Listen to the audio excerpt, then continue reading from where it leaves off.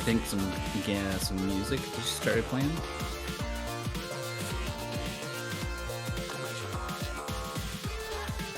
Oh, they can hear me.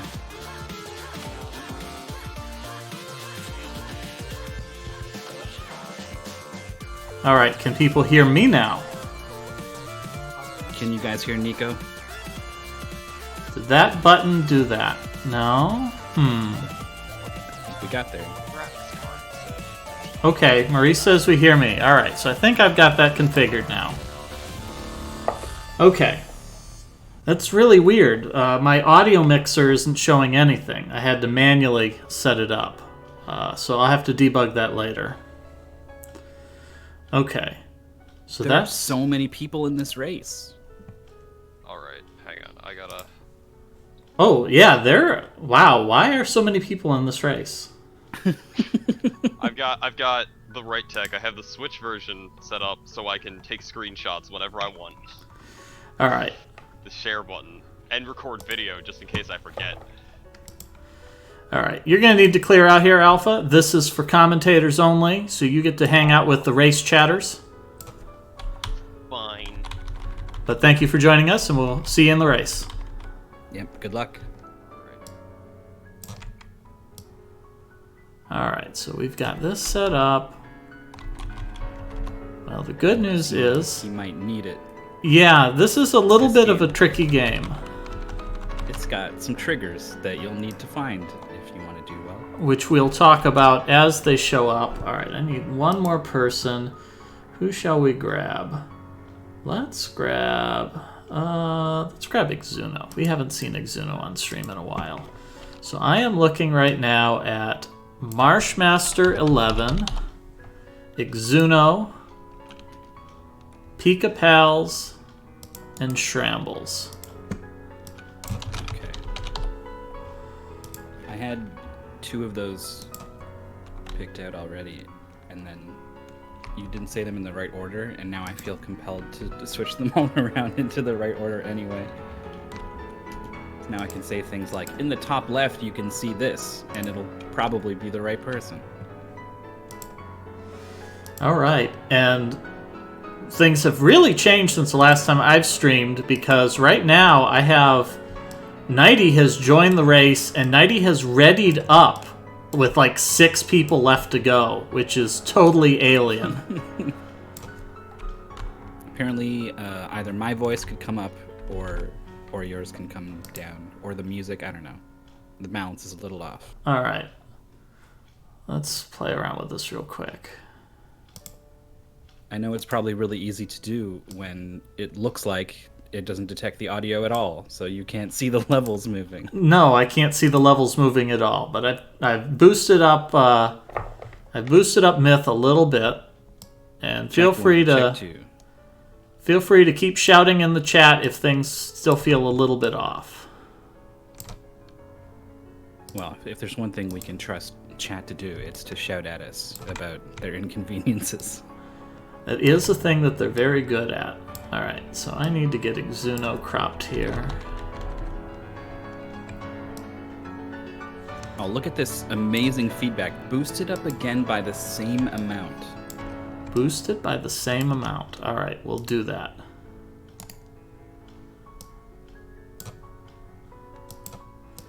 There we go. So we're boosted up a little bit there. Check 1, check 2. This is me talking. Hopefully at the perfect volume.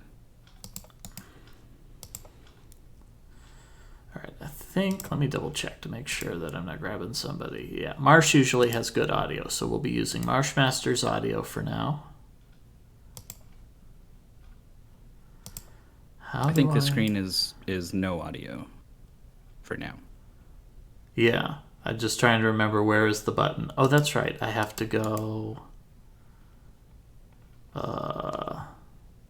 interact, unmute. Maybe that's the way I do it. All right, it's been a little while since I fooled around with a restream here. All right, Exuno has accidentally started his game. Disqualified. Yeah, disqualified.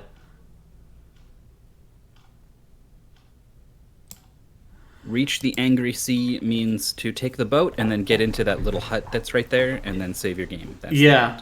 So, Simple Sarah does put a good point. Technically, the players could reach the Angry Sea with less progression than they need. There is a shell flute to find. For the purpose of this goal, it is just reach the Angry Sea with or without the flute.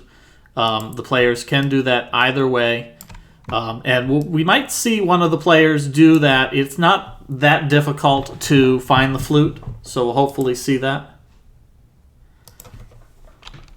I replayed this for the purposes of commentary just like a week ago. And I thought that flute was required to get that boat to go. I guess it's just the lamp you need. Yes, that's correct. You just need the lamp. Apparently I could still be a little louder. A little bit louder. This should be 1 or 2 amounts louder. All right. We tuned you up just a little bit more. And then we'll have to play with the game audio as soon as our players finish readying up. Yeah, this is a big one. We haven't had this many people in one of these races in a while. 1, 2, 3, 4, 5, 6, 7, 8, 9, 10, 11 people in the race. And I believe TPC really wants to play this, but TPC has been busy. Here we go. So it's just Alpha. Alpha's ready now. All right, so we should be starting in a moment. So when these players jump up and start, I want you to watch the NPC as soon as they leave this cave. This is one little thing that jumped out at me. This guy has a little bit of an unusual expression, and you're going to have to watch real closely if you want to catch it, because it's very brief.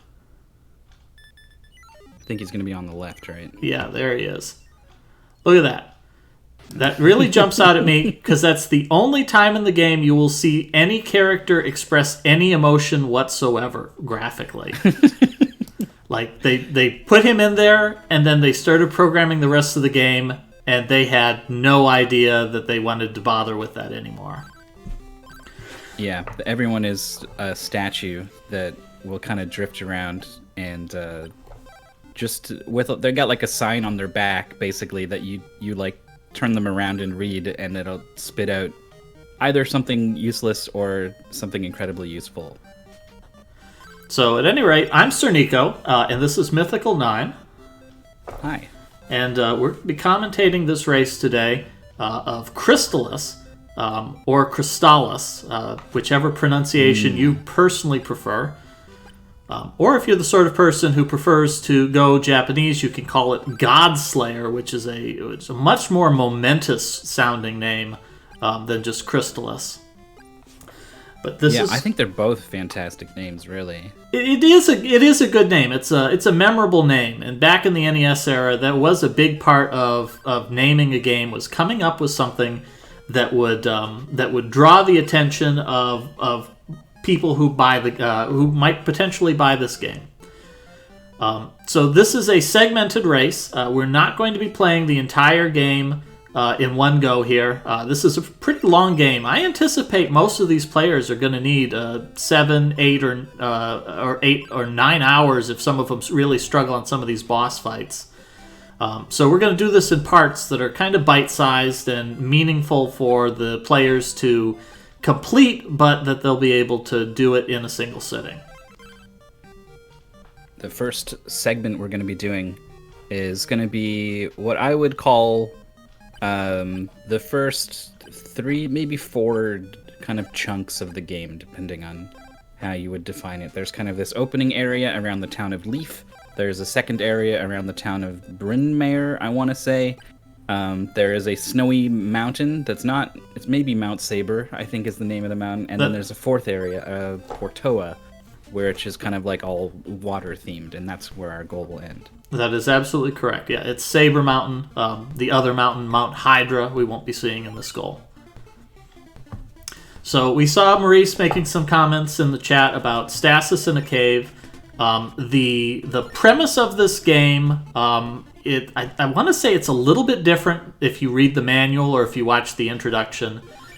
But the introduction at the beginning of the game, which is a very memorable one, announces that the end of the world. A lot of games like to put the end of the world in the year 2000, just at the turn of the millennium. Some games push it out a little bit further, 2040, 2050, maybe 2100. This game is very precise. The world will end on October 1st, 1997, the end day. And that is the day when society collapsed in total global warfare, ecological disasters, and humanity has rebuilt itself over 100 years. And so our present now is a future of magic and a peaceful society built on magic, and also apparently wandering were-tigers and magic swords. But nonetheless, we are now in the year 2097, and our little hero is a magician who has been put in stasis. He's the most powerful magician ever, but he's suffering from amnesia, as RPG heroes are wont to do. And now we're going on an adventure to save the world from an evil villain. Yeah, in terms of mechanics, they've already got this charge attack here, which is done by holding down the button. You can't charge while you're moving. Though if you're a tool-assisted run, you can do this kind of like stutter step walk to kind of actually cheat that out. But for the most part, our players will be having to stand still to do their charge attack. It doesn't do too much more damage, but... It does not actually do any more damage. Yeah. Well, when you get like the higher charges, then it does like a tiny bit more, I think. It does not actually. The only thing that can change when you charge up your sword is you might hit the enemy more than once, because the hitbox is bigger and the enemy gets hit more than once in the hitbox, but otherwise the damage you do is based off of your sword, and no amount of charging changes that. Okay.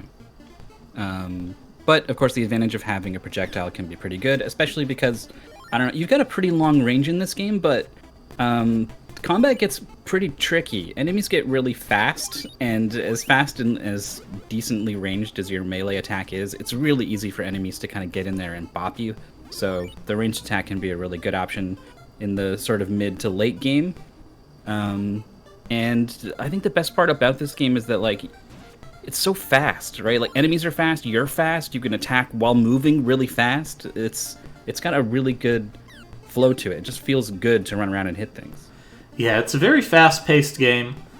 I'm dropping some frames here. I apologize for that, folks.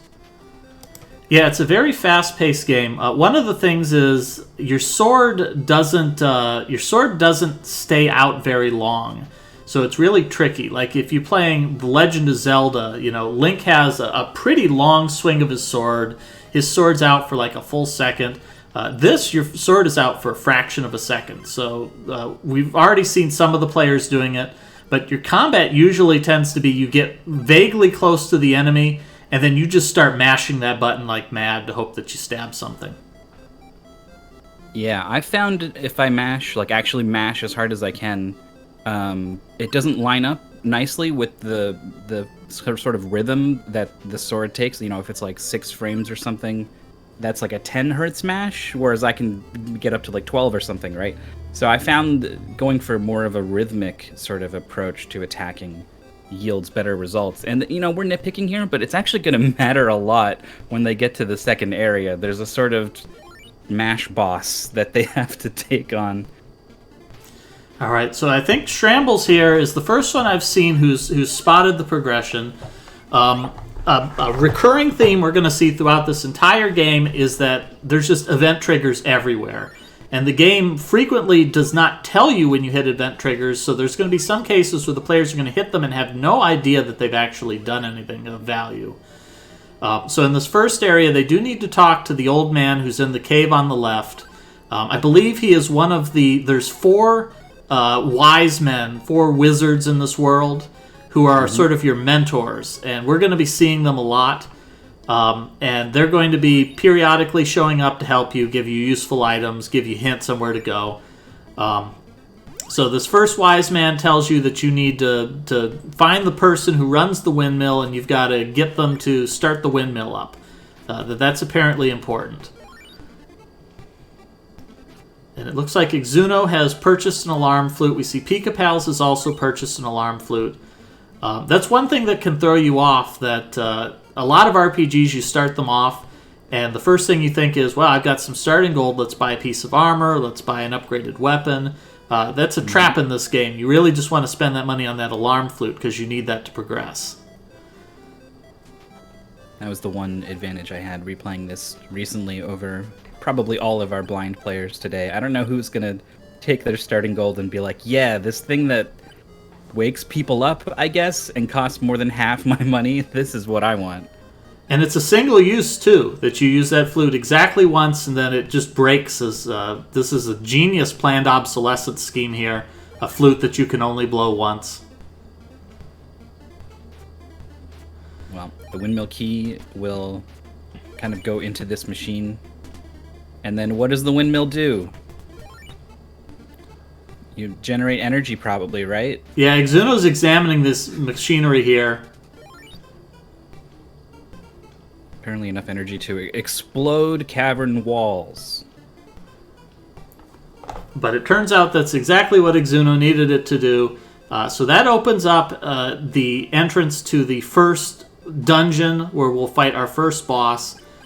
We fight a boss pretty quickly here. Some games might work out a couple of small dungeons. No, this one is you go into the first dungeon and we're going to be fighting a boss almost immediately. Where another major mechanic in this game comes up is experience levels. That when you meet an enemy, every enemy in the game has a minimum level tag to it that you simply cannot deal any damage whatsoever to that enemy until you have reached that level of experience. And that applies to bosses too. So the players are going to need to grind a couple of enemies here to get their level up. They must be at least level 3 to defeat the first boss. Which I think Exuno had pointed out. Exuno is not 100% blind to this. I think Exuno played the first half of the game and then lost interest in it or something. But that was the one thing that he remembered from his previous playthrough, was that you must level up in order to defeat bosses. And I did give a hint in the pace bin. For these blind races, we do give the players, we don't make the players do them entirely blind. We've given them a little pace bin, and if you type !pace bin in the chat, you can see the pace bin that we've given to the players. And I've given them a hint that the rule of thumb is basically every boss needs you to gain 2 levels in order to defeat them. Which means that if they start off at level 1, they'll need to be level 3 for the first boss, level 5 for the next boss. So that should save them a little bit of frustrating guesswork here. Now, I wasn't really trying to speedrun the game, so I was basically killing everything I came across and trying to fully explore each dungeon I visited. And in that process, I always ended up actually kind of over the level curve. I was some bosses I just cast magic twice and they fell over and died. So it's kind of interesting the disparity you can end up with in this game of being completely unable to damage the boss, or you can just trounce them. Yeah, and some of these bosses are not that difficult if you know what you're doing. In the speedrun of the game, about the last half of the game, the bosses are basically trivial. So we'll see if these players can figure out some of those strategies, or if they find themselves having some trouble, because a lot of bosses can be very difficult if you don't use the abilities that you have. Yeah, I also replayed this before putting together the pace bin. It has been a while. I was not blind to the game. I remembered a number of the number of the elements of the game, including basically everything that ever went into Nintendo Power's Counselor Corner. Just instant recall of every one of those details. Even if I didn't actually know where they applied, I remembered, you got to use the rabbit boots to jump up the slope, even though I couldn't remember that there was actually a slope in this game. Yeah, totally. Yeah, so for me, the early game was cemented in my mind. I was like, yeah, I go to the cave, and then I gotta wake the alarm flute guy up in a windmill cave. There's the statue in the grass in the next area, the gas mask, save the kid, right? Like I could map that all out in my mind, and then I remembered the final dungeon, and that's it. Everything else was just a weird blur. I forgot that there was a telepathy spell and all kinds of things. So it's interesting what can stick in people's minds. So it looks like we've got 3 players here who have made it to the dungeon. Marshmaster, Pika Pals, and Exuno are now grinding some enemies to get their levels up. And it looks like Marshmaster is a little bit behind because Marsh still is at level 2, whereas Exuno and Pika Pals are at level 3. And Shrambles is still trying to figure out how to wake up the guy. I think probably Shrambles is missing that he doesn't need to find a magical key item. A lot of RPGs are, you have to go into the dungeon and you have to find the magic flute of awakening in the treasure chest in the deepest level. No, this is just go to the store and buy a flute for waking people up. I think it's like every item store is kind of catered to the area where the shop is located. So you can buy that flute here, and then I think you can buy it again later on, because I think they make you do it again. Yeah, there is one more time in the game where we'll have to purchase an alarm flute for the purpose of waking somebody up, because just yelling at them is not sufficient. No, you can't nudge them with your foot, or I mean, a sword would probably do a pretty good job of waking someone up. All right, here we go. An NPC just told Shrambles about an alarm flute. And straight to the item store. There we go. Now, one other detail that's important to the players, and something that I actually didn't know when I was doing my blind playthrough until pretty late into the game, is how continue triggers work. So you'll probably see the players periodically opening up their menu and manually saving. That's the only way to create a permanent save file. However, the game is keeping track of checkpoints for you. Whenever you leave a screen that is where you cannot save and enter a screen where you can save, the game will immediately create a checkpoint for you that locks down your current game state. And if you happen to perish at any point after that, you will be able to reload your save file, or it will load that checkpoint. You'll lose any progress since then, but it will keep track of you. So players don't need to necessarily save at every time they turn around. They can rely on those quick saves as long as they don't deal with a game crash or anything like that, which is probably pretty unlikely, but it sometimes happens. So having that little piece of information may wind up saving the player some time, because it does take a little while to open up that menu, navigate to the save and load to save. This isn't quick saves in the era of Doom. This is open up the game, and it's going to use some processing power to render those menus. Yeah, actually, bringing up menus is... Well, maybe I'll hold on to that, because Pika Pals is in the middle of the first boss fight. Here we go. Oh, yeah. I think, if you can get up to him and slash him a couple times, that's a ton of damage, but obviously that's pretty risky. Has some MP to heal. This is the refresh spell is a spell that they got for sort of finishing the first little sequence with the windmill. There we go. And there it is. That's a victory for Pika Pals. What was I saying? The menus. This game is there's a lot of menuing in this game. Eventually you will get 4 different elemental swords, and enemies will be weak or immune to. I think it's just immunity actually. I don't. Well, you are correct. You are correct. So you need to be switching swords, and then sometimes there's the equivalent bracelet or ball, which will upgrade that sword's abilities. So you can see they have the level 2 charge because they have the ball of wind now, which is a bigger shot that will also kind of open doorways, and these sort of collections of gray rocks can be blown down by this wind. But there's 2, you would have to equip that as well as the sword if you want to change weapons. And sometimes enemies that are immune to one and a guy who's immune to the other one are right next to each other. And so getting really familiar with the menus, getting through them quickly, equipping the sword and the associated upgrade item You probably want to get pretty good at that stuff if you want to be playing this game quickly. Yeah, we're going to see a lot of sword switching as this game progresses. Like Myth says, this game really likes putting enemies that are vulnerable to different swords in the same area. So you have to keep switching. Medical Herb is saving Marshmaster, but is out of magic, so cannot heal anymore. Yeah, this boss follows the same kind of a pattern that we're going to see for a lot of the bosses. The bosses have a tendency to get faster as their hit point goes down.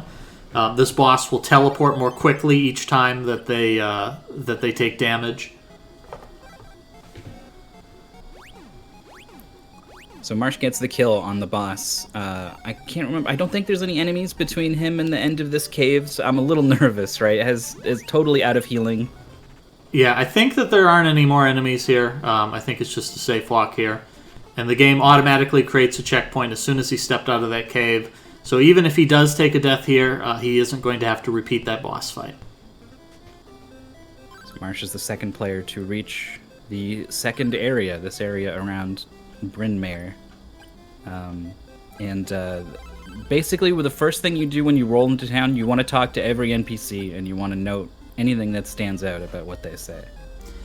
Yeah, lately I've been playing a lot of these classic RPGs, and so I have my little notebook, and I jot down a page. I say, this is my Crystalis page, and I just start jotting down anything that they say that seems like something important that I'm not going to remember automatically. Totally. In this case, they'll probably want to note the man who has forgotten, he's lost his statue somewhere. I think there's a clue that you will need a gas mask to traverse the poison swamp. If they don't get the clue, they'll figure it out real quick when they try to go in that forest. That is true. I think someone says that there's 2 entrances to Mount Saber. Yep, we're going to spend a lot of time in Mount Saber in this little part of the game.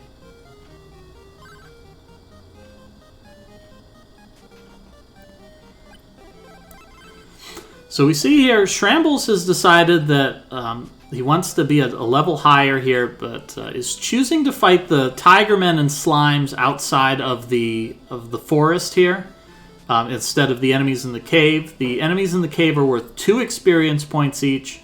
Oh, Shrambles hadn't even gone in this cave, or Shrambles went in and died.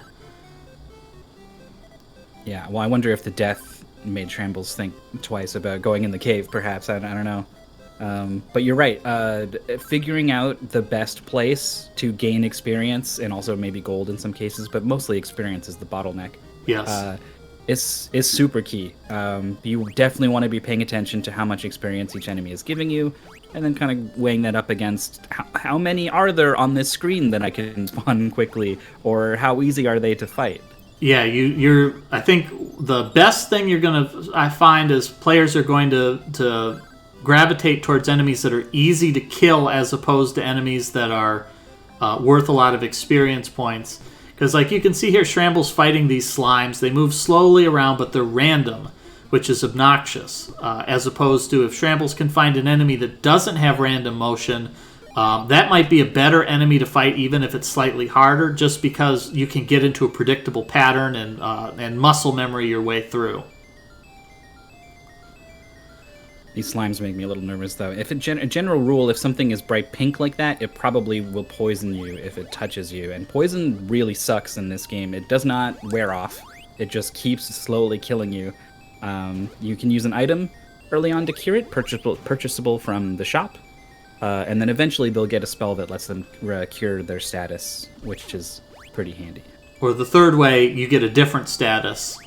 That'll also swap it. Cool. Although being paralyzed might not be a good trade-off for being poisoned. Yeah, I don't know if we'll run into paralysis during this first segment. Maybe. Alright, so Maurice is asking some questions about the plot. Let me go ahead and read the plot from the manual. Please do. This is in the paste bin as well. It has been said that an ending is merely a beginning in disguise. And so it was that, when the Great War engulfed the world, bringing civilization as we know it to an end, it ushered in the dawn of a new era. an era in which science and technology were shunned, for they had proved to be mankind's downfall, and the ancient arts of sorcery and magic were revived. As the survivors slowly rebuilt their world, towns and villages began to spring up, and the wisest and most capable of magicians used their magic to keep order. Peace reigned over the land for 100 years until a powerful magician named Dragon, intrigued by the forbidden ways of science and technology, began to study the principles of machines and flying. Realizing the power he might wield if he combined his magic with technology, his mind became twisted by an urge to control and dominate his fellow men. Dragon created a computer capable of simulating his magic powers. He placed it in a floating, fortified tower, and from this airborne fortress he built and controlled his growing empire until the entire planet was threatened by his ever-spreading evil. In an attempt to combat Dragon, the other magicians constructed a series of powerful swords, along with powerful items to use with these swords. Based on the basic elements of the land, wind, fire, water, and thunder, the 4 swords, if used together at full power, would transform into the next elemental stage, that of crystal. This would be the mightiest weapon ever created, the sword Crystalis. Learning of their idea, Dragon seized the weapons, but they had made them too well, and he was unable to destroy them. Knowing they could only defeat him if used together, Dragon scattered the weapons throughout the land and stripped the wise magicians of most of their powers.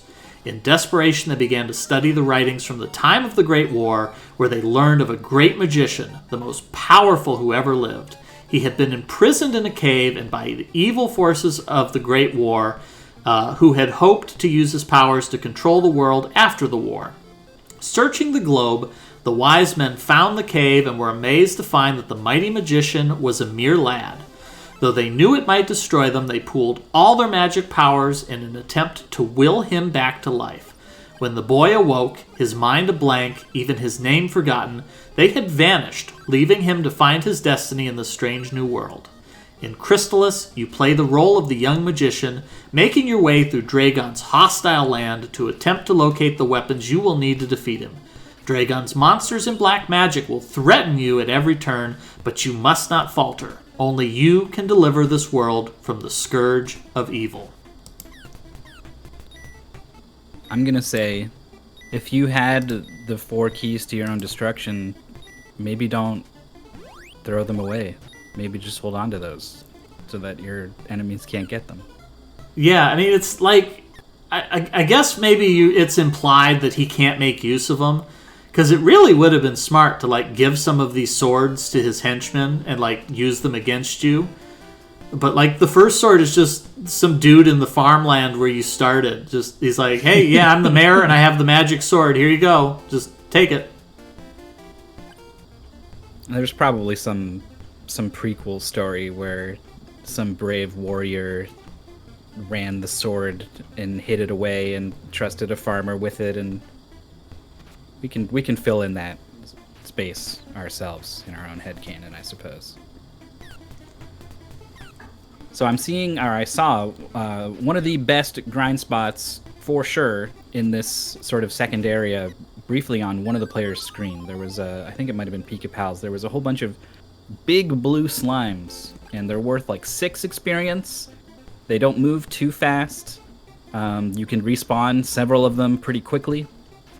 And grinding, they had to do a little bit to get that first boss down, but they definitely have to start grinding like pretty quick to make story progress again in this area. So finding those slimes, I think, is going to be really important. We have a question in chat. How many people are blind? As somebody pointed out, Exuno has played the early game before, but it's been a while, so he remembers a little bit, but not that much. Apparently, Pika Pals has never heard of this game before today. So, Pika Pals is super blind to this. And is actually one of the players furthest ahead so far. Is the only... Exuno is also level 4. But I think he was the first one to reach the second area, so... Yeah, that is correct. Pika Pals is a really talented racer here. Everybody who's on our restream right now are Mystery Funhouse, Mystery Tournament regulars. Pika Pals in particular, I want to say, is possibly the strongest of these. I want to say Pika Pals is the only one in this restream who's reached top 8 before. Maybe somebody can correct me. But all of these players are very skilled. Marshmaster in particular is a regular in our weekly blinds when we were doing weekly blinds. And had a lot of experience doing those and winning those.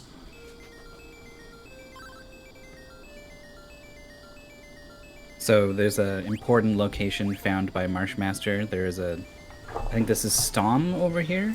Yes, this is one of the 4 wizards, Stom. One of the more notable ones because Stom is a wizard that you can transform into later. Although we will find out more about that in the next part. That won't be addressed in this part. Oh, so I haven't caught if the players have found the statue, which is the first kind of hunting quest for a specific spot for a key item. And Marsh got really dangerous close to it, but just barely missed it. So I'm a little worried that Marsh is going to be like, has mentally ticked that off and is like, it's not there, and is not going to go there for a long time. Well, the good news is there's not a lot of tall grass in this area, so once they've explored everything, they can go back and search it more thoroughly. So the progression in this area right now, they need to find the statue. They need to turn the statue into the gentleman in town who will give them a gas mask. They have to go to the forest. They have to visit the little village in the forest. And even though nothing will happen when they do that, the game sets a little flag that says, okay, now you can visit the guy in the house and he'll have something for you.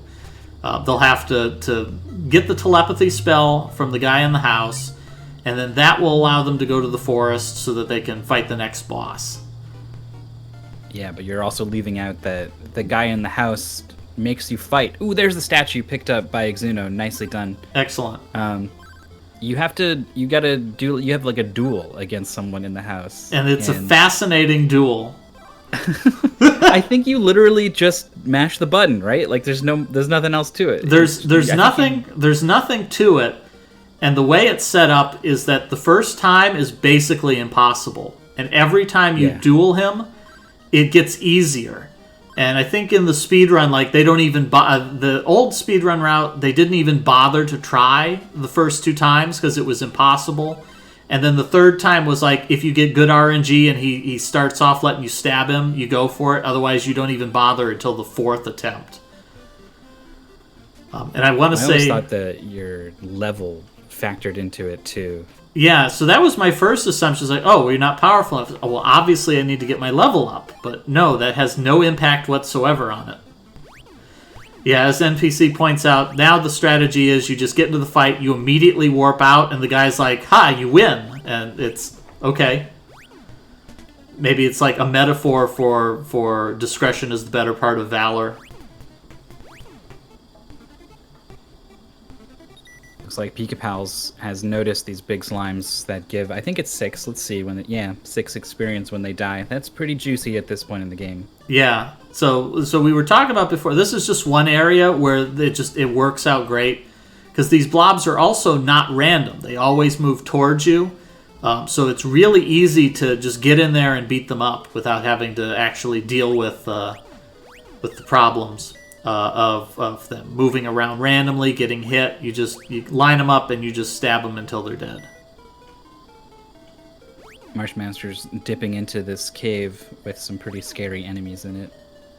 This is on Mount Saber, I think, which is it's a little bit beyond where they should be right now. No, actually, this is not Mount Saber. This is so at the beginning of the game, they went into the cave and there was the old wizard there. This is the other side of the cave. Yeah. Once you finish everything in the poison forest, you're kind of supposed to take this to get back there. But you can see now he's there. It like connects through Mount Saber and then into this area. Also, he's poisoned. so might want to heal because he's almost dead. Yeah. And just at the very, very absolute. I guess he's just gonna go ahead and take a death. I don't recall. Does poison actually kill you in this, or does it just take you down to 1 hit point? Because some games do that. I didn't try it actually. I just assumed I would die.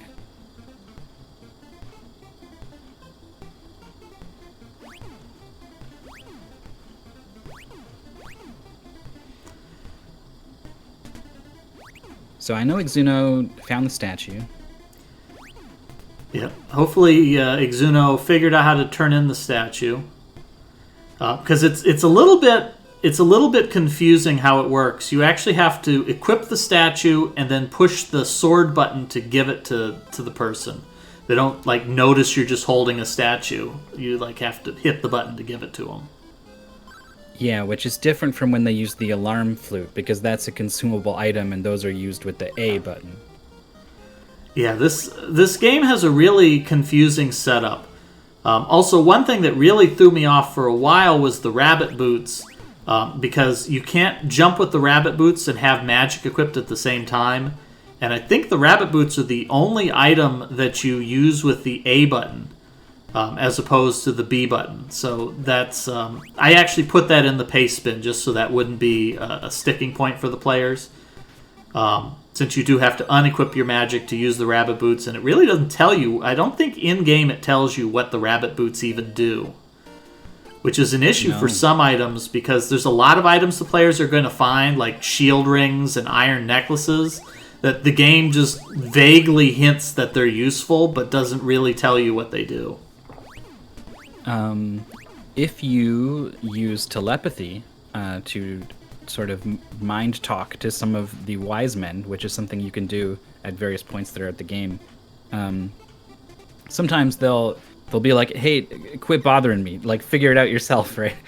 Sometimes they'll refill your MP a little bit, but sometimes they will actually give you really useful advice on where to go next to progress the story. Or I learned that, like, oh, the pendant increases your well, she's I can't remember what the wording she used. I think it was wrong. The manual is definitely wrong. That the iron necklace will increase your defense and stuff like that. So maybe there's one about the rabbit boots in there somewhere. Maybe.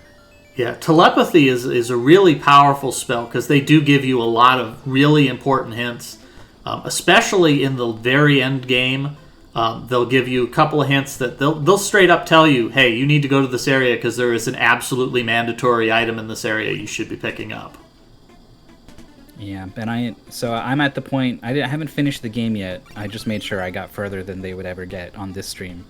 I got stuck in a pyramid, basically. Oh, the pyramid. Understand what was going on. Oh, the pyramid.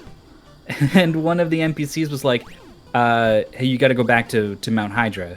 And I thought she was talking about the shield that I had already gone back and picked up, the best shield in the game. I was like, oh, look at me. I made a note about this in my notepad, and I went back and got it. I'm a good gamer. And then she said, like, go back. And I was like, nah, I already did that. That's not what I need to do. And then ended up looking up the solution and like, oh, no, there's another thing on that mountain back there, and it's got a totally key item to progress. So we have Exuno here. Exuno has made it to the forest. A little bit of a maze here, but Exuno is taking some time to kill some bugs. Hopefully we'll spot the entrance to the village, because that is the next critical progression point for them. It looks like Marshmaster found the statue and has turned that in to get the gas mask. So that is our top 2 players right now, have the gas mask and are making progression here. Speaking of like the weird things that kind of will stick in your memory from when you played this game years ago, the exact layout of this swamp was somehow burned into my mind. I was like, yeah, the boss is in the top right, the village is the top left. The kid you need to save is like kind of middle, bottom left. Like, I don't know. It was just weird. Okay, Pika Pals is trying to climb Mount Saber here. The rabbit boots will let Pika Pals climb up a little bit, but there's not much that Pika Pals can do here right now. Without the Sword of Fire, won't be able to get through any of these ice walls to progress. The players are going to have to collect all 4 swords to complete the game. Every sword has something that it does to let you navigate the map. And so they're going to need to collect those as they go along. Plus, they'll want to use those to fight the different enemies that they encounter, because they will find bosses that are vulnerable to each of the different swords. So we will see all of the swords used to beat this. This is a good question. How does the segmented part work? Basically, if you want to blind race a game that's just way too long to ask people to sit down and play all the way through, we sort of figure out what would make for a good sort of chunk of the game, and just kind of set a goal to get that far, and everyone will get that far and then save their game, and then we'll pick it up another day. I don't know if we have a day in mind for day 2. We haven't picked that out yet, no. Yeah. And it will be harder to plan now that there are 11 people joining in on this one. But then we'll set a new checkpoint, get this far in the game, and so everyone will just kind of complete the game in chunks. And then if you really want to find out who won overall, then I guess you would add up all the times. But generally, I think everyone's just in it for fun. Here we go. Shrambles has found the village of, I believe this is Oak, in the middle of the forest. And it's kind of confusing here. Everybody says go in peace, but I think it's supposed to imply that they don't speak English. It's sort of like a no habla inglés. Just like telling you to go in peace because that's the only thing they know how to say in weird human speak. They can wander around here, they can talk to the NPCs, but absolutely nothing happens because the event flag was just set the moment they stepped in that door, that threshold. So Shrambles has made progression, even if there's no reason whatsoever for Shrambles to actually know that they've made progression. Which I guess puts Shrambles, quote unquote, in the lead right now. I think experience is important, right? Both Picapels and Exuno are like 70 ahead on experience right now, which is definitely a big factor. And I don't know how useful it is to talk about leads in a game that will kind of branch and fork off like this, but Shrambles was pretty far behind, right? It was the last to defeat the boss on stream by a fair bit, but has made some good progress. Yeah, so at this point now, throughout the game, really, through this whole thing, we're going to see leads trade off, because there's a lot of just absolutely obscure puzzles here for players to figure out, and I think that we're going to see a lot of them have some difficulty at some point or another. Everybody has a different skill set, and I think we're going to see some players who are going to excel at the combat. They might be better than other players at spotting the good grind spot and just getting their levels up. You're going to see players who they notice a clue and they interpret that clue faster than everybody else. So you're going to see a lot of trade-offs here as players have their different areas of expertise pop up in a game like this that just tests a lot of different abilities. And that gives everybody an opportunity to shine somewhere in this race, I think. Yeah, totally. I'm looking forward to seeing I guess a lot of people were looking forward to this. The interest seems pretty high. We have 11 people in the race, and I think at least 2 or 3 people have come into chat now and have been like, oh man, I wanted to do this, but dang, I missed it. Well, I think this race is probably going to wind up, I'm leaning towards just 2 parts, because I think this is doing a little bit less than half of the game, but I think maybe the second half of the game we'll just do in one slightly longer race. That might be like 4 to 5 hours, because the last part of the game has some tricky parts to it. And then once we finish that up, we used to do a bunch of these. Last year, I think we did the entire Metroid Prime trilogy as segmented races. We notably did all of the original Prince of Persia games, Prince of Persia, the Shadow and the Flame, and then we did the very excellent Prince of Persia 3D. So we did a bunch of these races, and I think that we're trying to gear up to do some more of these. So if you're watching this and you're interested, feel free to just do part 1. You can play part 1 on your own time, and then when part 2 comes up, you're ready to go. Just follow the paste bin for instructions, make your save file in the right spot, and you can join part 2 even if you missed part 1.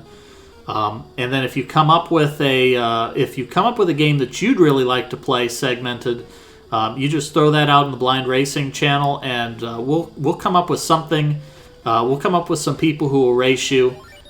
We're always surprised by the people who are blind to things, like the Metroid games. We found a couple of people who had never played Super Metroid before. A major game that you see on speed gaming is almost continuously races of it on speed gaming, and yet we found people who they'd never played the game before. Yeah, I mean, so these are like absolute pillars of gaming, and also our community definitely skews a little bit more towards the retro games, but also those games are really old, and not everyone is 35 or whatever, right? So like sometimes there's people who grew up with a PlayStation. All of those folks have a pretty decent chance of not having played or really watched much Super Metroid. And then also just everyone's got blind spots. The community now is just so big that eventually someone's going to just have a blind spot, and then you can grab those people together and do something fun like this. Yeah, Maurice talking about Ocarina of Time or Majora's Mask. Ocarina of Time, that's a pretty strong one for a continuation race, because it's a relatively linear game. It's pretty easy to set thresholds. Ooh, Marshmaster has 0 hit points. Definitely needs to watch out for that. Majora's Mask is a trickier game. It's basically like, I'd say 75% of the game is optional content, and it's just available almost all the time. So it's kind of tricky in that players are liable to either just blaze through the required content really quickly, and I seem to recall there might be like one spot where there's a piece of optional content that's actually mandatory, but it's impossible to spot. We'd have to look at that one. That would be trickier. I'd have to look at the goal in that one, and I'd have to think about what to put in the paste bin for it. But it is a little bit more difficult to just pick up and go right off the bat. Now, I made a mental note when I saw Shambles was dueling Stom, because he was the first player to reach that trigger. But I missed the outcome. I know he lost the duel a couple times, but I don't know if he did what he needs to do there yet. Well, the easy way to tell is if Shambles opens up the inventory and has the telepathy spell. Is it telepathy or teleport? I think it's the telepathy spell. Telepathy. Yeah, the telepathy spell, that means that they won the duel. Because that is your reward for finishing the duel, is the telepathy spell. Which is kind of, it's twofold, right? You can actively use it in order to communicate with the wise men, who will give you all kinds of hints about the game and where to go and what to do. But also it kind of passively lets you talk to animals, actually. So you could go back to the first town in the game, and that rabbit in the shed that just went Q will now suddenly be like, hey man, what's up? Yeah, that's actually mandatory, I want to say. I think that there's an event flag where you do actually have to go back to the village and find out that the villagers have been, spoilers, kidnapped. Mm-hmm. And then, of course, you can talk to other humanoids who don't speak our language, like, say, an entire village of dwarves in a poison forest.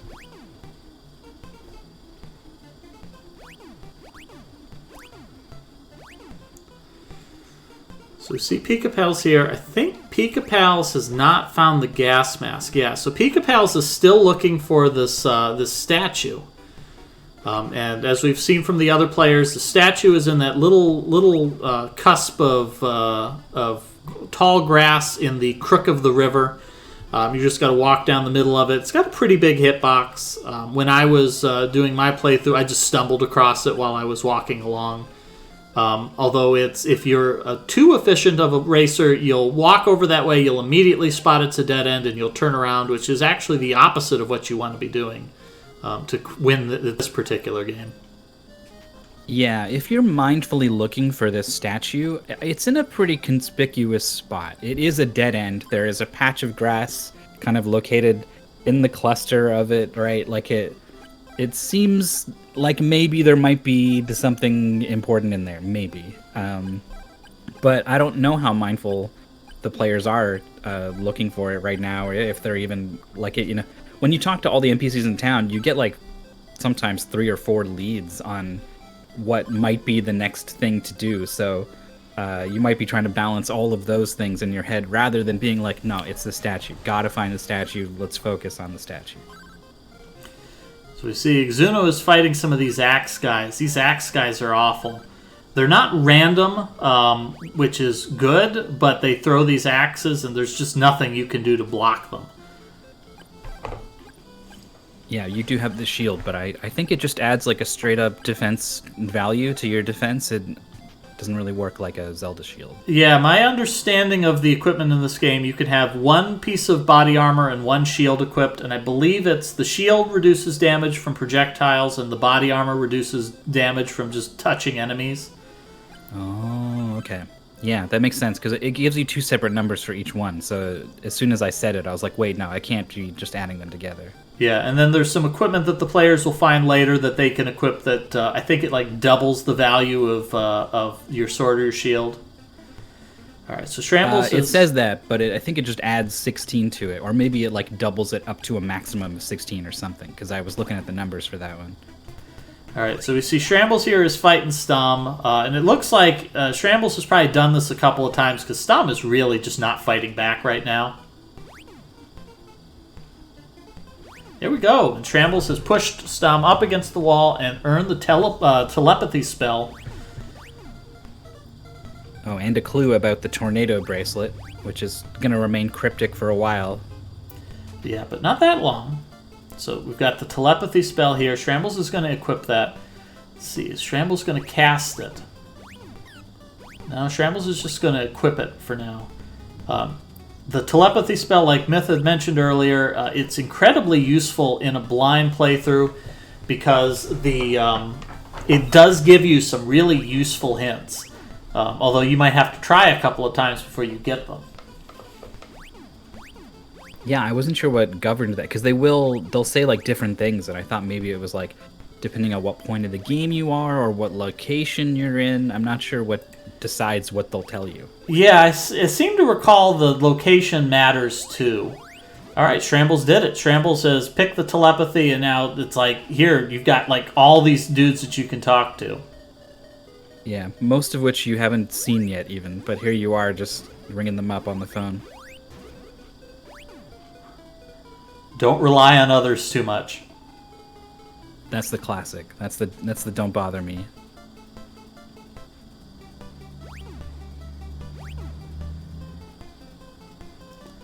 So I think they're still at the point of the game where the inn is like, it's not a trivial cost, right? That was $20 of Shrambles' $110 to use the inn. You'll definitely get $20 before you'll need to use it, but it's eating into the money that you want to be saving up to get the best armor and the best shield, and I'm not sure where everyone is with regards to that. I think there's probably a good chance they've got the best stuff by now, but maybe not, and maybe you don't really want to be going to that inn so often if you can help it. Yeah, it's also, there's a good chance that the players don't realize that the body armor and there, Pika Pal's found the Statue of Onyx, so that's some tangible progress here for our good fellow Pika Pals. Let's just throw up a tangible progress here for Pika Pals. You can throw up your tangible progress emotes if you've got them here on the Mystery Funhouse channel. Let me unlock them. I want to do it.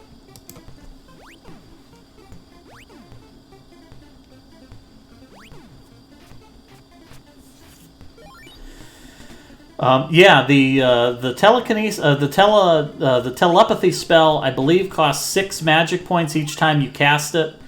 And if you want to talk to all of the NPCs, that's 24 magic points. That's almost half of the magic that they have right now, and that assumes that they actually give you the useful hints. Because sometimes they'll whine at you or they'll say something generic instead of actually just giving you the hint that you actually wanted. Sometimes they'll give you a little bit more MP than I think it costs to actually cast the spell. They'll kind of recharge you a tiny bit, so that's nice to get a bit of a refund. Yep, it sometimes is a little bit of help, but obviously you can't rely on that. So Pika Pal's fortified with that gas mask, heading here into the forest, and Pika Pal's is level 5 now, so Pika's level is just right to fight the next boss.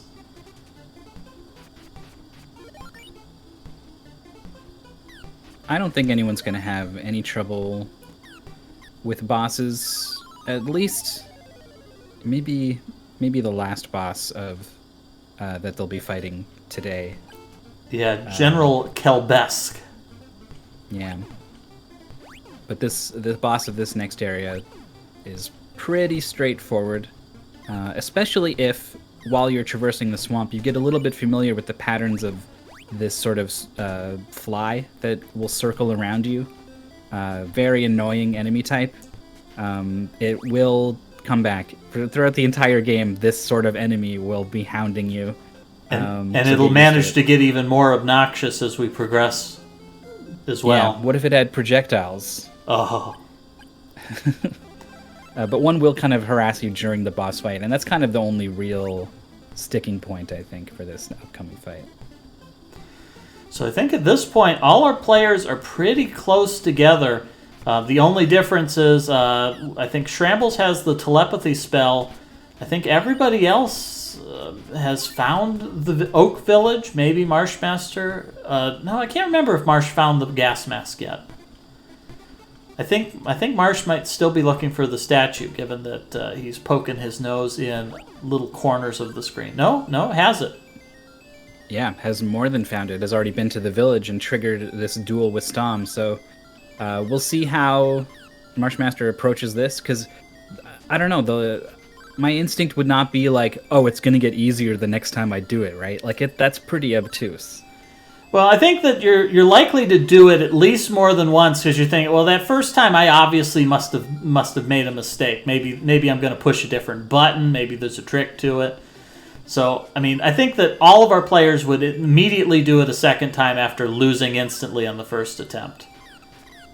Ooh, but then, okay, so the third attempt is where it's like, maybe not, but March has gone for it, and that's a much better result, so that might be pretty encouraging. Yeah, Marshmaster goes in for a fourth try. Yeah, the fourth try, I think, is when it gets incredibly easy, that just Stom gives up. It's like, all right, you're the legendary hero, do whatever. Yeah, there it is. I think I see what's happening in Marsh. Marsh is like is overthinking this. Like, well, maybe he's counterattacking my attacks, or maybe if I'm not attacking when he attacks, I'll block. But no, it's just literally mash the button and then cross your fingers that he doesn't stab you back. There's the telepathy spell now for Marshmaster. I think Exuno's got it as well. Nope.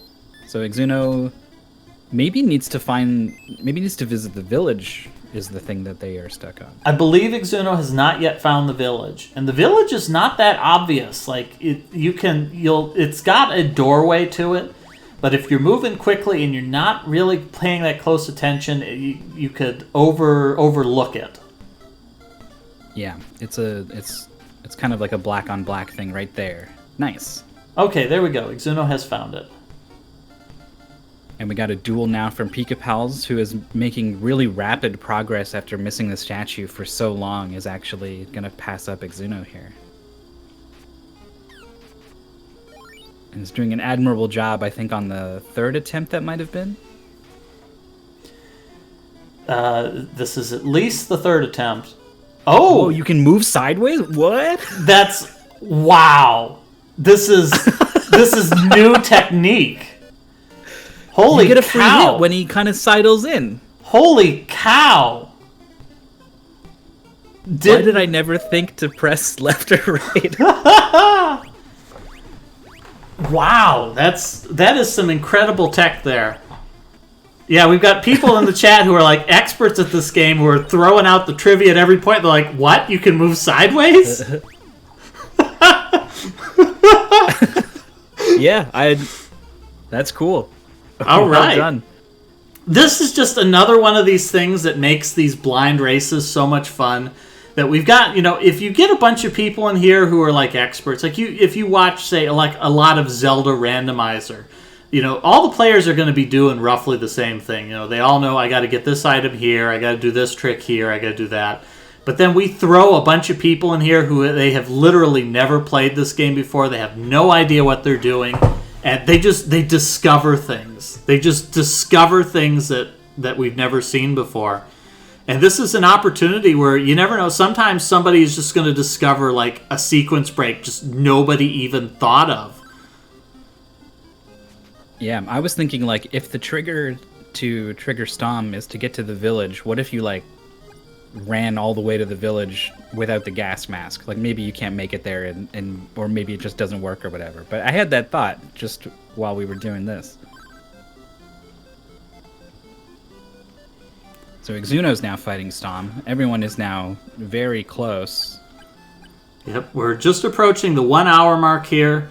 I estimated 2 to 3 hours for the players to get through this goal, but I'm starting to second guess myself that maybe they'll run towards the high end there. But we'll see how it goes. We do have the advantage that the players, I think a bunch of them are in chat together, giving hints, so if somebody starts to lag really far behind, they might be getting like a clue from one of the players who's further ahead in the race.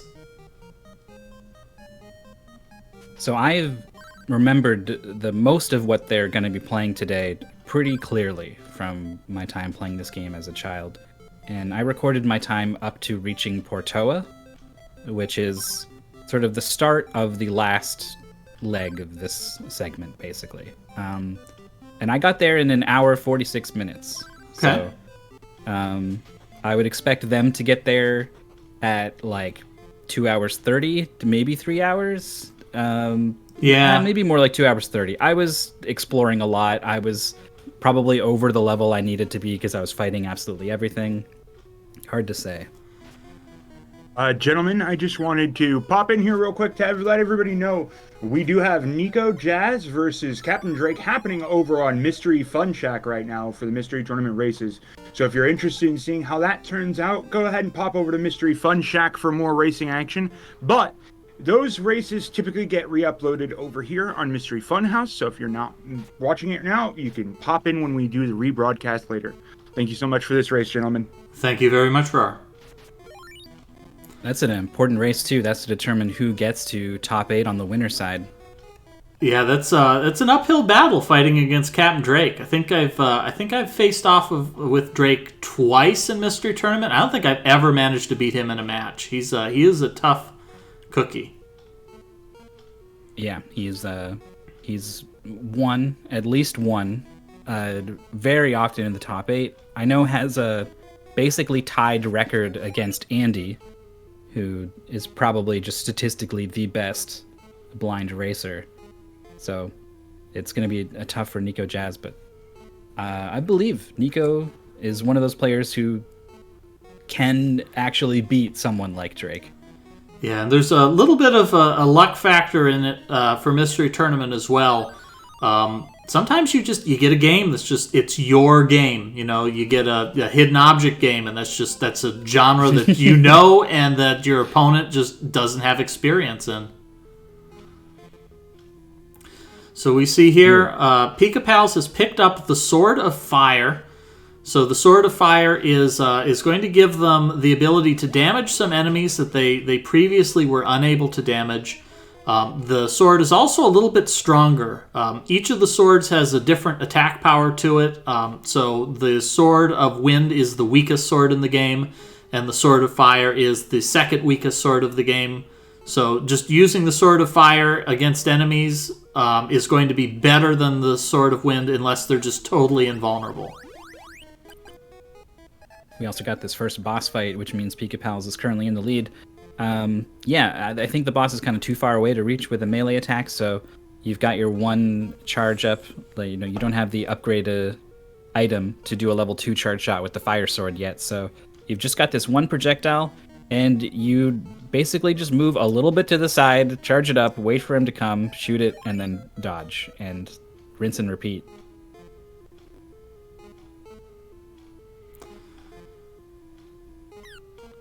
Pika Pal's draining all of his magic and healing, but he's making progress here.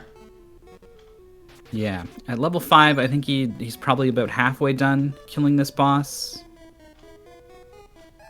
Let's see if Pika Pals can clutch this out from here. Every now and then that little dragonfly swoops through, and it's got projectiles, so... Yeah, Sarah pointing out in the chat that we've got lag. Lag is a double-edged sword. On one hand, like if you're a speedrunner, speedrunners will go through all sorts of different strategies to get rid of lag because they want to go as fast as possible. In a like a sort of a casual, inexperienced playthrough like this, lag could be a big benefit. Slowing everything down will make it a lot easier for the players to time their dodges, time their hits. So we could see situations where the players will instead they'll do the opposite. They'll look for opportunities to increase lag to make a boss fight even easier. Yeah, and I don't think there's an issue with oh, my input got dropped. Generally the lag just really helps in this game at least. Pika was able to defeat that boss and get safely back to the village afterwards, actually. I'm not sure if there's any kind of checkpoint. I don't think the swamp is a checkpoint area, so I would imagine if he had died on his way back to the village, would have had to refight the boss. But is safely back home with the ball of fire, so has that going for them now. Yeah, and so right now, Pika has 2 different swords and 2 upgrade items. You do have to equip the sword and the upgrade item to get that second level charge. So Pika if Pika does want to switch over to do the wind sword, say to break a stone wall, will have to switch over to the wind sword and then also switch to the ball of wind for now. Later on, that won't be as much of an issue when they start picking up some more upgrades. But for now, we will have to play a little bit of juggling with swords whenever we encounter an enemy that is invulnerable. Xuno's turn for the boss fight is picked up on sort of the key mechanic here of don't stand in front of it when it does its attack. And so is probably not going to have too much trouble considering they have 75 MP still, really good on health. Has probably already brought the boss down to half health.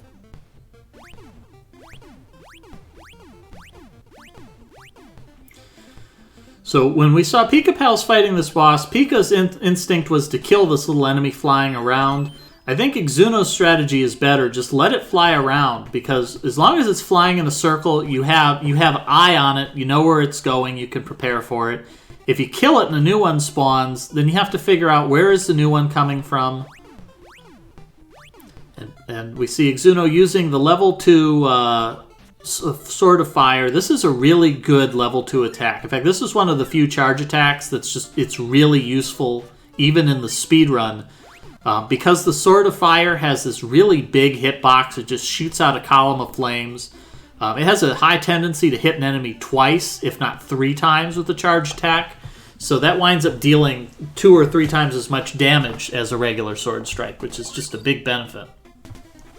Yeah, super good. And a good grind spot for the players is going to be on Mount Saber using the Sword of Fire against those kind of ice zombie guys that pop up. There's a lot of horizontal, almost like a big runway where you can run to the left and one pops up and you hit him with a full charge and follow him off to the left side of the screen because he's going to get knocked back by the fire. And if you keep him on screen and you keep your projectile on screen, you're almost guaranteed to get 3 hits. I think you can get 4. So it's pretty crazy. So you just kind of ram him all the way off to one side, and then generally by the time he dies, another guy pops up right there. So it's a really great spot on the mountain with this fire sword. Looks like Marshmaster is picked up, but this is the best grind spot that they've got. So killing a bunch of these little slimes and hits level 5. So that is leveled up enough to take on the boss in the swamp.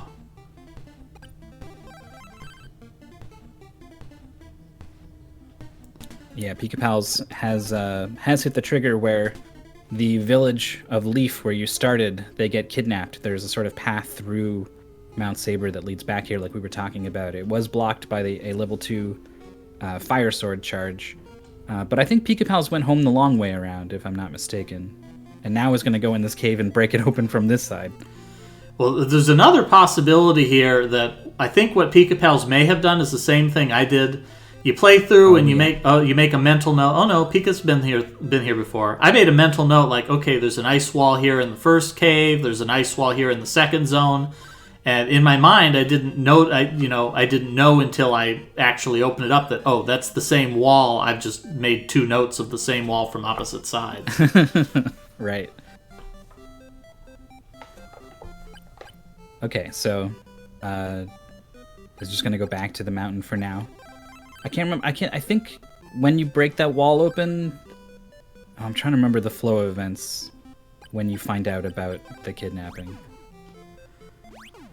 Yeah, you have to. I think you have to go back and talk to the guy in the cave, and he's the one who tells you, "Oh, well, you should go visit Leaf sometime," and that's where you discover everybody's been kidnapped, and then the only person you can talk to is just the little rabbit in the hutch who's like, "Oh no, everybody was kidnapped, but they didn't take me. I'm the little rabbit."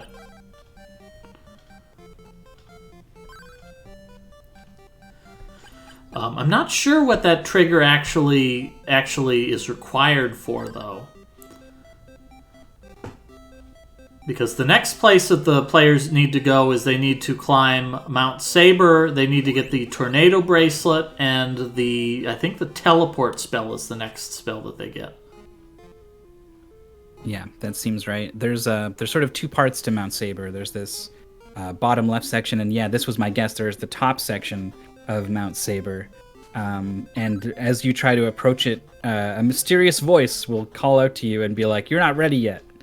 And I didn't know exactly what was stopping me there, and then I made the connection just now, and now it's being confirmed by Simple Sarah in chat that it's saving the village is what makes that message go away, and so that's a little weird.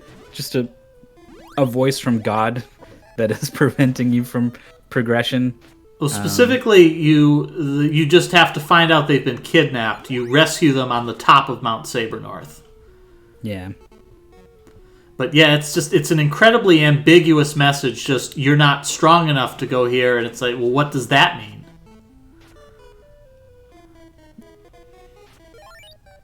It doesn't even mean what it says it means, because regardless of whether or not you're strong enough, it's like a call to action that it brings you up the mountain to do a thing. And I believe that was one of the big route changes for the speedrun, is figuring out how they can just jump over that trigger with a very precise jump. So they wind up just collecting the Sword of Fire in this area, and then immediately grinding a bunch of levels and just jumping over that trigger to skip the boss, the Tornado Bracelet, and all that.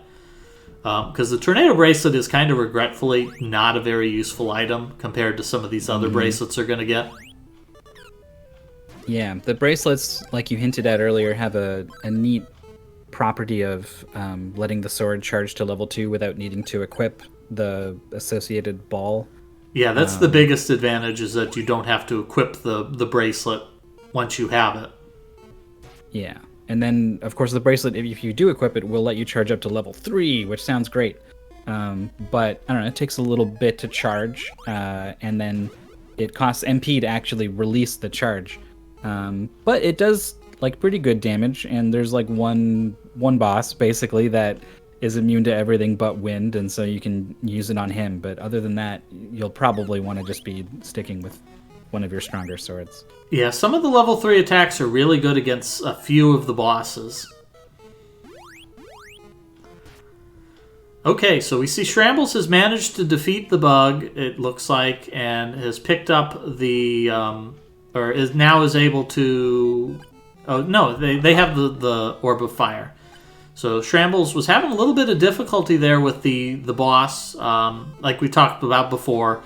Some players will have different areas of strength, and it looks like Shrambles had a little bit of difficulty with just executing that one boss fight. But is going to have an opportunity here to make up some time, especially if Shrambles can figure out some of these less obvious plot triggers faster than the other players. Oh, Pika Pals is poisoned up on Mount Saber deep into the caves, so I'm a little worried because I don't know if he's purchased an antidote plant or anything, but is completely out of MP, and you basically just get put on a clock once you get poisoned. Mm-hmm.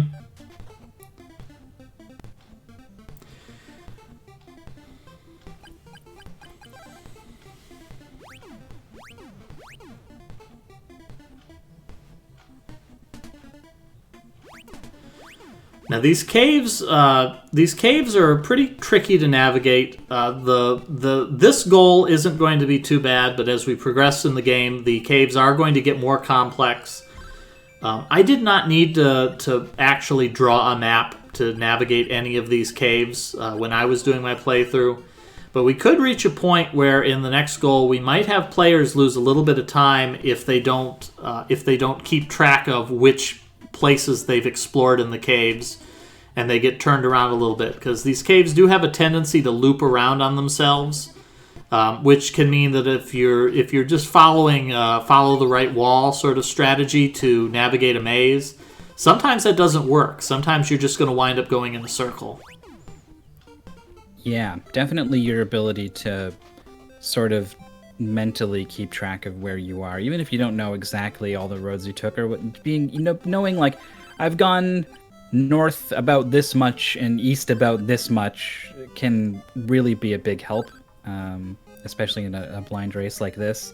I haven't made a map of anything up to like basically the end game, but I've felt the urge, for sure. I'm like, maybe, I might have missed something, and then it actually turns out I guess I missed two things.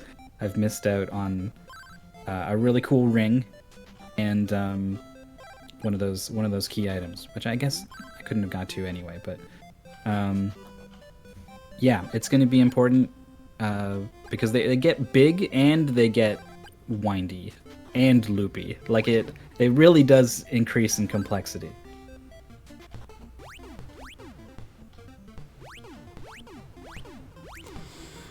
So here we are at Mount Saber again. It looks like Pika Pals has already figured out using the rabbit boots to climb up this ice slope, which it feels kind of janky. Like, is this what I meant to do? But yeah, you're actually supposed to use the rabbit boots to climb that slope, and that will give you access to the larger cave system, where they are now looking for the tornado bracelet. Yeah, basically, this whole area kind of boils down to I was going to say a fork. I guess at the start of the fork, there's a little nub where you can go back to the village of Leaf, which is where Marshmaster is right now, actually. But aside from that, you've got two paths. You've got one path that takes you to the tornado bracelet, and then the other path that takes you to where you're supposed to go with the tornado bracelet in order to progress. I think we saw Exuno found the person that they're looking for, who is on the mountain, and tells you, hey, you got to get the tornado bracelet and come back and talk to me. We see Pika Pals has found the tornado bracelet, and so we'll be able to get that teleport spell, which is really handy. We haven't seen a lot of use of the warp boots. But we will see some of that later on. In particular, the players are going to have to jump between a couple of major locations later on, and they will be using that teleport spell and those warp boots to very efficiently get through there. The warp boots and the teleport spell are also a godsend if you are in a cave and you're about to die. Hitting those warp boots and getting out of there to get back to town, that's also a big deal, so that you don't lose all that experience that you've been gathering. Yeah, totally. Even after you get the teleport spell, you can sometimes be a little overzealous on your refresh magic and go below the 20 MP or whatever it is that it takes to cast the teleport spell. So I would actually always keep a pair of warp boots in my inventory as a just in case for exactly that reason. Yep. And so the players, Shrambles has picked up a magic ring. I think Exuno has as well. This is one detail I put in the paste bin for the players as well, explaining what some of the items do. It's really not obvious that Fruit of Power restores a little bit of magic points, and that this magic ring restores all of your magic points. This magic ring is incredibly precious, and if the players are wise, they'll hang on to it for a while. Because that can really save their bacon during a boss fight, because they'll be able to restore all of their magic and then just hit the refresh spell again. Or you could be like me, replaying this game a week ago and not looking at the manual or a paste bin and being like, oh yeah, I remember these rings. These rings do cool things when you equip them, and like just cracked that thing open right there where I stood to get like 10 MP and then felt real bad about it.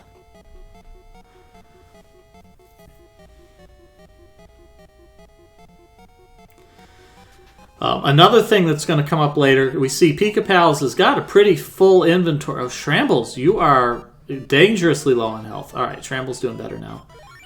We see Pika Pals has a lot of items in the inventory. You can carry, I think, 8 consumables at a time. And later on, that's going to actually start to turn into a guessing game of what you want to carry with you, because you might want to carry around an antidote or two, a couple of lysis herbs in case you get paralyzed. You might want to carry around a couple of magic rings, and that eats up inventory space really fast. So you have to start thinking about what you want. Yeah, I'm at a point in the end game now where I've got 2 statues that'll revive me if I die, and 2 or 3 magic rings. And I've had to give up my precious warp boots slot. I've had to give up all of my status curing items now. Totally feeling the squeeze on the inventory space. So it looks like Pika Pals once again taking the lead here. Pika Pals has found the tornado bracelet and then got the teleport spell from the Tornell, the wise man on top of the mountain. So at this point, Pika Pals has unlocked a little bonus ability that I did not actually include this in the paste spin. I very deliberately omitted it. When you have collected a bracelet, normally you need to equip the orb in order to charge up your sword to level 2. However, once you have the bracelet, you do not need to equip that anymore. If you unequip the bracelet so that you don't have anything equipped, your sword will automatically charge to level 2 anyways, which makes it a lot easier to switch your swords around, especially because you do need that level 2 charge in order to get any of the special features of your swords, such as breaking down walls. Yeah, but I think it's not quite as nice as you'd think, because for most of the game, you're often collecting a new sword at some point, and that sword you won't have the bracelet for, so you will equip the ball for that one when you're using it. And then if you switch back to a previous one where you do have the bracelet, but you keep the ball equipped of the other one, then I think it no longer charges to level 2. So you have to unequip the ball, and at that point you might as well have equipped the bracelet. But there's kind of no getting around having to do a lot of menuing in this game. Yeah, I did put in the bottom of the paste spin, I added one more line after the lore that says switching swords is a good gameplay mechanic. I mean, I do like the idea of having to master the elements to combat different enemies. It just, the way it plays out is clumsy. I mean, if they remade this game on the Super Nintendo where you could hit the shoulder buttons to switch swords, that would be like a huge game changer. As it is, though, I'll still always love this game. I will forgive you for all your faults, Crystalis. So here we see Shrambles is on the mountain. Oh, Shrambles figuring out that you can use the rabbit boots to jump up the icy slope. I don't know if I would recommend that in real life. I feel like in real life, trying to jump on an ice slope would just have really bad consequences. You would not get off the... Well, you would get off the ground in the sense that your feet would leave behind you, and your body might rotate violently forwards. But I would not call that a jump. And Pika Pals is now deemed strong enough. The psychic voice in his head that forbids him from climbing Mount Saber North has subsided, and now he is the first one to climb Mount Saber North. And the first thing you spot here is there's just this little inn chilling out here on the mountain, which is convenient because it gives you a nice checkpoint here so that you won't have to walk to Mount Saber North again. Taking a moment to talk to all the NPCs here. There's a couple shops in the back here too as well. I can't remember if they've got anything. Well, Fruit of Power is a nice inventory item to have. Yep, that's a helpful item to have. Yeah, the inn here is no armor or shields yet. And we can see here that the inn is a big step up. It's 50 gold pieces to use the inn here, as opposed to the 20 that they'd spend in town. There's just like a guy dying outside. Like no one thought to like look out the window and be like, "What's he doing out there? Is he okay?" Right? Like I don't know. He's not okay. He's actually just totally dead. Yeah, that's actually, if we recall earlier when we were in town, there was when we went to the tavern, there was a guy who just blew you off. He's like, I'm going to get some treasure. I figured out how to get rich here. That's that same dude. Now, if you go back to the village, the woman who like apparently told him about the treasures, like that dude's dead, isn't he? Oh boy. They just throw that in there. I guess they're trying to tell you, like, hey man, this mountain is a dangerous place. You'll get messed up here. You gotta be careful. You gotta be careful of these guards. Yeah, so this is an area where it starts really throwing stuff off because these guards can only be damaged by the Sword of Wind. And this will be a... So I hope, yeah, well actually, Pika-Pal's already has the Wind Sword equipped, is using a lot of this level 3 tornado magic. Probably because it's pretty sweet to do a bunch of damage with this huge hitbox. But it's going to be costing MP. I don't know if Pika-Pals has picked up on that MP cost yet. They're pretty bright, so I want to give them the benefit of the doubt. If Pika hasn't noticed it yet, they'll notice it real soon. Yeah. So those guards are nasty. You generally want to keep them penned in and shoot them from the side, because if you try to get in there and mix it up with them, it can go really bad. Yeah, the guards have one of the more dangerous AIs in the game. That they're actually pretty aggressive. They spot you, they run in, and then they stab at you with a sword, as opposed to most of the enemies, which will just run at you and just try to body you. I think their sword is literally the same sprite as yours, so I imagine their hitbox is about the same in terms. So you have like the same reach, so it's really hard to hit them cleanly without getting hit in return. Yeah, I think the speedrun fights a bunch of the soldiers, but it really aggressively abuses the way that the rabbit boots work. That as soon as you leave the ground with the rabbit boots, you are just invulnerable to everything but projectiles. So all you have to do is just continuously jump, and they can only damage you if they catch you in that brief window where you're sitting on the ground. Is it still Dragondark who has the record for this? I always think of him as like the Crystalis guy. No, I believe it's somebody else has the record now. I actually looked that up. I think Dragondark is like second place. Yeah, I'm gonna look it up right now. Not that I don't believe you, but I just want to find out who is.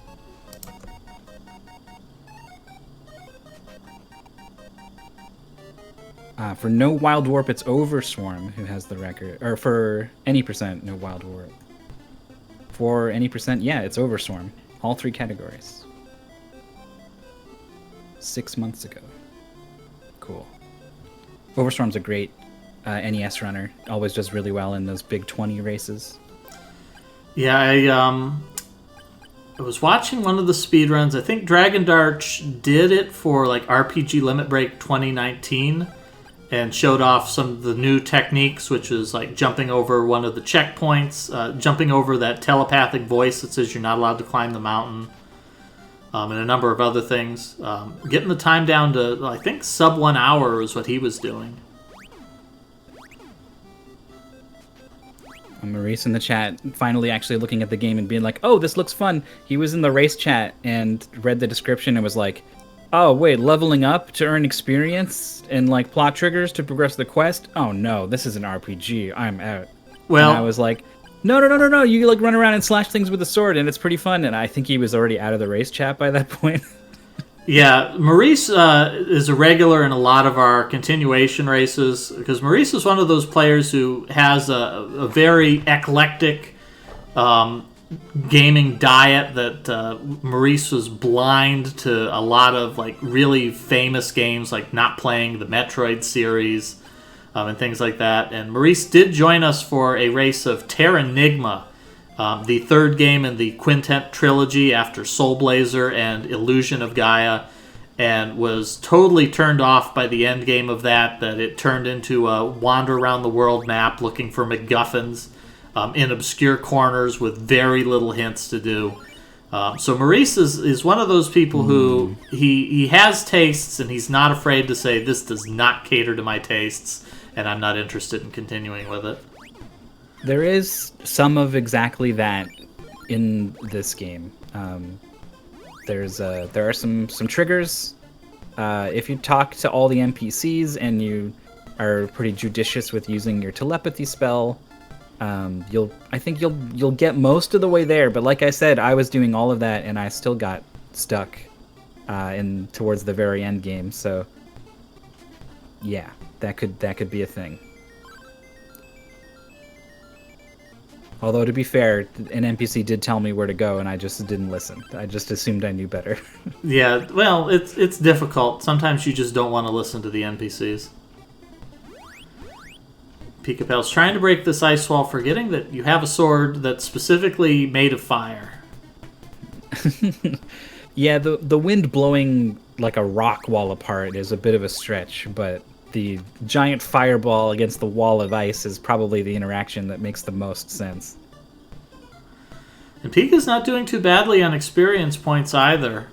Is 2/3 of the way to the next level. We are going to want to be level 7 for General Kalbesk. I believe that is his damage threshold.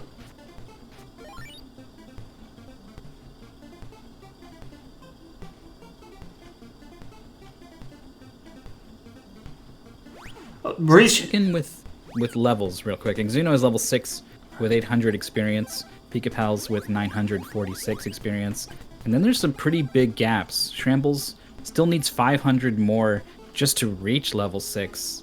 And 400 more for Marshmaster. So, like a progression-wise aside, there's also a pretty big level gap between some of the players. so it looks like Shrambles has gotten the hint that you need to go back to the village and you need to figure out what's going on. Let's see. Didn't go in the rabbit hutch. I wonder if they actually talked to the rabbit. Because I do believe that is the trigger. They do need to go to the rabbit hutch and talk to the rabbit. And that's what allows them to climb Mount Saber North. Marshmaster has the child in tow. Oh, I didn't realize Marsh was this far behind. Yeah, Yeah.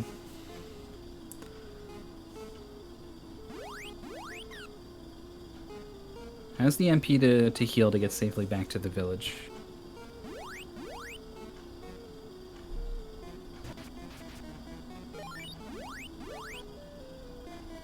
Looks like Exuno got poisoned, I think, but cured that poison. Here's another. Yeah, the pink enemies are.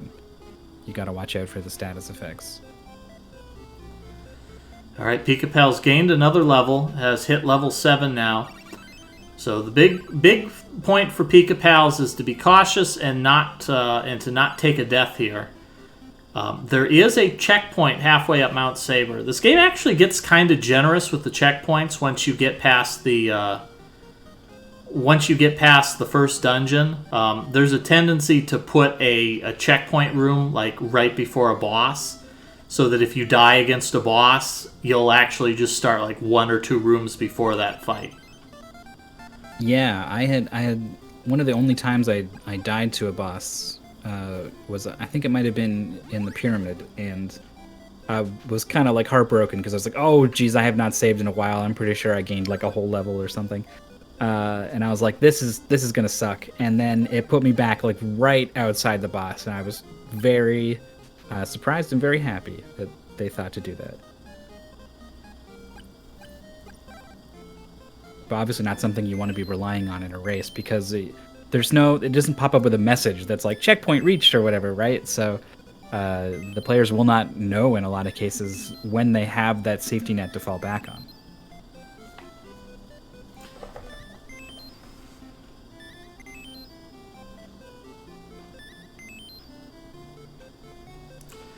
So Marsh is using the telepathy spell here in town. Needs to talk to the villagers and needs to get his hands on the Sword of Fire. I think actually has the Sword of Fire, so just needs to get the insect flute and then go find the boss.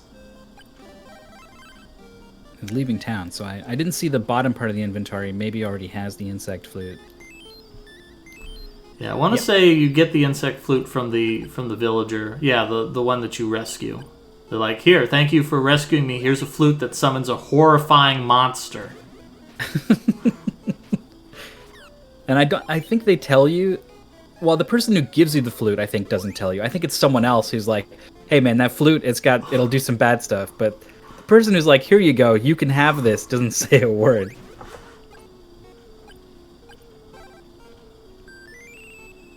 All right, now we get our taste of the boss music again.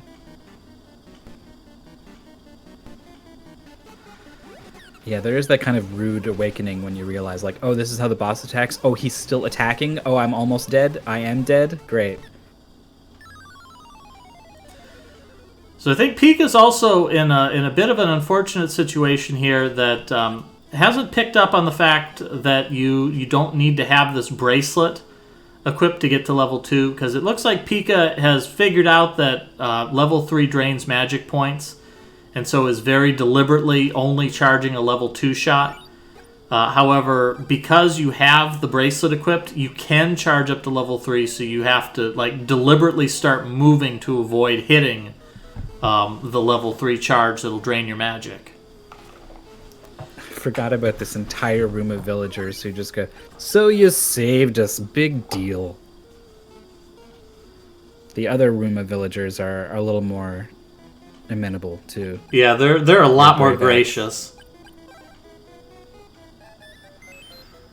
This is also a checkpoint. By stepping into this room, Pika Pals did set a checkpoint, although they don't realize it.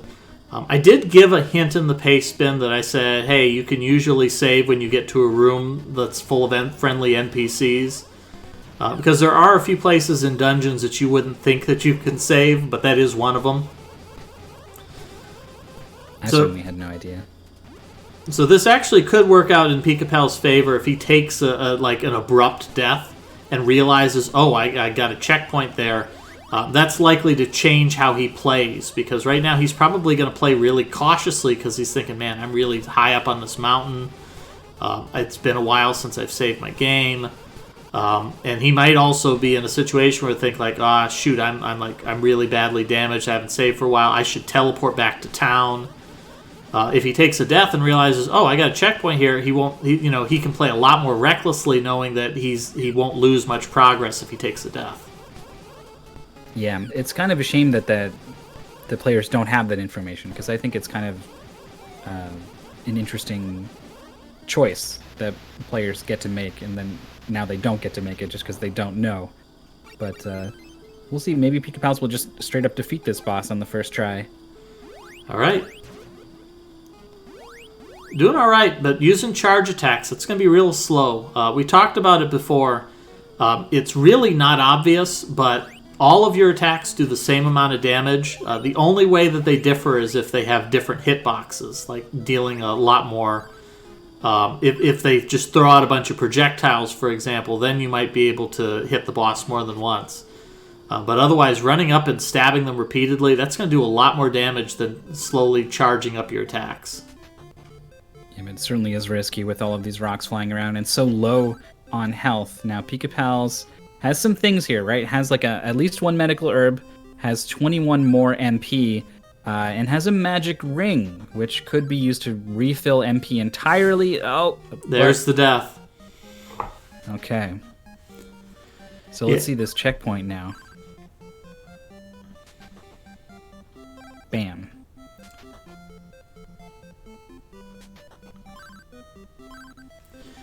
Yeah, so you have this, then you have this thing that you go into, like, I've played a lot of Final Fantasy games, and you probably notice this as well if you've played them, that you, like, find an elixir in a treasure chest, like, wow, this is really precious, I shouldn't use this. And then you get to the end of the game, and you have, like, 37 elixirs, and you're like, maybe I can use a few of these in the final boss. Maybe some of them. So yeah, totally. So we'll see one of those things in here as well, because the players do know that magic ring will restore all of their magic points. So they may sit on that, and when using it will allow them to complete this boss and just let them move on. I think this would be a great use of the magic ring to get through this boss in this moment.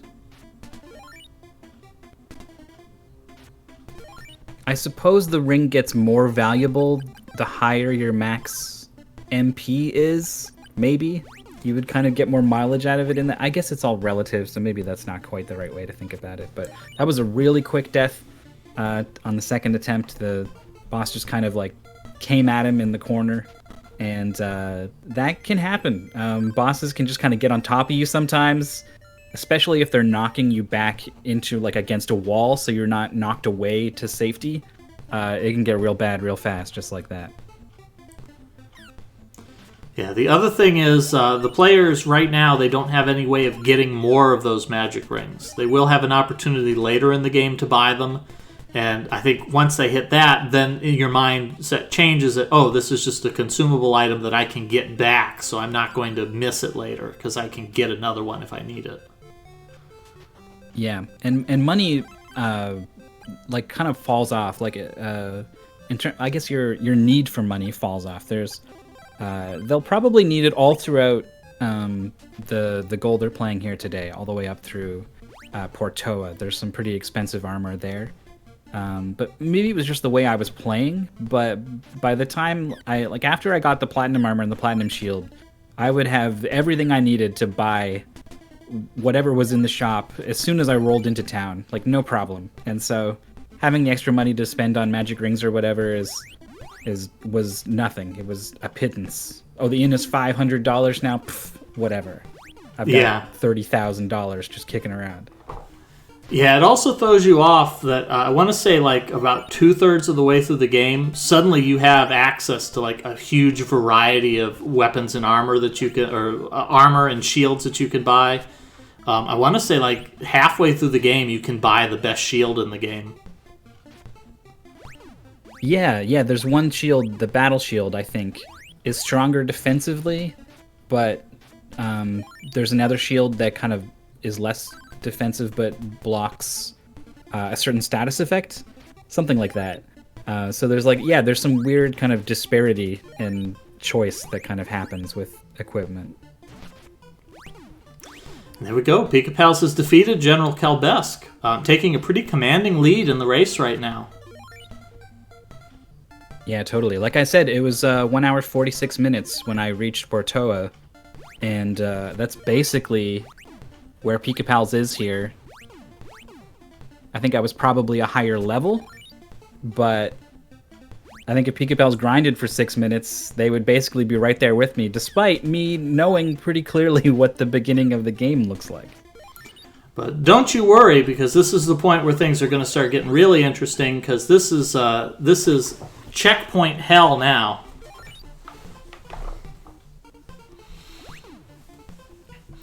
Pika Pal's wisely using a couple of magic points to get a hint with his telepathy spell before using the inn. Oh yeah. This was something I kind of clued into too. A really good way to use what's left of your MP if you're going to be using the inn anyway.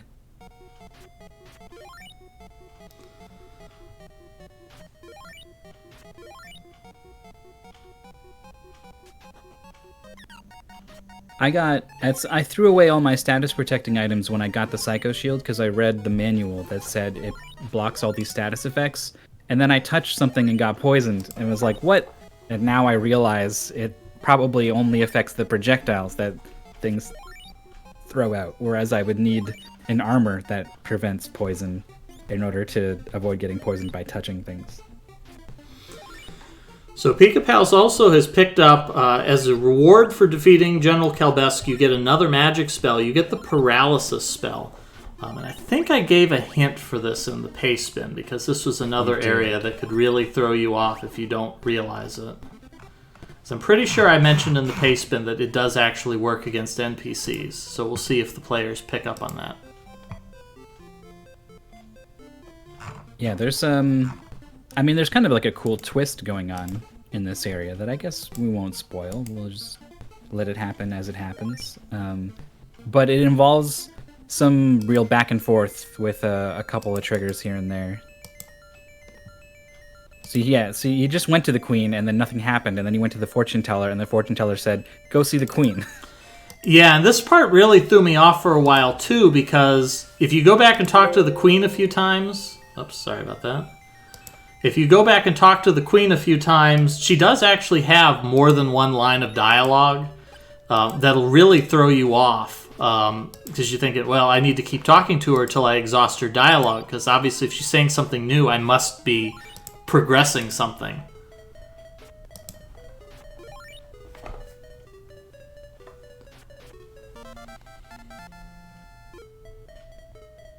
Level up from Marshmaster to level 6. Starting to catch up a little bit to Xeno and Pika-Pals. Oh, smart move here. Pika-Pal's getting out the paralysis spell and paralyzing this guard standing in front of the door, thinking maybe if I paralyze him, I can get in.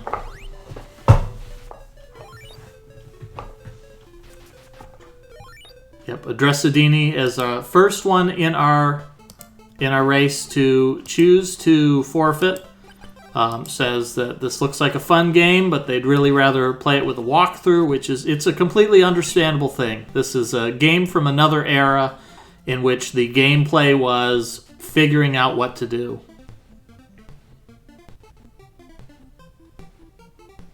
Yeah, so I had an advantage from my memories in the early game, but I got through the mid game and most of the end game just paying attention to what the NPCs were saying and using the telepathy spell every now and then. It's not too bad, but also, like I said, I did get completely stuck in the pyramid and have to rely on outside help at that point.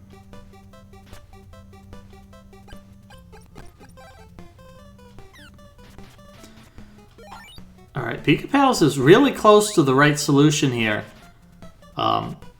This guard keeps stepping in front of the door and blocking the way. There we go. Pika-Pal's figuring that out really fast. Yeah, that could have gone on for a while, I think. And also, there's stuff to do in this area. You can go south and you can go into a waterfall cave, and so you could easily see someone going off and doing that stuff and thinking maybe they missed a path somewhere, but no, Pika-Pal's just kind of sniffed this out right away.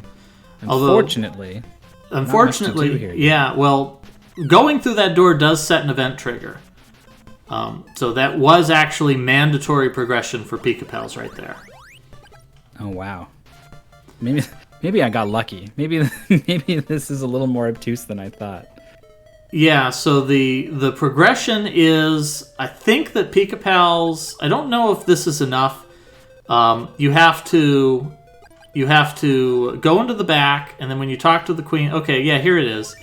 Going into the back is what sets the trigger for the queen to give you the Flute of Lime. She doesn't give you the Flute of Lime until you've been into that back room.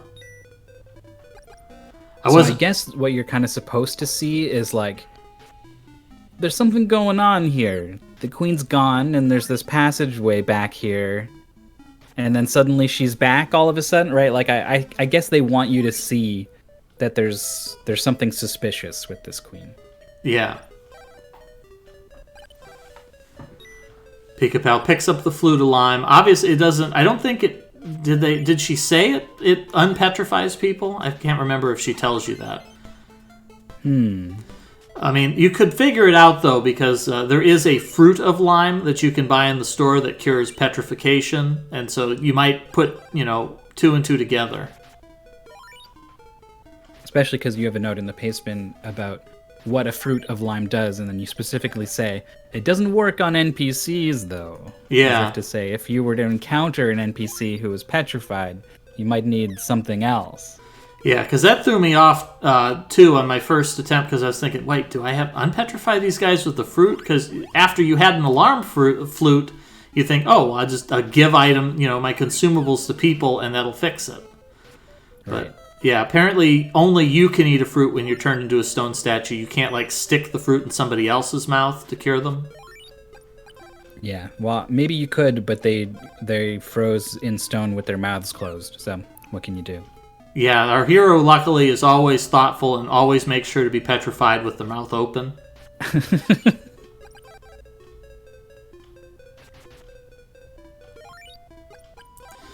So yeah, this should be some easy progression for Pika-Pals right here, because Pika will find the petrified persons and will immediately have the means of treating them. Shrambles is straight up farming on Mount Sabre here, just using the charged fire attack on these little 2 jellyfish guys, and then just respawning them in and out. Yeah, this is actually the grind spot that the speedrun uses. So it's really good, just heads up thinking for Shrambles to identify this is a great spot for grinding. I know the very first cave, there's a slime that spawns very close to that. That's a grind spot.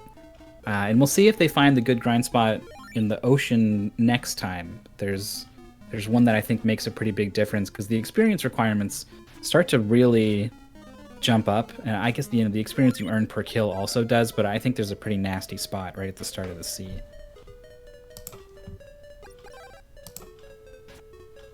So Pika-Pals has blown the flute and unpetrified the guards to gain further access to the back of this cave.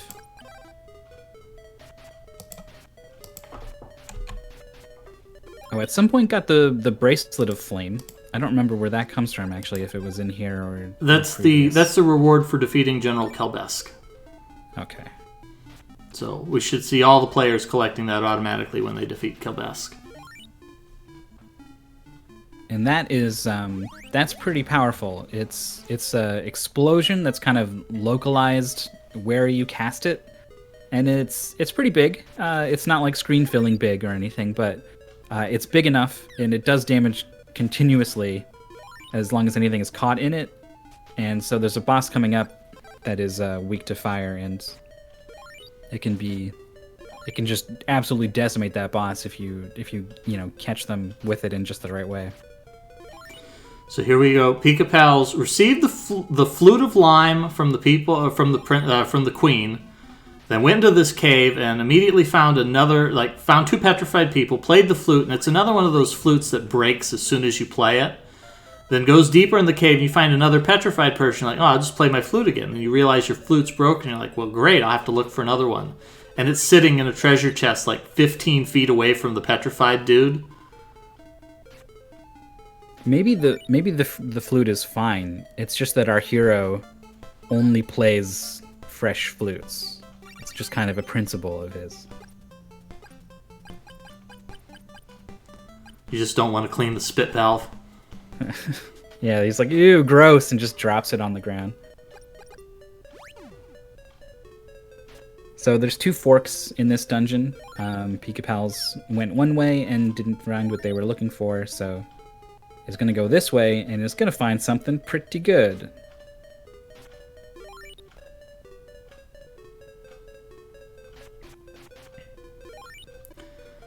So we've already got three quarters of our sword collection wrapped up here. It's always exciting when you get the new sword because it's stronger, and there were probably things you couldn't fight before, but now you can. But then you realize, like, oh, I could charge the other one to level 3, and this one only goes to 1. So it's a double-edged sword, I guess, so to speak. But generally, you want to be doing level 1 and stabs mostly anyway, so still pretty exciting times to get a new sword. So here Pika-Pals gets to experience the exciting new status effect, Petrification, which just makes you stop moving where you are, and then the enemy just bodies you until you die. Yeah, the first time I got petrified, I was very fortunate in that everything left me alone. But I realized the potential for that to be horrible, so I was always mindful to have a deep petrification thing on. Or that, or just give those enemies who can petrify a really wide berth. The trick is, of course, you use the rabbit boots continuously, you get petrified in midair, and then nothing can touch you. They wander around underneath your floating body. Wow, nice. Yeah, I didn't respect the rabbit boots enough. I did not like... It's a big jump. You jump really far with those boots on, and it's a committed jump. Once you're jumping, you keep jumping until you land from the jump. So, it's really easy to jump way too far. Later on, they'll probably be jumping on some moving platforms, and that gets really tricky. So they're kind of tough to use, but certainly the power of being invulnerable for a large period of time ultimately is pretty good. Well, not invulnerable. The projectiles will still get you up there.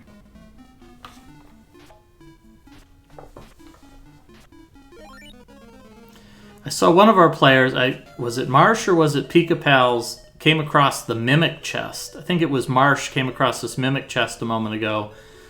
This Mimic chest is really incongruous to the rest of the game in that it drops 500 gold when you kill it. And that is an obscene amount of money. Like, throughout the entire game, that's the most money anything is going to drop. And here you're finding it like the third or the fourth dungeon that you're exploring. If you kill that and you pick up that money, that's a great way to just like stock up for anything that you could possibly want. Yeah, if you were to get like $3,000 or something, I think that's enough for both the platinum armor and platinum shield. And then probably it kind of puts you ahead enough that like you kind of don't need money for the rest of the game. Like you'll just kind of naturally pick it up as you're fighting things and gaining experience, and that'll be enough to buy whatever you need from then on. So it could be a really good idea to pick those up now. Yeah, the speed run goes to some really big lengths to pick up coins, but they repeatedly note that they're not doing it because they actually need money. It's all about despawning actors so that more enemies will appear. Estimated time on this segment, I would say 3 hours is maybe on the faster side of things. Yeah, I think 3 hours is probably 3 to 4 hours is probably more reasonable. I put 2 to 3 in the pace spin, but part of it was I didn't know how much the players are going to be giving each other hints to boost them through, because a lot of this is just figuring out the obscure event triggers.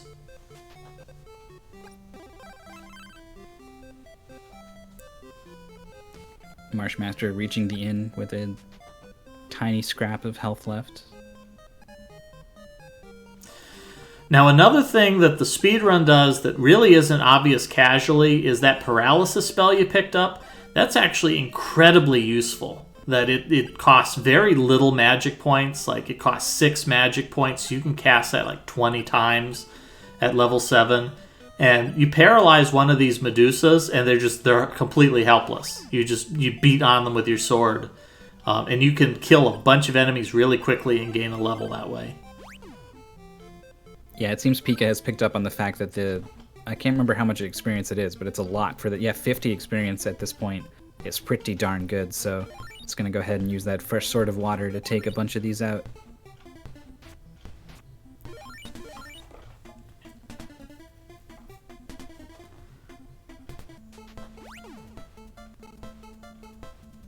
So I don't think anyone else has been able to Nobody else has defeated General. Yeah, nobody else has defeated General Kelbesk yet.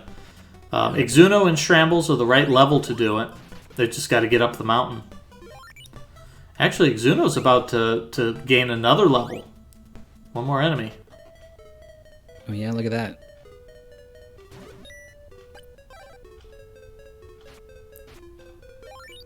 Now I wish I wrote down more about my playthrough, like what was I, when, what level, how long did it take to get there, that kind of thing. Yeah, I'm pretty sure I got to General Kelbesk around like 2.5 to 3 hours, and I was level 8. But I lost a lot of time because I didn't realize you had to unequip magic to use the rabbit boots. I assumed the rabbit boots were just like maybe you run a little faster. Maybe I was imagining I was moving a little faster.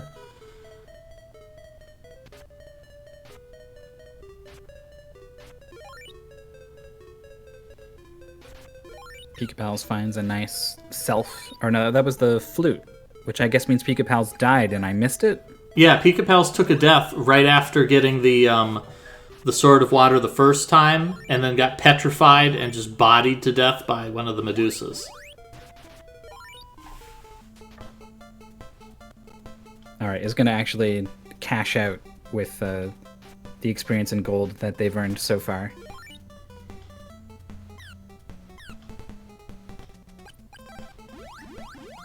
And then picking up one of those de-petrification items. Yeah, to have in the back pocket. Pika Pal says never again on that. Totally. So is it going to be Exuno or Shrambles, who is the next player to conquer the general on the mountain. I definitely see a tornado bracelet in Shrambles' inventory. Yeah, I think they all have the tornado bracelet now. I think everybody's on Mount Saber North. Actually, I wonder if Shrambles found the event trigger. No, yeah, Shrambles is definitely on Mount Saber North. It gets difficult because these dungeons do look very much alike. Yeah.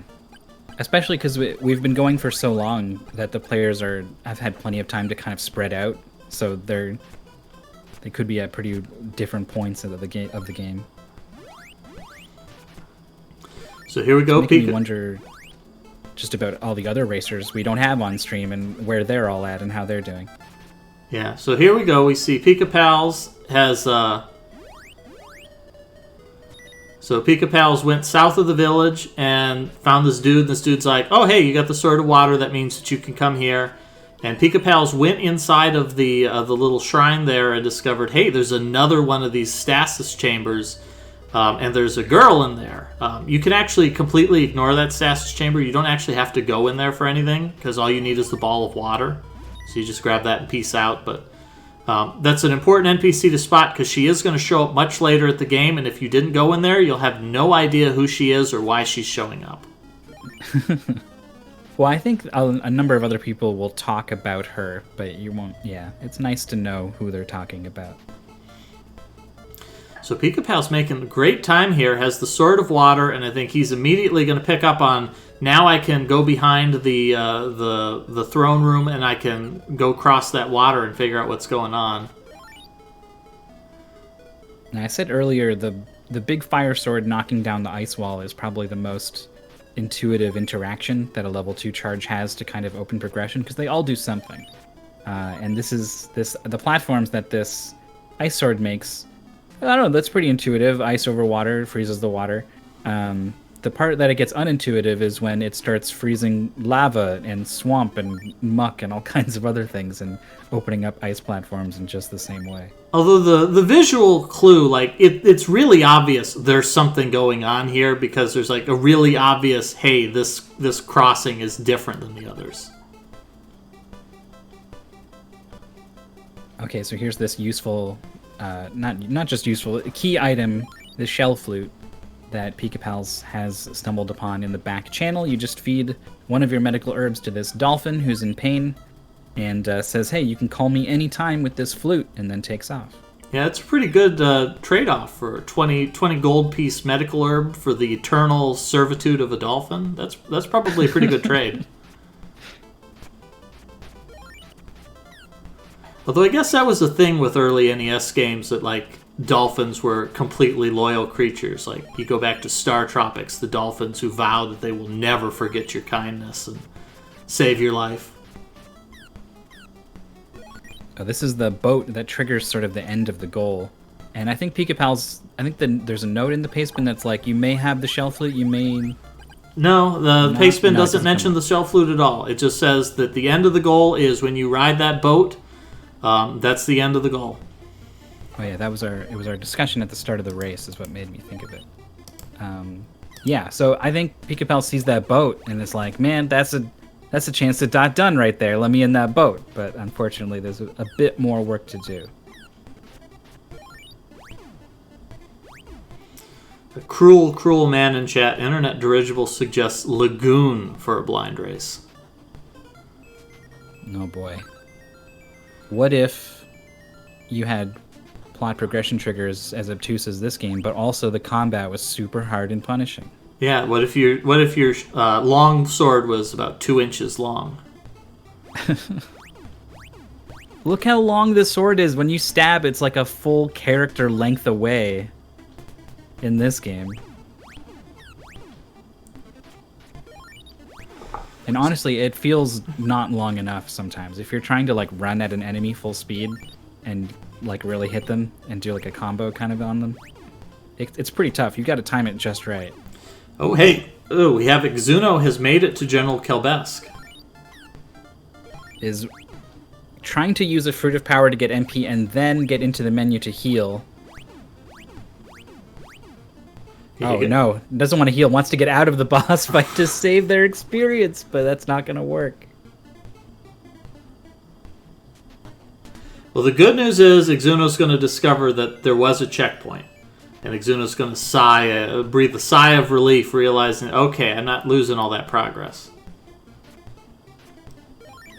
I did wonder in my playthrough at some point, I had a bad time against one boss fight and was like, can I just peace out of here? Am I going to be okay?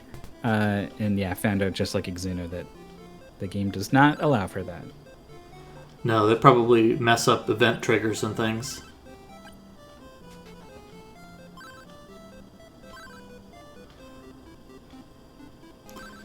Exuno taking his time, making sure to kill all of these enemies so that he doesn't have to take any damage. This is a good strategy. A speedrunner obviously would rush through and jump over enemies or kill them really aggressively. But you can take this nice and slowly, and that will make sure that you get to this boss with near full health, plenty of magic. It looks like Exuno is using level 3 Tornado Bracelet. He figures he's got this magic bracelet. He spent a lot of time on it. Sees these giant tornadoes whipping out, thinking that's probably doing like triple damage. It's probably doing like quadruple damage a basic sword strike.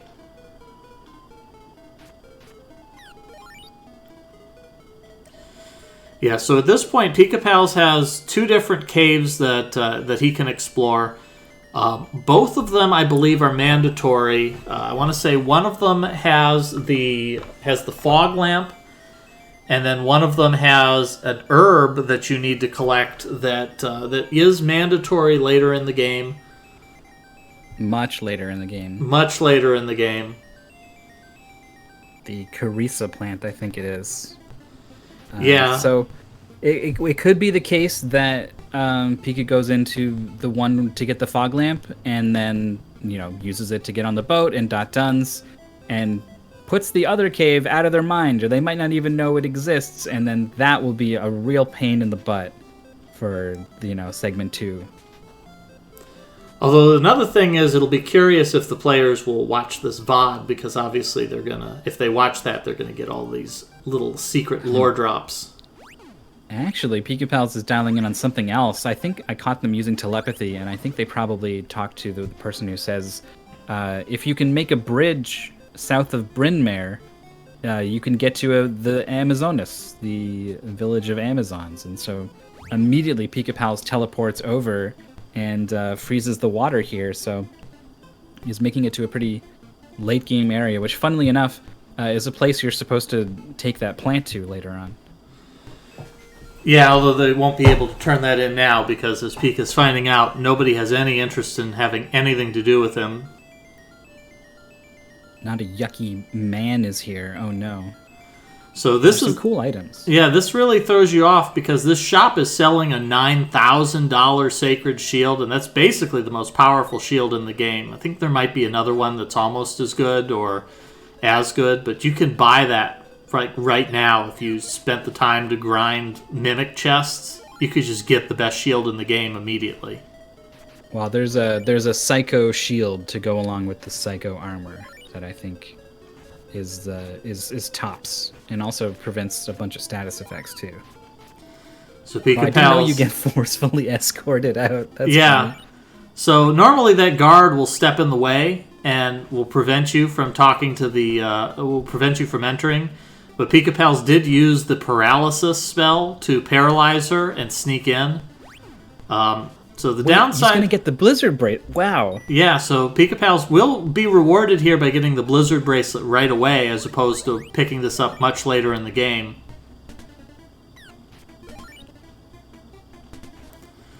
So this was not a complete waste of Pika's time. Did get a powerful item here. I'm a little worried Pika will be like, oh, you come here to get this bracelet, and that's why you come here, and now that I've done it, I'm done with this place forever. So here we go. Pika Pal's getting one of the more important hints, talking to Kensu. Kensu says, oh no, I lost something in the channel behind the castle. And that is a mandatory item that they will have to pick up later. So hopefully Pika puts that in their mind when they're exploring the Angry Sea. That was definitely one of the last things I figured out in that area that I kind of got stuck on a little bit. So here's Exuno take 2. Well, I think there was 2 attempts previously, but now there's like a full health and lots of magic for General Calabesk here.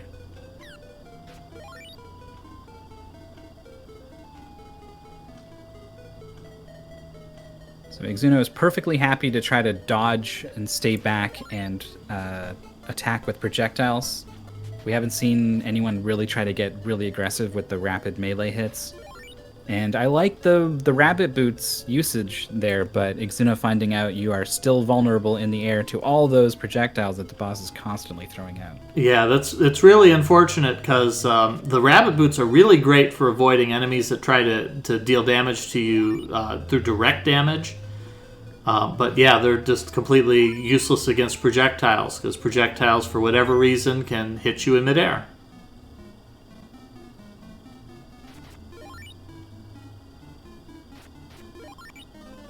Thank you for saving me, says absolutely every NPC in this town. So I think at this point, Pika Pals may be thrown off a little bit because I believe there are 2 caves that you can reach in the Portoa area by freezing water, and it's possible that Pika has just not found one of them because it's really difficult to tell when you've explored the whole overworld unless you've just wandered around and explored the entire perimeter, and in some areas that doesn't even work. Yeah, I like where their head is at. They've been using the telepathy spell a lot and, fishing for hints that way. And then when they got one, they followed up on it, and it led to something. But I think I saw them do telepathy a couple more times and didn't really get much out of it. So you're right. It's just going to come down to good old-fashioned exploration.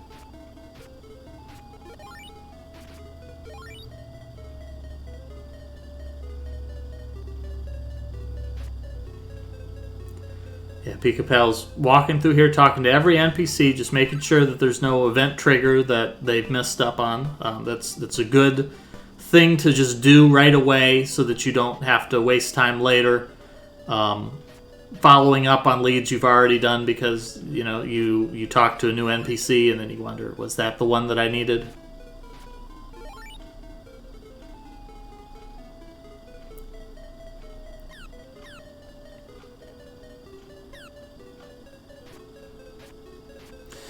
So it looks like our other players are all kind of at a wall here with Mount Saber North and General Kelbesk. We've seen Exuno has made 3 attempts against General Kelbesk right now. And Exuno might be planning to... It's not clear if Exuno is planning on just going back up and fighting or if Exuno is going to try to gain another level. I think Exuno is just taking his time climbing the mountain, making sure not to take any damage, not use any magic points, which is a good way to approach this, because if he can get that checkpoint before General Kelbesk with full everything, that's going to give him a really good shot at defeating him. Oh, nice. Jackazam missed the start of the race, but has been playing along off-stream, and I guess has apparently reached the endpoint. And no one has, despite 11 people being in this race, no one has done yet, so pretty strong performance from Jack. Yeah, well, I think Jack also may have benefited. I think Jack has been following along our commentary, and that's given more than a few hints.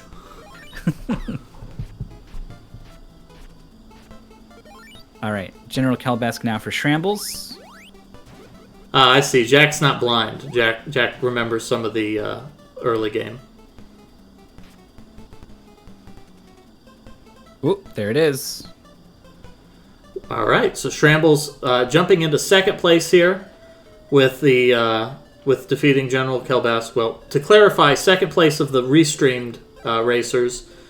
There are other racers that in this race who we do not know where they are. So some of them may be further.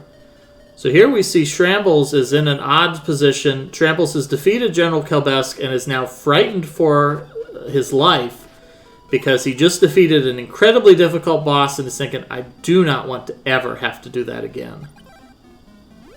Yeah, and also the gate behind the boss, you like use a key on it, right?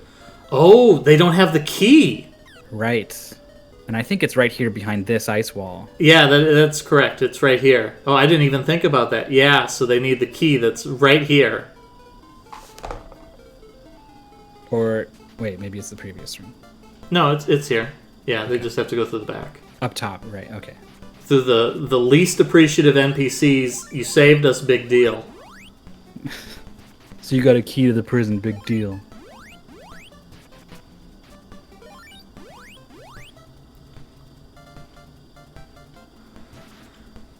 So Pika Pal's remembering the not so obvious fact that you use the Sword of Wind, that you just throw kind of a puff of wind and it just blows these stone walls completely out.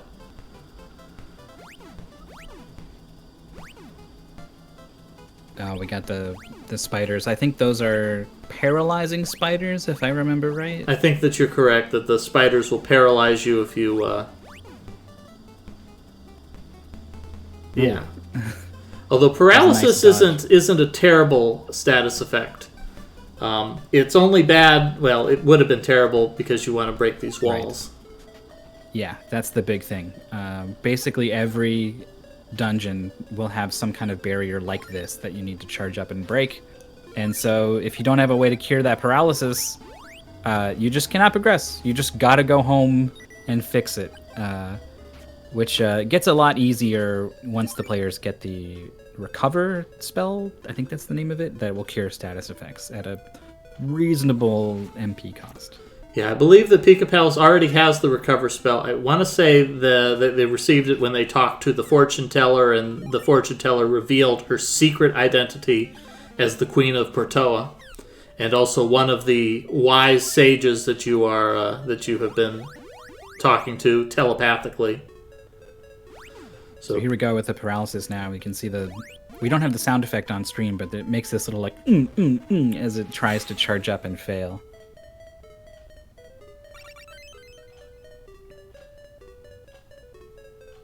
Thankfully, because the game knows it's introducing this new mechanic, it also makes sure to feed you a couple of lysis plants and treasure chests around the area. So Pika Pal's had one on hand, picks up the fog lamp, which is what you need to gain access to the boat. This could be a dot done. Yep, and the big thing is we haven't seen Pika Pals doing a lot of manual saves. They do need to do a manual save because the game will not remember your checkpoint if you turn the power off. There it is, taking the boat. You take a nice cruise here. Pika's saying, can't this boat go faster? And here we are. It's Kensu, and he doesn't really care much for you at this moment. And here's the save and the dot done. There we go, and Pika Pals is finished in first place with an SRL time of 2 hours, 15 minutes, and 39 seconds. An excellent showing there for Pika Pals, and proving my estimate to be not as unreasonable as I thought. Yeah, I was definitely closer to 3 hours at this point, though to be fair, I think I probably was a higher level, and also I probably had got the Carissa plant from that other dungeon. But again, I extensively knew what to do in the beginning of the game too, so overall I am endlessly impressed with how Pika Pals has conquered this sort of first half of the game. Alright, so let's pull up another one of our many racers here. Let's grab Pufferfish King.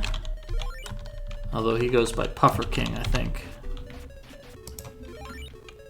Pufferfish King is a newcomer to Mystery Tournament and has done well past tense. Yes, was eliminated by Triskor, who is an extremely strong player, very frequently in the top 8. Currently has one more match to go, actually, before potentially... I guess 2 matches to go before potentially making top 8. Yeah, joined Mystery Tournament 15. I believe this is their first Mystery Tournament. And more notably, they have been really dominating in the Jolly Mania tournament. Has I think kind of gotten addicted to it. Has been joining virtually every Jolly race and has been doing very well. Posts very consistently fast times. Yeah, one of the candidates to win that whole tournament. One of like 7 people, I think, who's got a real shot at taking it. All right, Puffer's stream is doing a lot of lagging. I'm going to pull up Alpha 5 instead. Okay. Alpha 5, we just heard from and saw in Mystery Tournament, is still alive, but did not win against Andy, but still has a pretty good shot to make top 8 from the lower bracket. All right, just as soon as we finish this commercial on Alpha stream for beer.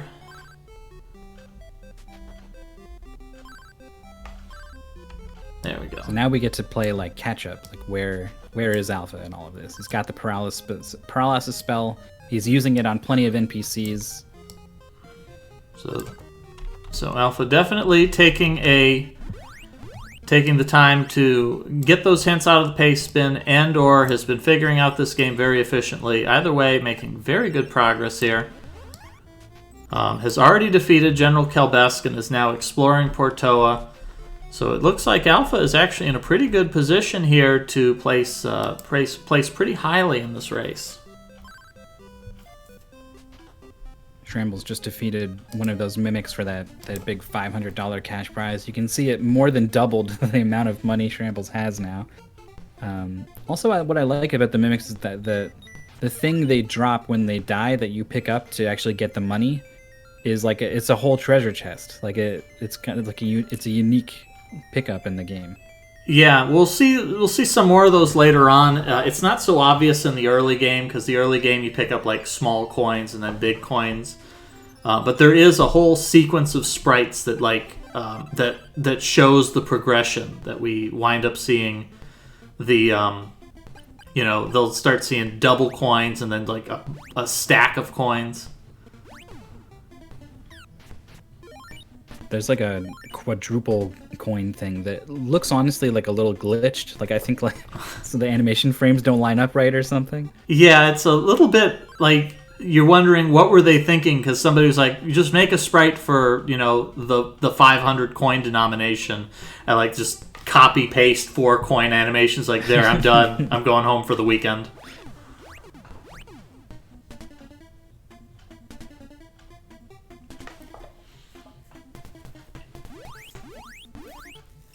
So Xeno has reached Portoa, but is thinking about warping back to one of these earlier towns.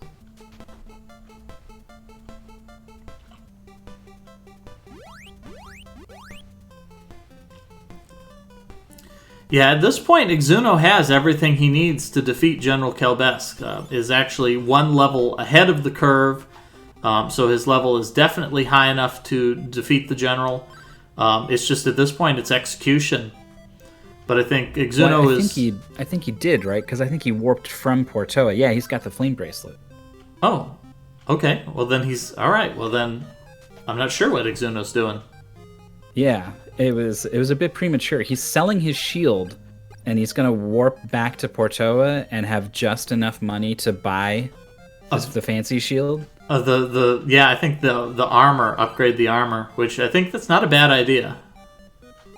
Oh yeah, right, it was the armor he sold. You can tell because your sprite actually changes when you're wearing a shield or armor.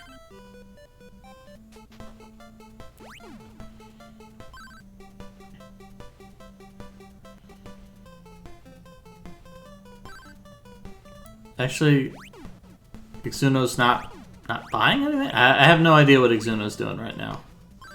Maybe he was just hot, It gets stuffy in that armor. I mean, or possibly he was looking at the speedrun and he noticed the speedrun, like, just doesn't wear any armor and figuring, oh, well, then I shouldn't wear any armor either. Of all the things to glean from cheating by watching the speedrun, to take off your armor is something.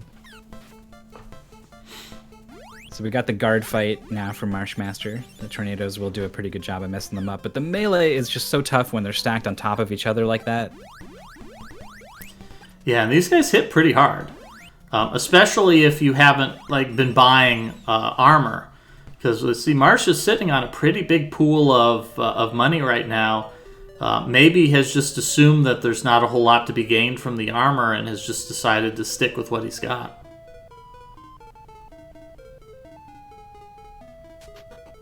Here are some more horrible rotating enemies harassing Alpha 5 on his way to this area of the lake where he is not welcome currently. I think you got to get the Sword of Water before they're down with you over there. Yeah, if you go visit that dude before you have the Sword of Water, he's just like, get out of here. We don't want any of your kind.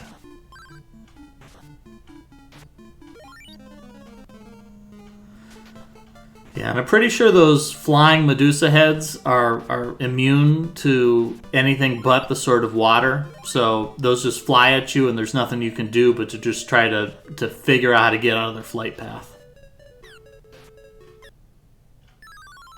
You see Marshmaster taking a death pretty early on the north part of Mount Saber, so not going to be losing too much progress, I think.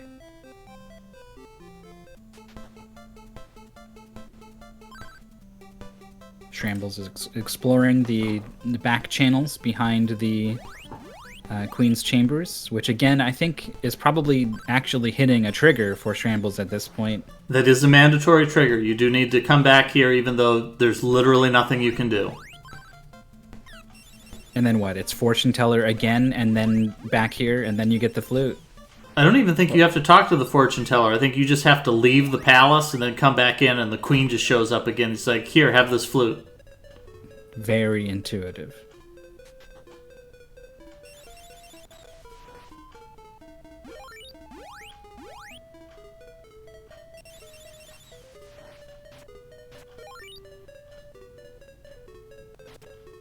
Oh, I guess the Sword of Fire is good enough to kill those flying Medusa heads in the overworld or whatever they are. Okay, that's... Yeah, or maybe it was just the paralysis spell changes that? I never experimented with that, actually. I don't think so. I don't think paralysis affects anything. Pika-Pal's comment, I can't believe Bryn Mawr kidnapped an entire town just to upsell me on supplies.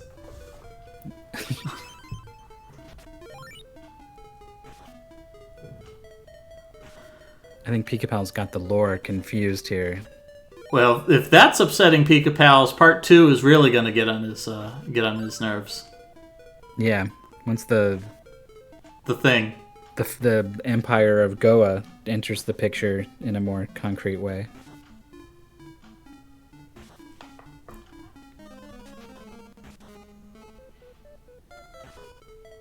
Alright, there's the flute.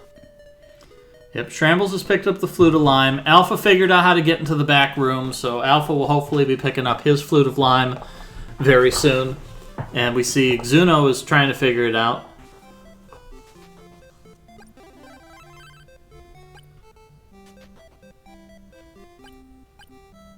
Oh, yeah, he did the thing I did, where I paralyzed him in front of the door and he still blocks you. The key is that he only moves when you get too close to him. So if you move laterally as soon as you walk in, then you can line up and shoot him from across the room. Yeah, it's kind of a confusing setup that you don't know he's going to move in front of the door until it's already too late, and then you have to leave the palace to get him into the right spot that you can actually paralyze him. Okay, so Xuno is on the part where he talks to the fortune teller, and that triggers the first conversation with the queen. Now he needs to get behind the guard to get into the channel, then go back and talk to her. Okay, I've got it all in my head now. Yeah, incidentally, the speedrun just skips all this. The speedrun just runs up to the stone people, just runs behind them, and then confuses the game because the game is programmed to make you move backwards if you talk to an NPC that blocks you. But if you're facing south, it moves you north to move you back, so it just pushes you into the door you wanted to go in anyways. Nice. So Exuno, actually, I guess if you go back and forth, you can continue talking to her and the guard stops blocking the door. It's only when you try to go back that this happens. Oh, and there it is. Okay. There we go. Figures it out. So that's everybody passed a pretty significant roadblock there.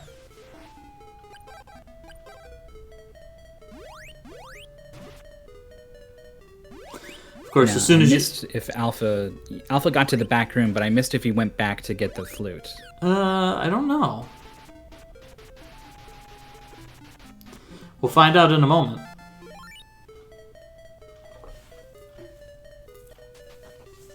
It will be interesting to see who gets... Oh, now that Pika Pals is watching, there's the spoilers are going to get through here a little bit. Yeah, you don't want to know Pika Pals and mute for the next 30 seconds or something, but that other cave with the Carissa plant, I think with so many people racing, like someone's going to find that thing, and then there's going to be this interesting disparity between players who have done that and who have not.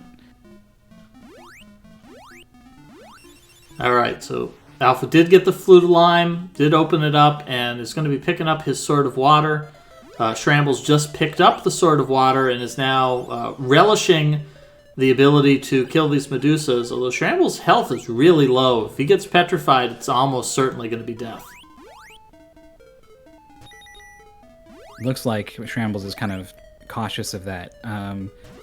So enemies who can shoot projectiles like this, they will kind of stop moving for a little bit and then fire, so that can be your clue that they're about to do it, and you can react to that.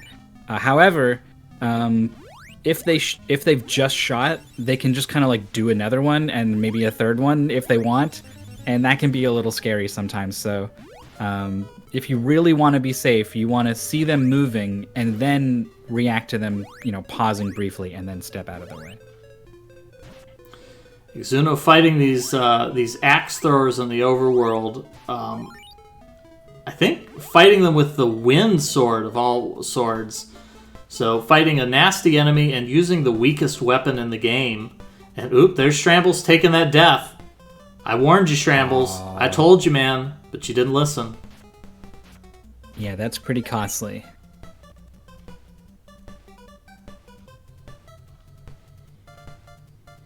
Exuno's warping all over the place. Just went to the dwarf village, is now back in Bryn Mawr. I was looking for the cheap inn, I think, is...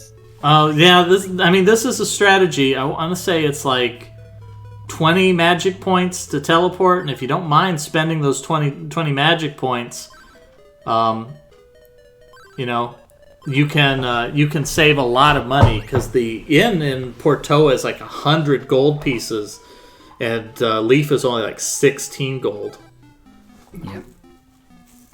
And that disparity will only continue to increase. Though I found that the rate that you earn money kind of outpaces the increased cost of things in the sort of late game. Speaking of which, Exuno never spent that 1,800 gold pieces that he sold his body armor to get. Yeah, they still don't have armor, do they? I'm not sure what Exuno's thinking here, unless Exuno's figuring that at this late stage of the game, like, that armor was worthless. Like wearing some tissue paper and these monsters are just like clubbing him with sledgehammers. Sure, but then what are you doing with the money, right? Like, why not? I don't know. We'll have to ask Exuno later. It's also possible, Exuno had said before, he has played like the first half of this game, and the second half of the game he's never played before. I guess he did a blind race with somebody before, and it didn't pan out to complete it. So maybe there was some incident in his previous race that put him into an odd mindset that, like, for some reason this is a logical approach for him for going faster. Yeah, heavy armor gives you more defense, but decreases your evasion, or something. Yeah, something weird like that. There are two numbers with regards to like your armor and your shield, and I could totally see one of those numbers being interpreted as defense and one of them as evasion. And here we go. We have Marshmaster, our fourth player on the restream to battle General Kelbesk. is level 8, so has a bit of an advantage over some of the people who fought the general at level 7. So we were talking about how using lag to your advantage can be pretty interesting for a thing like this. The refresh spell is great at generating an awful lot of lag. It is. Charging up your sword also does that.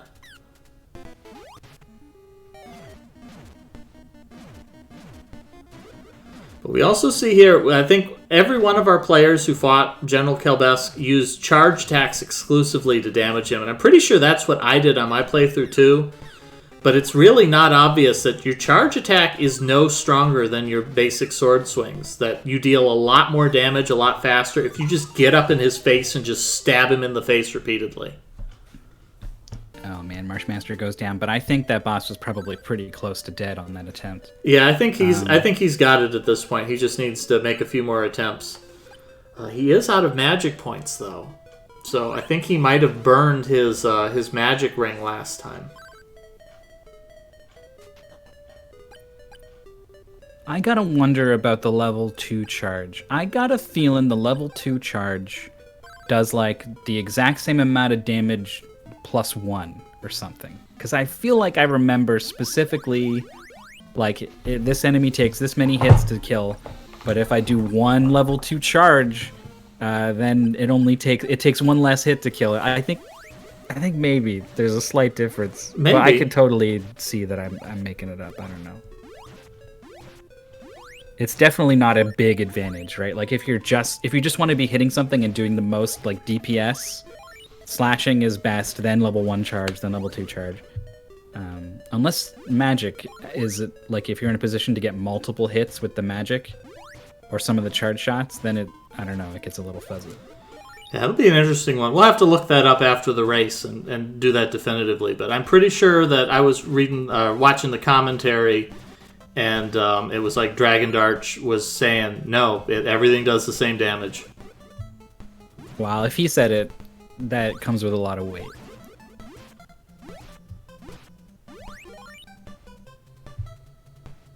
Here we go again with General Kelbesk.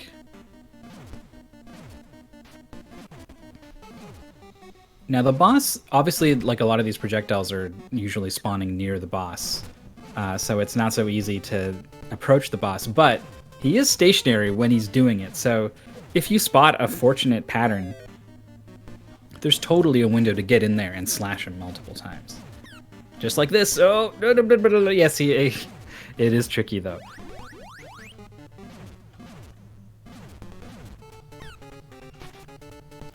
Oh, there we go.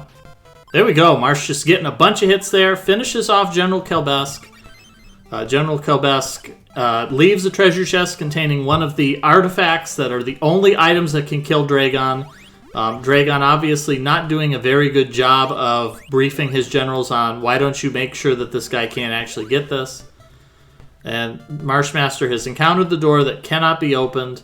Unfortunately, ooh, this is bad. No. Marsh going all the way back down the mountain.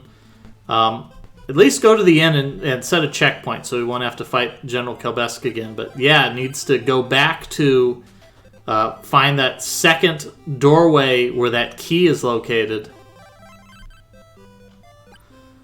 Ooh, Yeah, this was not the only player to miss this particular thing. Although I think when, was it Shrambles who did that? I think Shrambles picked up on it pretty quickly, though.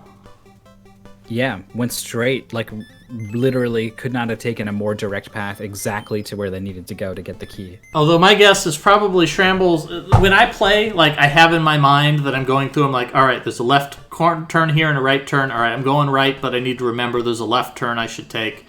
Almost certainly had that in their mind, saying, oh, well, there was a fork that I didn't explore, and so that was the immediate first place they'd go look is, well, let's look at the fork that I haven't explored yet.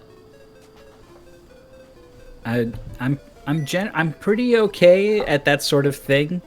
It's around when there's the third fork is when it starts to get really fuzzy in my mind, and then God help you if one of those forks ends up looping around and connecting to the other, and you don't pick up on that, then you end up with like 4 forks when it should be 2, and yeah.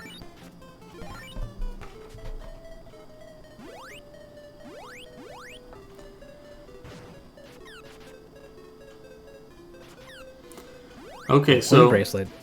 It's being used to totally decimate these ice golems, though. That was pretty cool.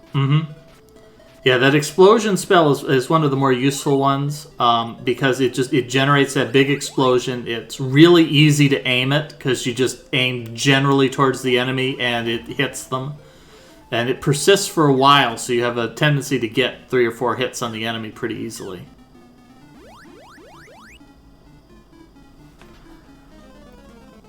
Exuno has picked up on this treasure chest being worth $500 and has decided, I want me some of that. Oh, yeah. Is also wearing armor, finally, so has purchased the platinum armor or whatever it is that's available in Portoa. Yeah, so the way that the game sets up, the game is kind of confusing for how it deals with enemies.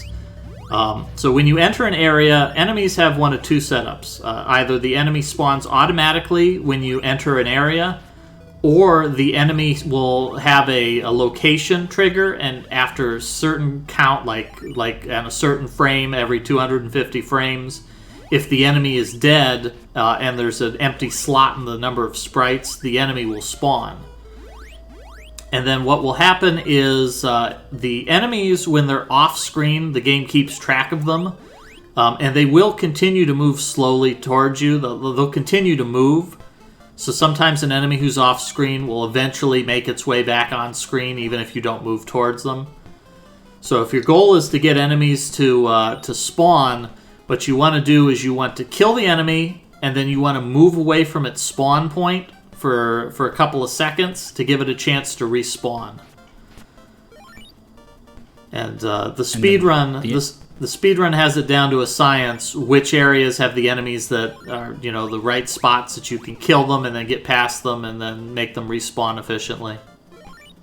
Yeah, the end goal is like you want to be, when you're moving away from one spawn to let it respawn, is you're moving towards another one that has just respawned, and then you kill that one, and you're kind of doing it back and forth, or maybe like a rotation of 3 spots even. Yeah, so I don't know what the Mimic is on. The Mimic might be one of those, it respawns when you've moved far enough away and it's been given enough time, because I think it will respawn if you walk all the way around this loop. I've definitely killed the same Mimic more than once, so this is at least the 3rd time I've seen Exuno kill this thing. Oh yeah, Exuno wants some money. I think... no! Oh, no money. I think if Exuno equipped the rabbit boots, he might be able to jump to it. Oh, I wonder. I've definitely tried to slash my sword at money that was stuck in the walls, and I don't think that works. That's a very Legend of Zelda thing to do. Yeah. Okay, here we go. Exuno has the Flute of Lime. He wanted to collect some money before he unfroze these people. Oh, he's having trouble using the Flute of Lime. Oh, there it is. Oh, okay.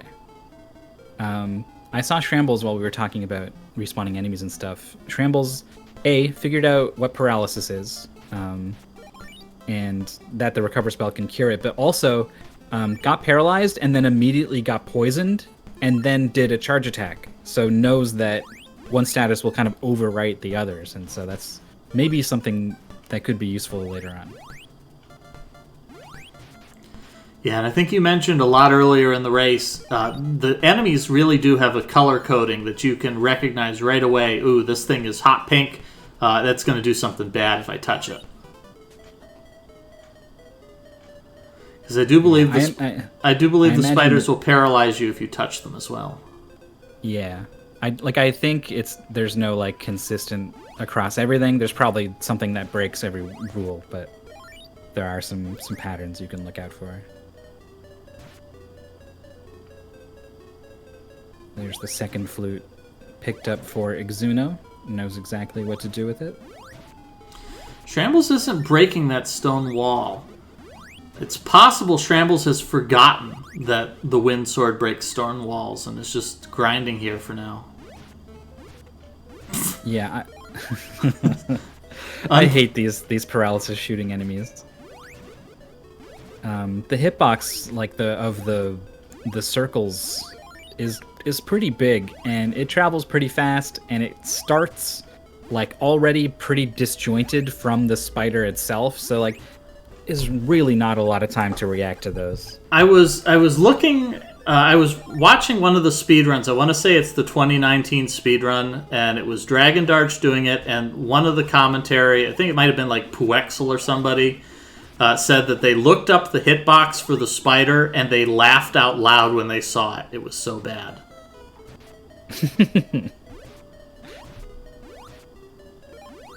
Definitely something has felt off about them. There's some poisonous plants that are kind of ambushing you in this room Alpha is in. As soon as you walk in, there's one right in front of you. It looks like it caught Alpha out, but has plenty of MP to cure that. Yeah, I don't even know what those things are. I think of them as like little hydras, like little baby hydras. Like little tiny snapping snakeheads. Oh, Alpha falls for the mimic chest. Runs up to grab it. Just more jumps like out of his grip. It's like a sea anemone, but just not in the sea. Yeah, just kind of like walking on its little pseudopod or whatever the heck it is that you've got on the bottom of a sea anemone. And Exuno picking up the Sword of Water here. We'll see if Exuno's able to get out of this cave alive with it. We've seen a couple players die after getting it. Yeah, I think that I think we saw both Pika Pals and Shrambles died. Actually, I think every player we've had on the restream died in this cave trying to leave. Exuno wisely just teleporting out. That is why you have a teleportation spell. Yeah, I'm kind of surprised we don't see more of it from the players. Like they'll jump around towns to explore, but not a lot of like go home usage.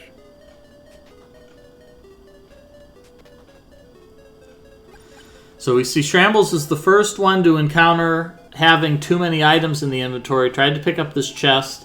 So Shrambles drops an antidote, opens the chest, and inside contains an antidote. Yes, classic. The satisfaction of knowing what's in the treasure chest, though, it cannot be understated.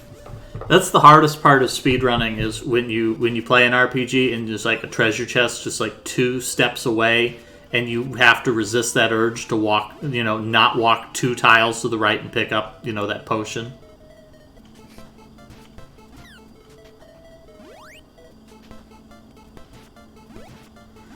So Marshmaster has the key now, so should be able to just open up this door and move on. It's trying to hit an enemy off screen. Enemies will move around off screen, like you said, but they cannot be damaged, so need to get him on screen. There it is. 8 MP and almost no health. I forget if there's anything at the back of this cave. No, it's a straight shot. There's an NPC here who's like, oh, great.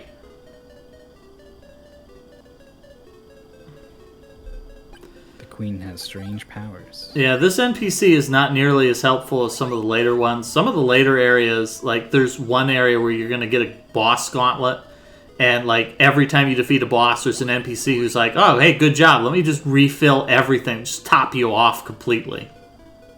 Shrambles has just picked up the Carissa plant on this sort of field of flowers on the top right, which, I mean, if you do find your way all the way over here, I would be heartbroken if someone didn't bother to search around in the plants and find that thing. But Shrambles has, and that's going to be a major advantage in the second part of this race. Yes, it is. That is a completely mandatory item. I think in the next pace spin, I'm actually going to put it in there that every item that falls into that third category of your inventory is a mandatory item that you must collect every single one to complete the game. Also, Shrambles is once again. Oh, Shrambles has no magic points. Shrambles can't teleport. Yeah, I've talked about this a little bit before, but you've got that refresh spell, and it drains your MP as long as you're holding the button. Sort of exchanging it for health, and it's really easy to accidentally go over, I think it's 20 MP, yes, which is what you need for your teleport. So there's always a bit of like feathering the button to try to get as close as you dare to that amount. And we've got a second dot done here in the race. We have Nighty finishing in second place with an SRL time of 2 hours, 47 minutes, and 5 seconds. An excellent showing by Nighty. Nighty, of course, another veteran mystery racer, has joined many of our weekly blinds, and it has a tendency to put up a lot of really good times. Nighty also very notable in the community. Nighty is one of the few racers who has never forfeited a single SRL race. Yeah, is up to, I guess this would make like the 870th race or something Nighty has been in with 0 forfeits, is just absolutely legendary. Yep. And there is Alpha 5, has managed to reach the Angry Sea and has completed the goal and is finishing in third place with an SRL time of 2 hours, 47 minutes, and 53 seconds, just barely behind Nighty. Let's go ahead. We're gonna get a bunch of finishes now, I think, over the next 15 to 20 minutes. Let's go ahead and see if Draconic Dawn has something going on in their stream.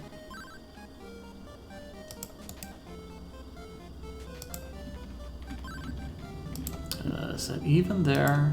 Let's see. What is at their stream?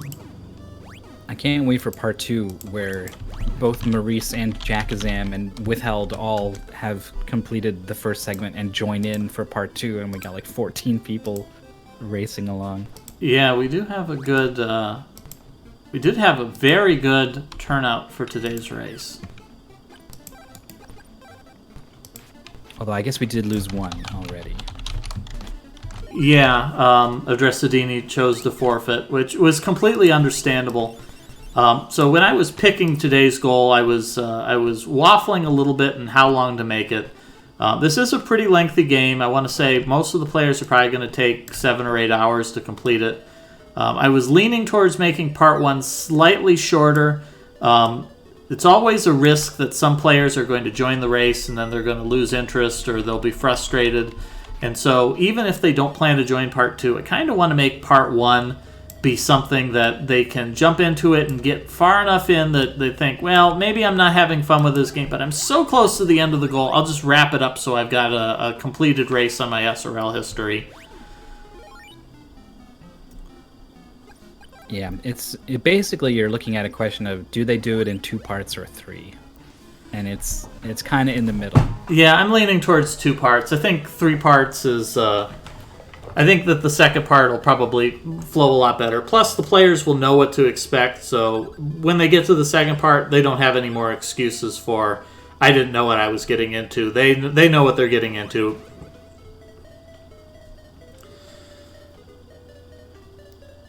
So we got Draconic Dawn has got the Flame Bracelet, so has reached... or has defeated General Calabas, probably has reached Portoa. Oh, sorry, I thought this was the secondary, but the Harpies are here, sorry. So this is just farming some Harpies with this magic, I guess. Yeah, this isn't... these aren't too bad. They have a lot of experience, and they respawn pretty quickly. These are one of those enemies that they move when they're off-screen, so they'll come to you.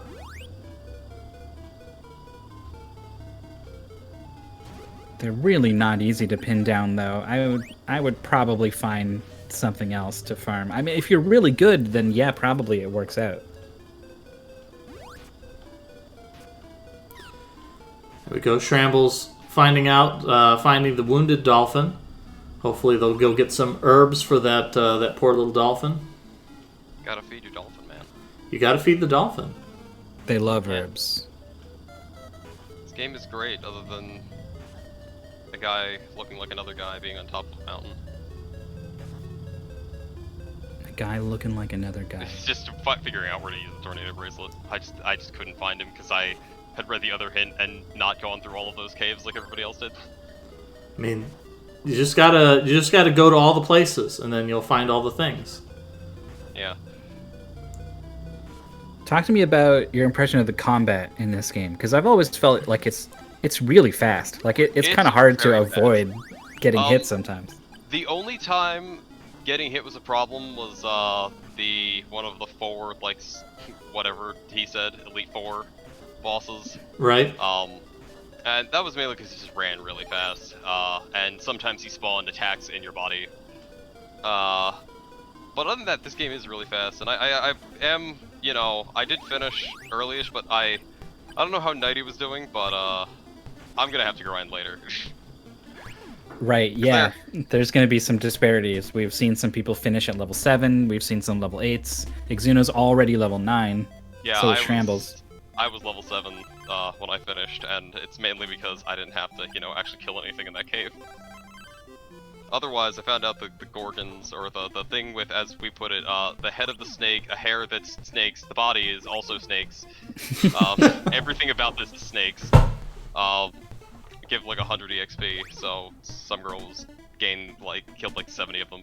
I mean, that's, yeah, those are super good. That's the way you do it. You find the thing that's easy to kill and is efficient, and you just kill 5,000 of them, and you ignore everything else. Yeah, because they seem to go down pretty quickly, but also I'm watching Exuno being level 9. And yeah. Still killing them, actually. This seems like too far, I think. I really hope that there's stuff for me to kill at level 7 in the next area, because I could probably grind off of those.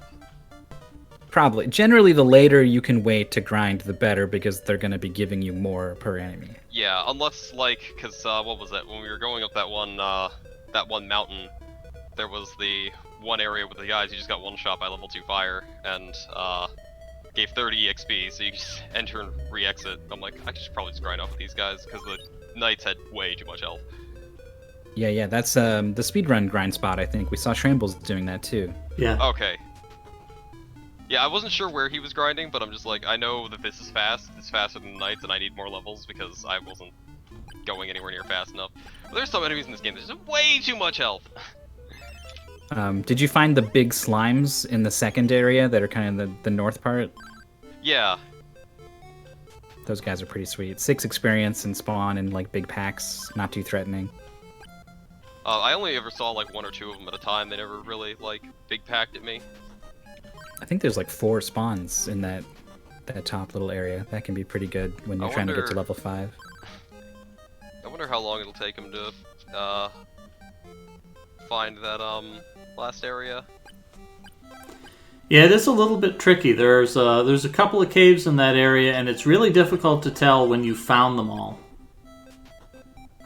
Yeah, or really just the just making the road ice to there. This guy, I see Draconic Dawn on. Ooh.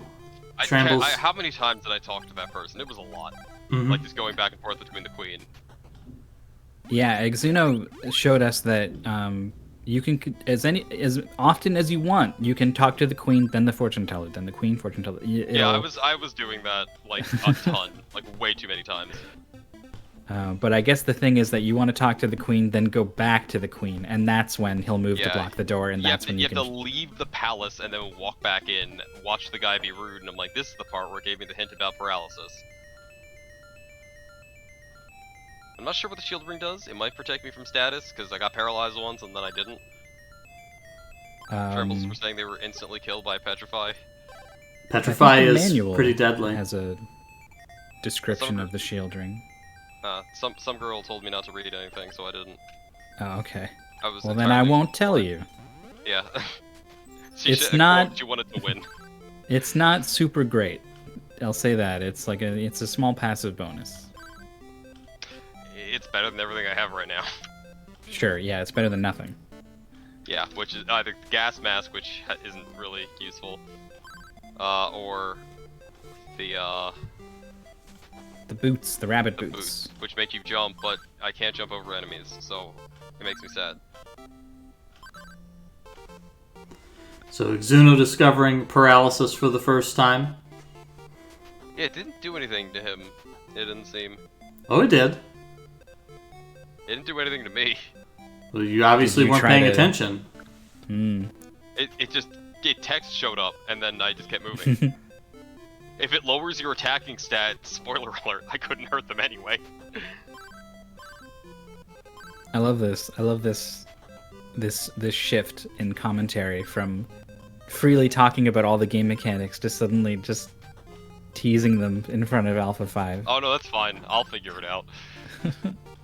It's pretty easy to figure out, honestly. Just Most of this isn't like sometimes just like, oh, this guy was in this location because he was being dumb, or like I missed like a line of text, because it's actually hard not to mash through this. yes, I will say there are some NPCs who will tell you the important thing once and never again. So please be careful with that. That's actually why I was playing on the Switch Online version, so I could press that screenshot button if I felt need to. I did it like once or twice. I don't know if it popped up on the screen saying screenshot captured. We didn't have you up on the stream until towards the end, so... Okay. I wasn't using it towards the end because I like knew where everything was. The manual is linked at the bottom of the paste bin, so the players could choose to review it if they chose to do so. Some girl told me there was nothing important in that basement. Some girl lied to you through her teeth. Yeah. Oh my god.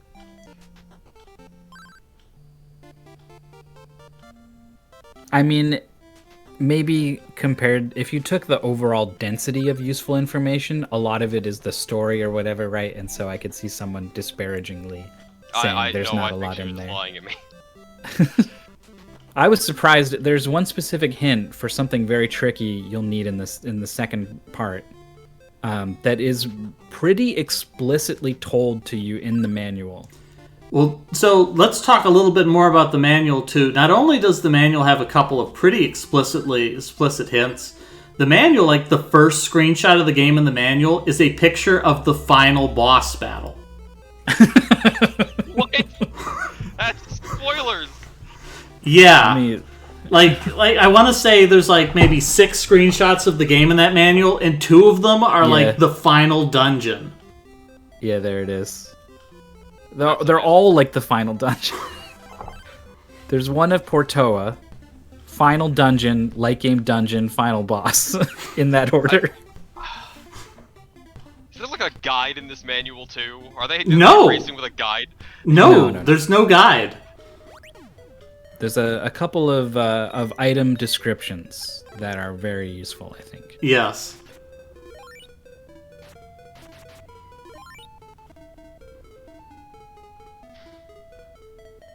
Particularly, it goes over all the key items, what they do and what they might be used for. Yeah, the key item descriptions are particularly helpful because it does tell you a couple of items that are incredibly important and tells you exactly why they're important. Because there is a pretty tricky puzzle in the late game that you might not realize how you're supposed to do it. Did you do a lot of telepathy, Alpha? I did. Yeah, that's a pretty good one. There was one time where I cycled through all of them, they just refilled my MP to full. That was nice. Yeah, that's a little bonus. It's better than when they tell you to just like stop bothering them. That was. I found the tornado bracelet before everybody else because he gave me the hint. They're not just for falling down, but I kind of already knew, and I'm like, okay, maybe if I put the rabbit boots on, I can get up. And I barely made it up the one and found that instantly, but I couldn't find the guy who was at the top of the mountain. The only reason I guessed it was because Xuno said, I know where it is, and then he found the thing, like, really soon after that. So I'm like, alright, I know it's on the mountain. Alright, we've got our 4th place finisher. We've got Spritz T finishing in 4th place with an SRL time of 3 hours, 35 seconds. Spritz T, another one of our mystery blind race veterans. Also, nobody knows what a shield does. We don't know what the numbers are. We just know that they are numbers. Yeah, I learned from Simple Sarah in the chat exactly what the shield does in the process of this commentary. Oh, amazing. Yeah, we also did discover, so tell us about the sword fight with the dude in the house before you get your telepathy spell. Yeah, so I pushed everything on my controller in one. Did you push everything on your controller? Did you push left and right? Left and right, and B and A. I felt like left and right and B were the only things that did anything. Yeah, so going into this, we have a couple of people in the chat who, like, they've played this game religiously as children, you know, that they know all the strategies. They didn't realize you could move left or right during that fight. Like, all of us were stunned. I was holding left and mashing, and he did nothing as I rammed him into the... So, and I'm like, I didn't change my mashing speed because it sucks, so that clearly did something. Yeah, what was actually happening was probably, that was like your 4th attempt, probably. He actually gets much easier each attempt you try, and then the 4th is like almost free. It was my 3rd. Okay, that was pretty good then, actually. It's not, you gotta actually try to win on the 3rd. The first attempt I did, because like I noticed I moved left once, and I was like hitting left and right and pressing B, but the first attempt he just beat me up, like, okay, I'll level up to 5, because, you know, maybe it's a level lock, and then he beat me again, and I'm like, no, I messed up something because I like stopped throwing my sword out, let's go in again, and then I got him. Yeah, I thought level was a factor even coming into commentary today, but it's purely just the number of times you do it. And then the left-right thing was a surprise for us as well. I think maybe you could actually, like, go to the side and then, like, hit him as he gets lined up with you, and it's like a free hit, maybe? I don't know. Yeah, possibly. Tornell357 in chat says it's not possible to beat him on the first try. I'm going to guess the person who has the username of a Crystalis character probably knows what they're talking about. Yeah, I'll believe it. Second try I felt like I messed up, and then the 3rd try was easy.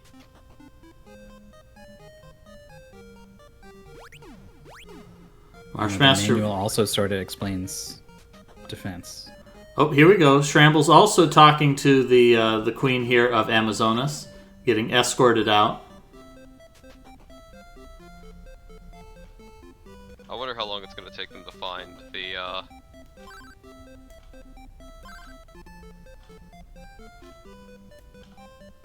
The thing. the path they have to freeze to go across the water, because I found that, like, immediately.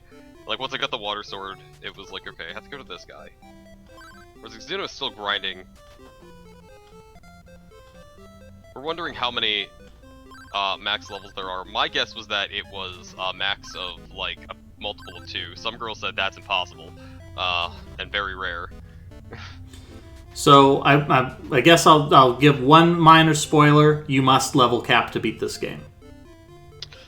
Alright, so that means it's either, like, in the 30s or, like, level, I don't know, 20, or 16, because that's close to 20. Yeah. I feel like we did a lot of this game, we have about half of it done with half of the sword items.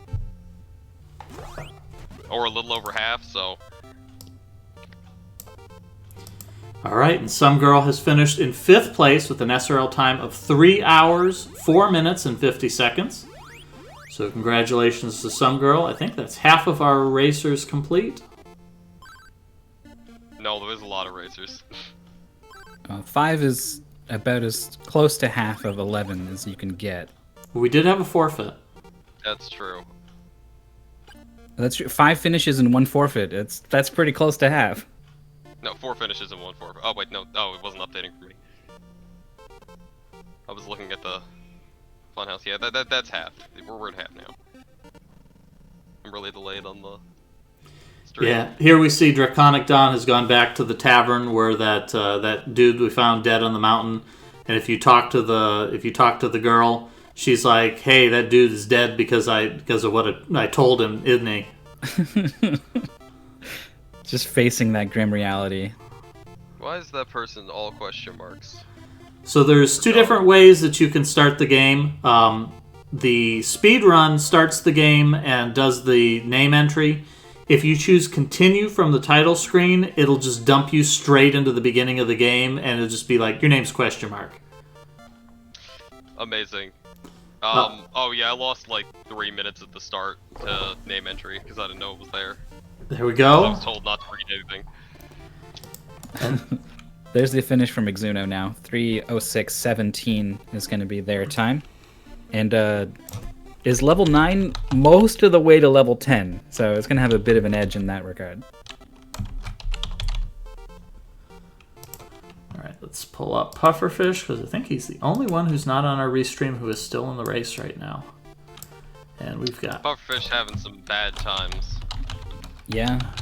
He's not old enough to have played, like, classic games. Yeah, I believe Pufferfish was one of the people who posted in the chat, says, I've never heard of this game before today.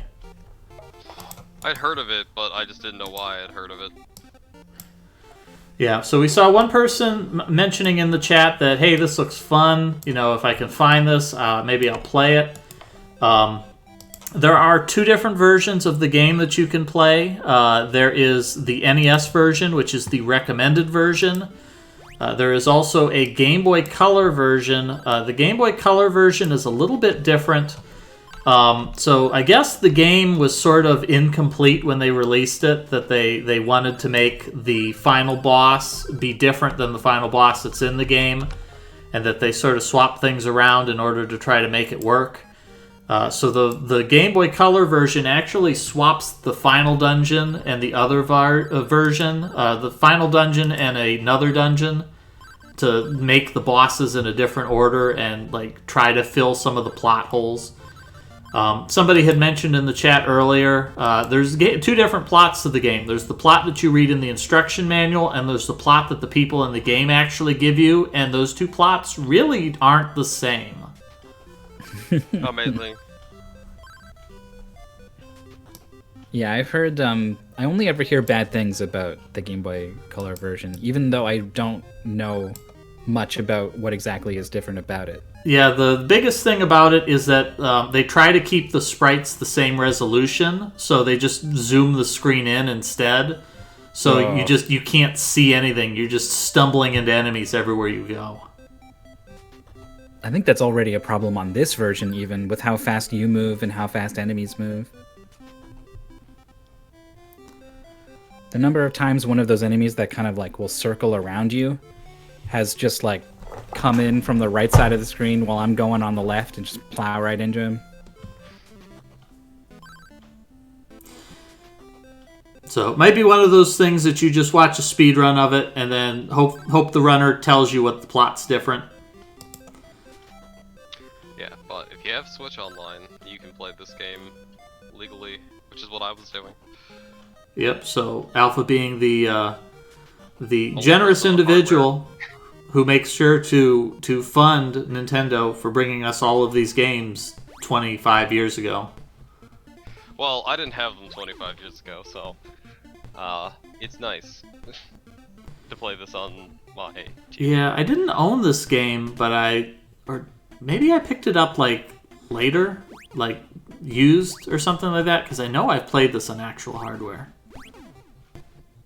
This was one of those games I had as a child, and then lost when my mom decided to sell everything one day because it was just taking up space in the basement, and that was a sad day. Mm-hmm. Oh, rip.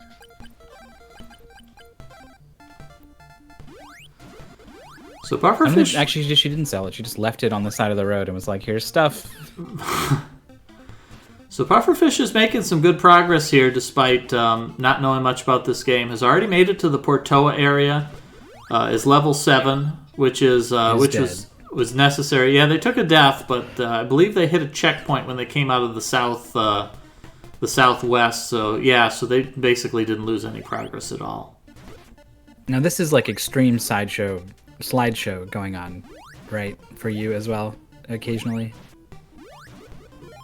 Yeah, Pufferfish. Yeah, Pufferfish is just slideshow. Okay. We've seen a couple of really fascinating restreams in the last few days from people who they don't do a whole lot of streaming. Because I think Pufferfish is one of those newbies that they picked up streaming specifically just to join Mystery Tournament. I think we saw a particularly good one yesterday. We had a person who I think was doing their first SRL race ever for the Jolly Mania tournament. And we were all astounded. We finished the race and then we went to go watch their restream, and their restream was took up a quarter of the screen was the actual game, but it was rendering weirdly, so their mouse cursor was not matched up with what they were showing. And the rest of their screen was just taken up by a myriad of ghosts of their mouse cursor. It was just a seizure-inducing pit of mouse cursors just filling up the rest of their screen. Oh boy.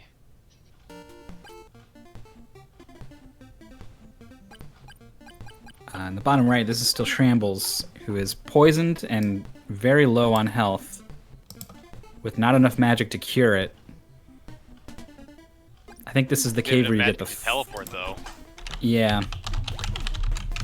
Yeah, there's that magic number of 20 MP that is your get out of jail and go to the inn card, and it gets bad when you dip below it for whatever reason. So people are talking about getting this game. Just doing a quick search here. I see a copy on Amazon. Oh, I see a couple of them. You can get this for like $30 off of Amazon. Get an actual cart. Here's a collectible one that looks like it comes with the full box and the manual and everything for $45. So if you're the sort of person if you're the person who insists on playing it on the actual hardware, yeah, this is an obtainable game. Yeah, I'm pretty glad to learn, because I was like, this game is $1,500, and I'll be like, just thinking about the one that was left on the side of the road that I used to have. $30, I'm okay with letting that go. Yeah, and then like Alpha said, this is on the Nintendo Switch Online, so if you're one of those people, that's what, like $5 a month to do? $20 a year. $20 a year. Okay, so that's cheap. So if you have a Nintendo Switch and you have the Nintendo Switch Online, you can pick it up right now. And if you don't, for $20 for the full year, you can play this and a whole bunch more games. Plus, you get all those nice emulator features on top of playing the game legally. You have the ability to rewind, which I didn't use. Be nice to use, though. Marshmaster getting ejected from I think it's called the Tree of Lime. Trying to approach that guy without the water sword. Just hits you with lightning magic or something and sends you out of the room. The fool.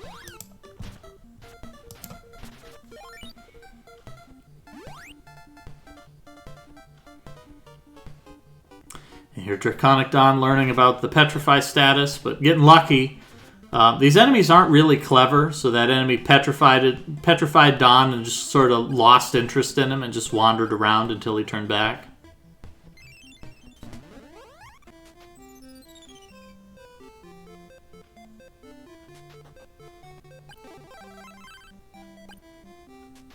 Roar's mom threw away a full playset of the Power 9. I assume those are the magic cards. That would have been worth like $100,000. Yeah, I don't know if it's that much, but it's close. If the full playset is and he has 4 of all of them, yeah, it's $100,000. Black Lotuses are like 20 grand each, and he'd have 4 of them. Boy. I remember watching a little bit about an interview with Joseph Gordon-Levitt, who was a big Magic nerd back in the day. And there was like a crossover period where he was still playing, but was also still an actor making actor money. And he was like, all my friends like don't have actor money, so it feels weird to like buy all the amazing cards and then beat them. But he was like, no, fuck it, I'm gonna buy the mocks. And just, that's the one I'm gonna allow myself to splurge on. Yeah, I mean, you just play Commander, which is the best format to do dumb things in. If you try to play Commander seriously, like, it's way less fun. They fully intended that to be, like, a joke, or at least just a fun format. They make dumb decks. Like, I have a friend who, the deck theme is ladies facing left. Every single card is a art of a lady facing left. Did you know that you play as a magician in this game? That's what your main character is referred to as. I thought it was a swordsman. No, you're a magician who uses sword magic. That's a completely different thing.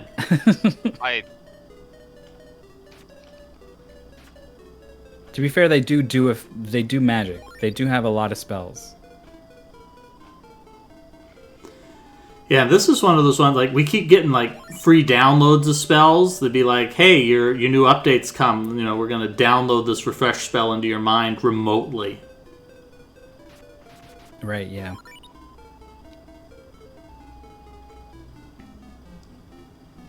I actually didn't, when you blow up the windmill cave and you approach it, you get one of those downloads for the refresh spell, but you can actually go over to the guy in the cave and he'll also give it to you there.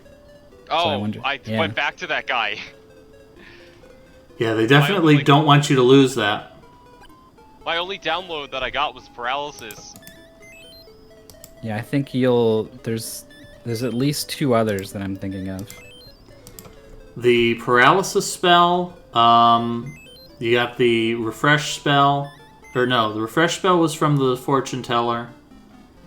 Yeah, unless you're playing the speedrun version. In the speedrun, they get into the fight with the guy in the hut, and instead of like knocking him back into the back wall, they just immediately teleport, and then the guy is like, "Congratulations, you win. Here's your teleport spell, or your telepathy spell."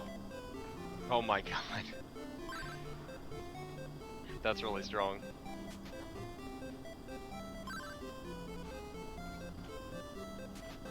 So you got a little bit of a taste of, enemies are going to be immune to this sword or that sword.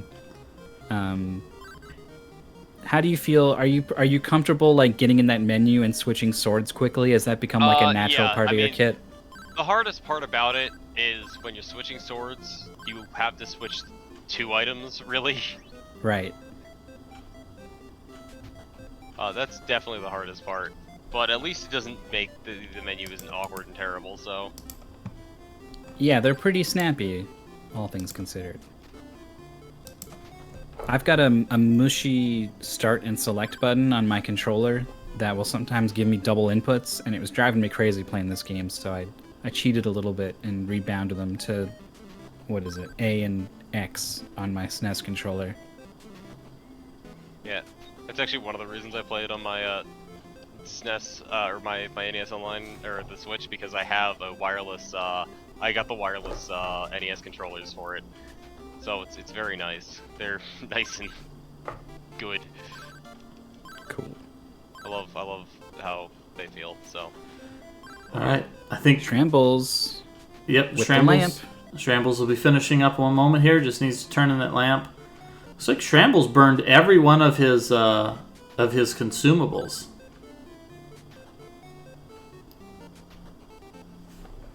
Is level 9 with a decent amount of experience.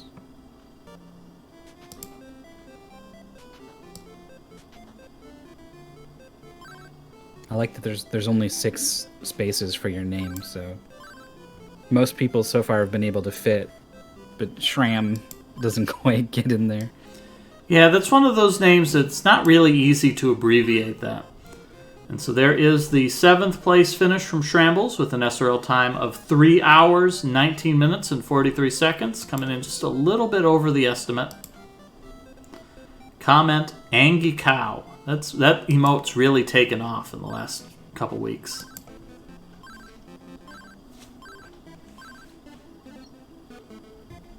So it's a little tricky with Pufferfish King's stream, but I'm trying to get a read on where they're at progression-wise. They're definitely clued in that something's going on with this queen.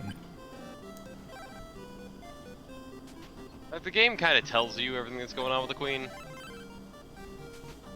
Yeah, but it doesn't tell you, like, hey, you want to talk to her, then go back in right away.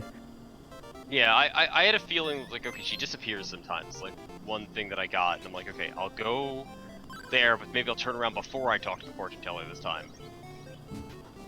And then I just talk to her again. I love the Otherwise, idea that queen she's... would be useful. Like, I love the idea she's got, like, the guard where she's like, is he gone? Is he gone? Okay, go! And then, like, sprints through the back cavern as you're making the trip over to the... Like, panting out of breath, dress and veil misaligned, comes bursting through the door. Hello, hero. Yes, you need to talk to the queen. I mean... I think the path should be open. Yeah, I'm pretty sure it's open. Yeah, why don't you check again? Some girls comment, Shram cheated and played half of the next segment. That's What? an exaggeration. What did Shrambles do? He has a key item that you don't. Oh, did he? How far in the Sea of Anger did he go? Didn't Not go at all. Damn. He reached the goal and then dot-domed. Yeah. So one of the things you've helped the dolphin and you got the flute, right, Alpha? Yeah. Yeah. You don't Yeah. actually have to do that during this goal. That's another thing that it's possible for you to miss, but it's like really, really Oh, unlikely okay, yeah. anybody would I miss think that. you very much need that flute. Yeah, but that's not the item we're talking about. But there are some items that you can pick up earlier or later, and Shambles has an item that other players do not. Pika Pals has something that I'm sure no one else is going to get at the end of this segment. I was pretty surprised that was even possible at this point. No, I think Shambles picked that up too. Really? Yeah, Are we talking about the same one? a certain bracelet. Yeah. Yeah, Shambles has it too. Dang, I missed it. Yeah, we were laughing at Shambles getting escorted out too. I guess you guys were talking about magic cards. You were distracted. There was Oh, a yeah, there I was a was, brief period. Getting escorted out. I talked to that person Okay. Because he said to, so I did.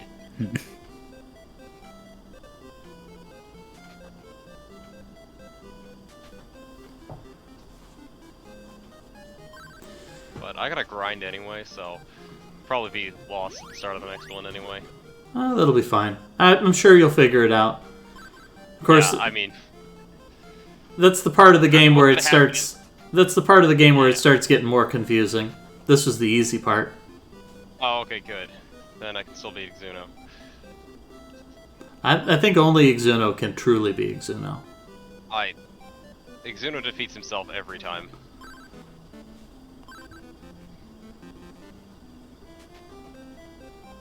Both Marshmaster and Pufferfish King just going back and forth. Fortune teller, queen, queen, fortune teller. I did this for a while. It really throws you off because you have this mentality that, well, I'll keep talking to this NPC until they start cycling their dialogue, and it takes a while for the queen to start cycling her dialogue.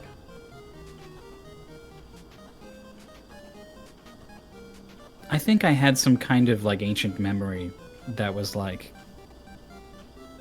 no, you got to get back there or something. Like, I think immediately I as soon as the guard blocked the door the first time, which happened like really early on for me, I immediately thought to do the paralysis on him. This is a really extended sequence here that I missed out on. Oh yeah, no, it's pretty amusing. Yeah, and the queen is all you go up to the queen, you talk, she's like, oh, well, my maid cooks such great food. Oh, thanks for having this chat. This is great. You should go home now. I would like an adventurer like you to see what's beyond here. Alright, well then tell the guy to move. Yeah. Yeah, so I gave a hint in the pay spin that you can use paralysis on NPCs. That is one of the useful things. Like That's what they say! The game tells you! And the manual also tells you about that. Like, it really reinforces you have to use paralysis on NPCs. Marshmaster was gonna just obliterate the whole room with explosion magic. Thought better of it.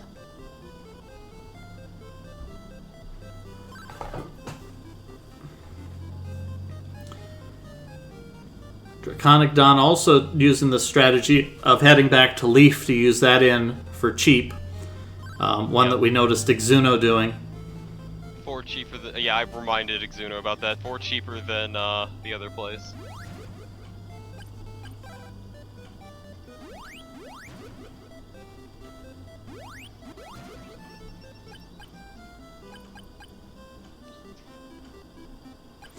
Here we go. Marshmaster spotting this dude who's blocking the doorway, but doesn't follow up on that.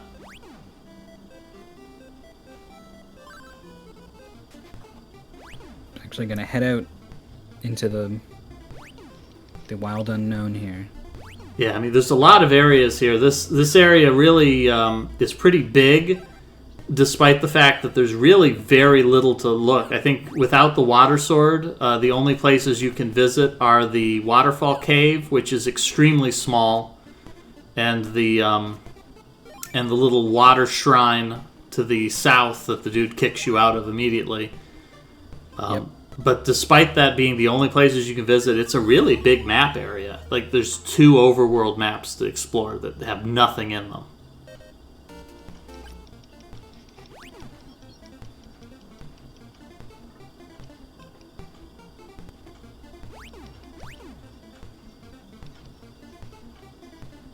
We got some of this combat against some of these dangerous enemies for Draconic Dawn. This was a spot we saw Shambles in for a while.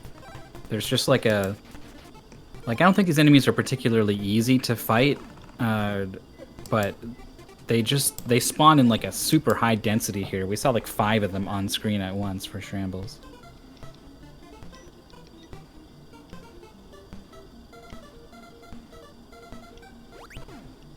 Looks like Dawn is just passing through.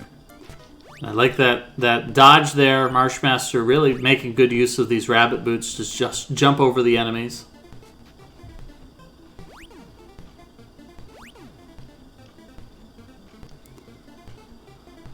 Don is still committed to following the fortune teller's instructions.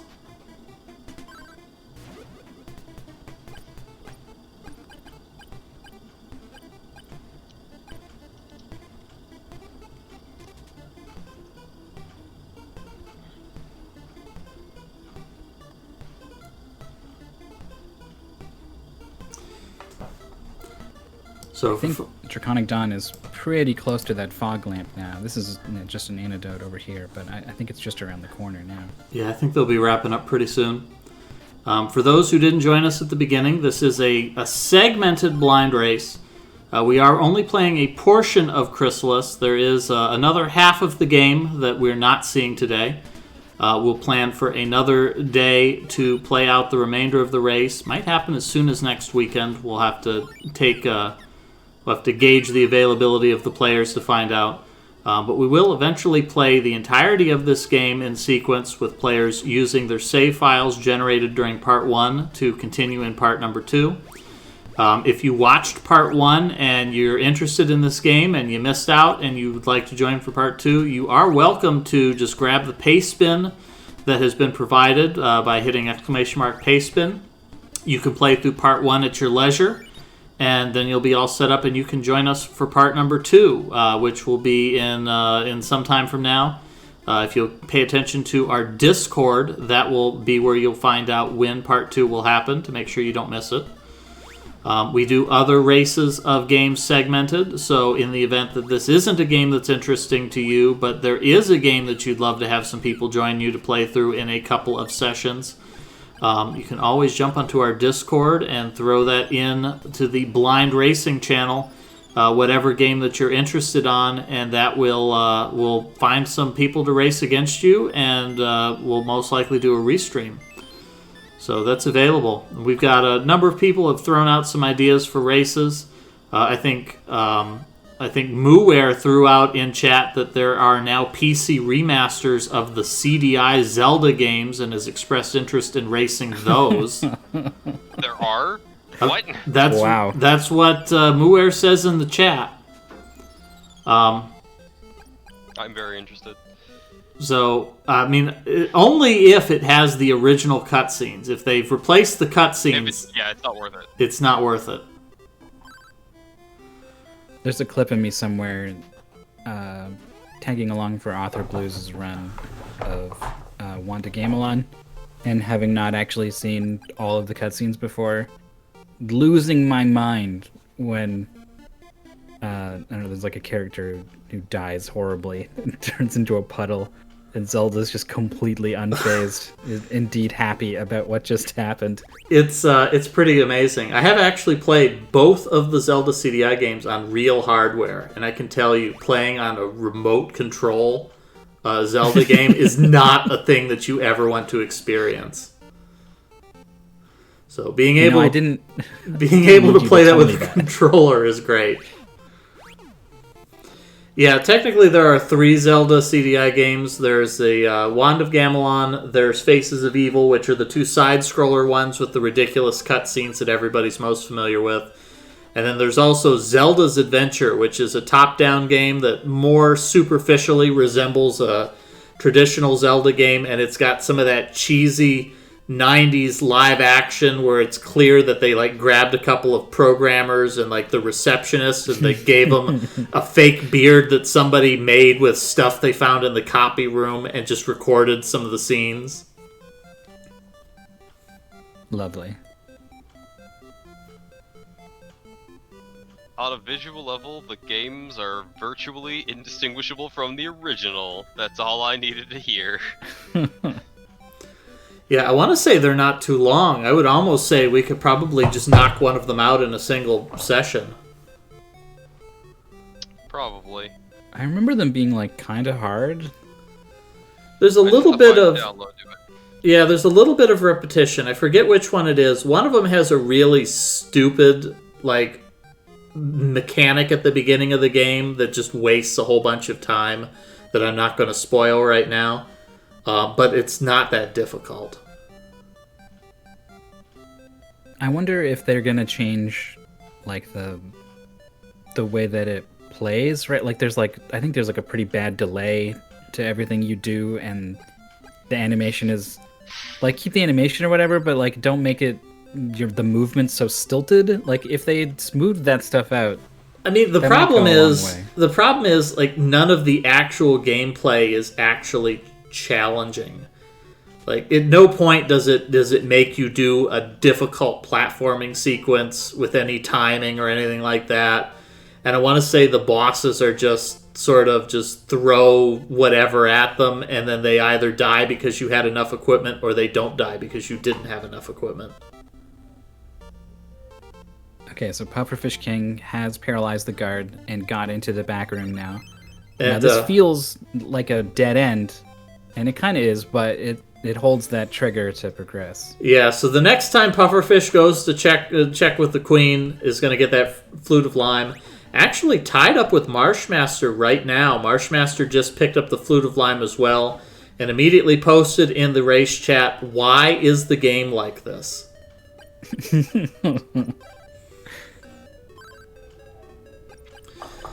Yeah, Draconic Dawn is really close here. Just has to find the second cave in this area that contains the fog lamp, and we'll be able to board that boat and move on to the next area. At this point, Draconic Dawn has done everything that they possibly could in this area, short of just killing 5 more Medusas and gaining 1 more level there. Yeah, I misspoke earlier. I lost track of what cave was which. I think they're both the same dark brown color. Basically, every cave is the same dark brown cover. Yeah, color. there's some purple later on, I think, and there's Some of them blue are, as well. the purple or the blue if you're in like an ice cave.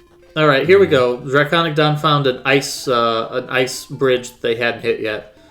That's one little detail that all of these walls that you have to break down and all of these bridges you form, the game does remember that permanently. So if you come across a bridge that you haven't created or a ice wall that you haven't broken, you haven't done it yet. Oh no, this is the one to Amazona, the Amazon town.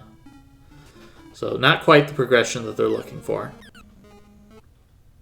All Yeah. progression is progression. We could find something to make this trip worth their while.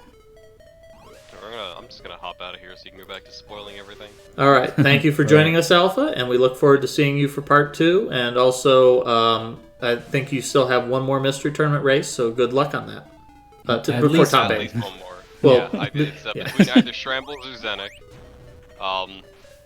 I beat Shrambles last MT and Zenik in MT13.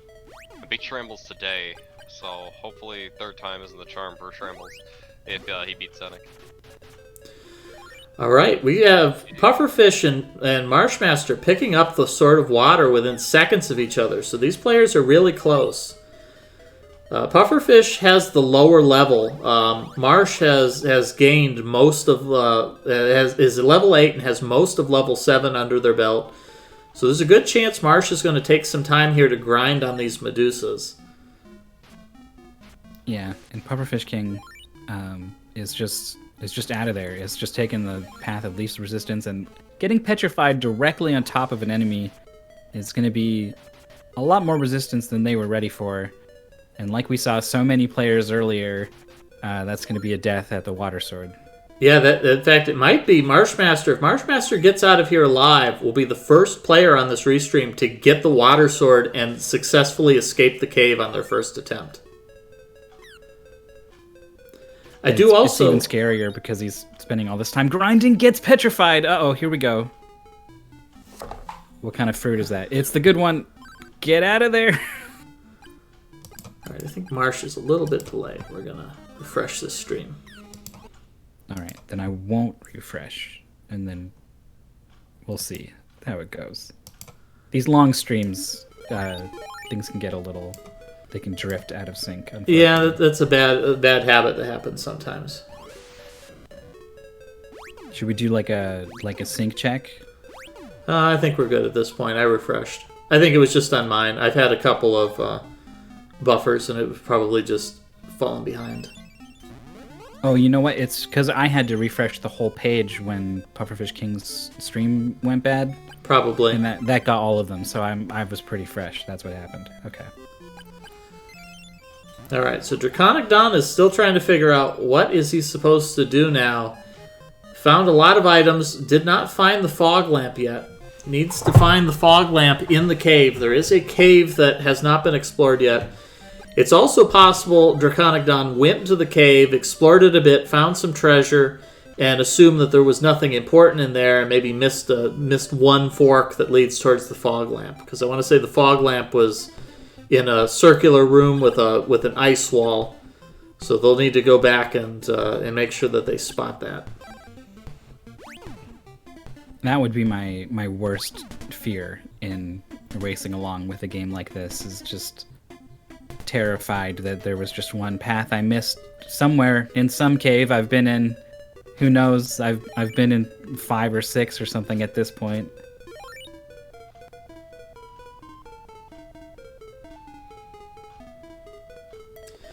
It's also a little bit disappointing. The overworld music for this is pretty good, but this cavern theme, it's kind of repetitive and dull.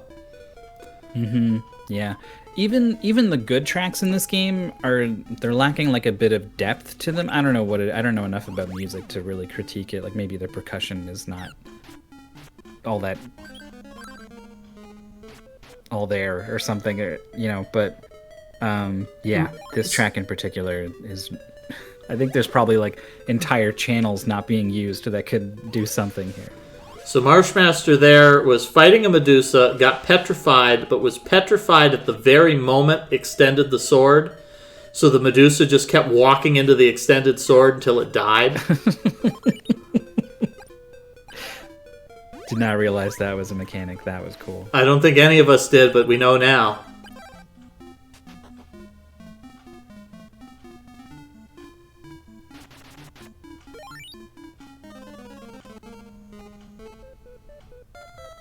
I can't wait for the boss strat where you jump in the air, get petrified with an active sword out, immune to their body hits, and just constantly hitting them.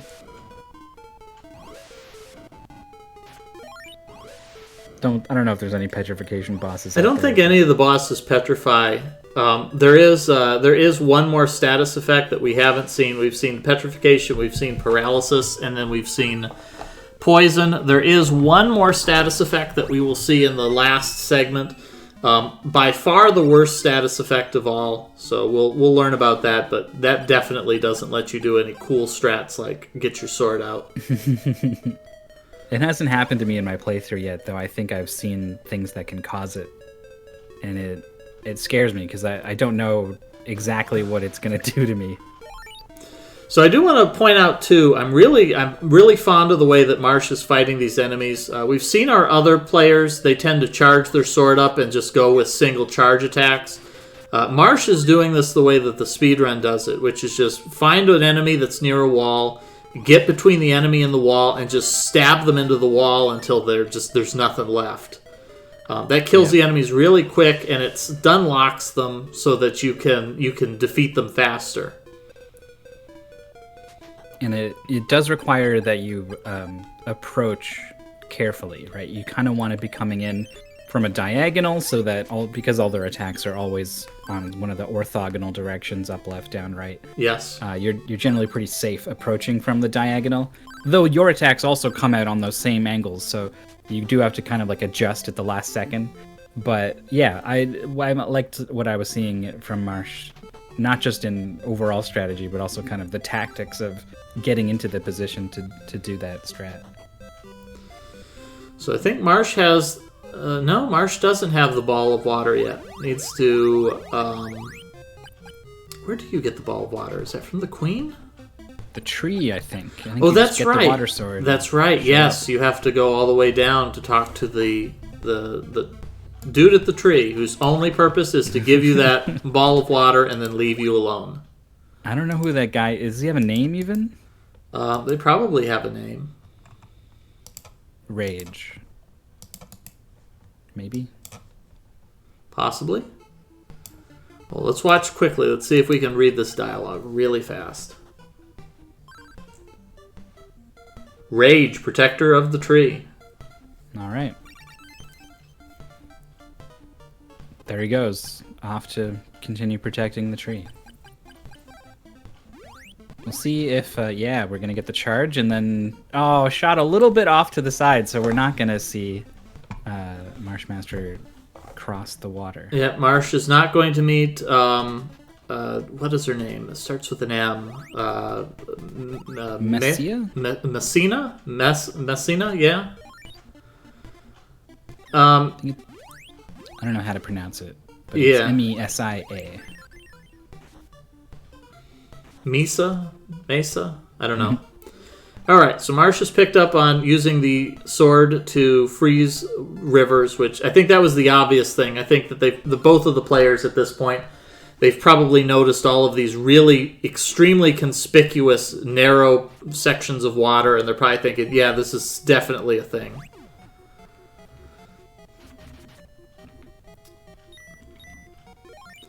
So this is we've been listening to Marsh's audio, so the players have been dealing with this the whole time, but this is the first time we can really hear it. We're here in this cave, and it's got these hydras and it's got these spiders. The spiders are weak to the water sword, but the water sword does not work against the little anemones. Yeah, maybe the fact that they're immune to water is lending credence to my anemone theory. That's a good point. Yeah, and then we're also seeing here that Marsh has had to remove the orb of water in order to charge up the wind sword to level 2. I mentioned before, when you have first you need to get when you have just the sword, it charges to level 1. When you pick up the orb and equip it, it lets you charge the sword to level 2.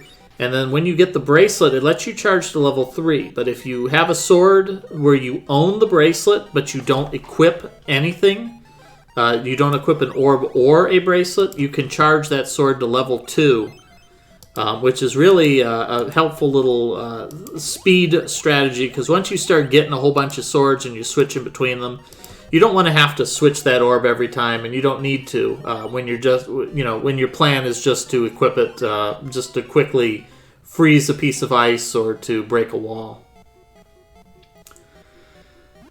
All right, so Pufferfish is here in the underground, has the level 2 sword because they have the orb of water, but hasn't quite picked up on freezing water. You can only freeze water in the spots where the water has that really unusual texture to it. Yeah, it's kind of interesting because the game asks you to do this, where in these spots where the clue is kind of the water currents are kind of moving in a strange way. But then later on, there's kind of, I think, more obvious tells about where to do it, where the water is just completely discolored in a square shape in certain places. So Marshmaster has found the exit to the cave. This is the Carissa plant. Oh, gets paralyzed. Oh, don't leave. Don't leave. You need to go into I those almost flowers. left this place without getting this thing.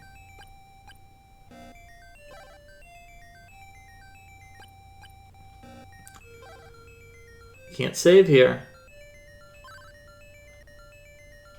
Oh, no. Marsh is Oh, not no. finding it. Okay, there we go. Alright, crisis averted. And Pufferfish has figured out freezing water, so it's going to poke his nose around this corner here and find Dolphin Buddy. Oh, the dolphin's not here. Oh, do you have to talk to the queen before the dolphin shows up? Oh.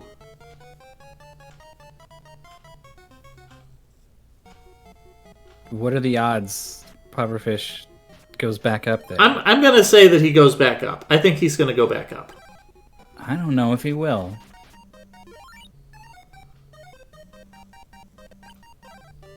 No, it's not. Dang. So we could be looking at a situation where Pufferfish King does not get the shell flute, completes the goal, done's at the house, is happy about what they did, shows up for day 2, and can't move. And then everybody else will be like, blow your shell flute. And he'll be like, my what? Just get on your dolphin.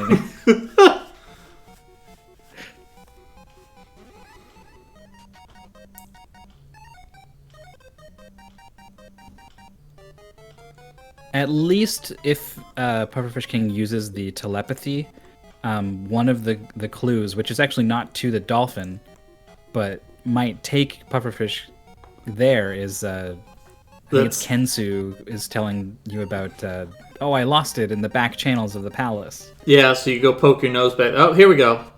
Here we go. Pufferfish goes back. There's the dolphin.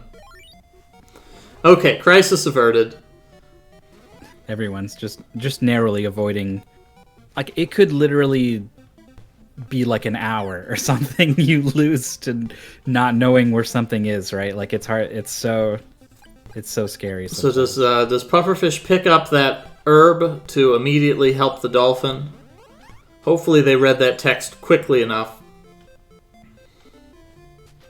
Yeah, I think this is one of the cases where at least if you missed it, you could just talk to the dolphin again. But there has been cases where I buttoned pretty quickly past what an NPC said, and then I talked to them again, and they're like, "Go do it," and I'm like, "Do what?" Oh no! All right, so Pufferfish is going to pick up the shell flute. I think that's probably every racer in the race managed to get that shell flute. Marshmaster, no, actually Marsh is just now getting here, so we'll see if Marsh also manages to solve the dolphin riddle. Once again, 20 gold pieces for a medicinal herb, but in exchange you get the eternal servitude of a dolphin. Oh, Marsh is going to do it as well. Marsh is going to look up in this corner first, then go talk to the queen. Yeah, this speaks to like a fundamental strategy or philosophy or something, right? Whereas like you're presented with two paths, one is a door and one is a continuing fork of the path you were on. Like, which do you go down? No other information, no other context. What calls to you? Yeah, so Marsh is just going to book it out of here. No dolphin for Marsh. I generally try to stay on the path I'm on and see how many forks it has, and then decide to take one of those forks. That's how I operate, but I don't know if that's better or worse, or the most common or the least common. I have no idea. We've got Exuno as a follower of the philosophy of Jorf, always left. Well, I guess if it's literally left-right, I'll always fall back on that one.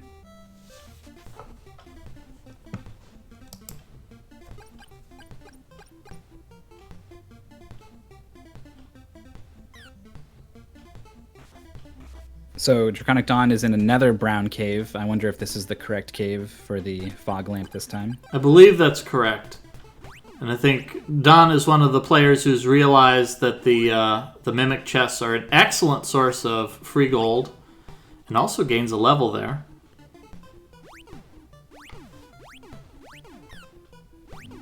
I think probably the most levelingest, uppest racer so far has been Marshmaster, is level 9 with a... Actually, maybe Exuno was further along past level 9. I believe Exuno said that he got to level 10.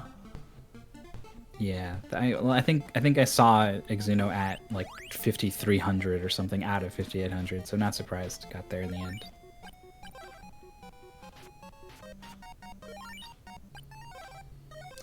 I think Pufferfish has found the correct shrine. Does Pufferfish remember which sword? Alright, it's trying more than one sword. That's a good sign.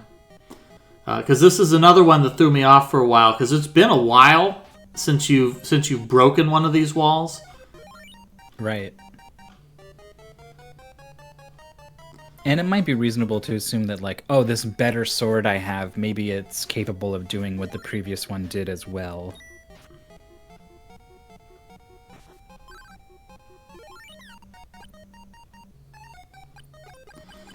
Marsh making good use of the refresh spell to restore negative status.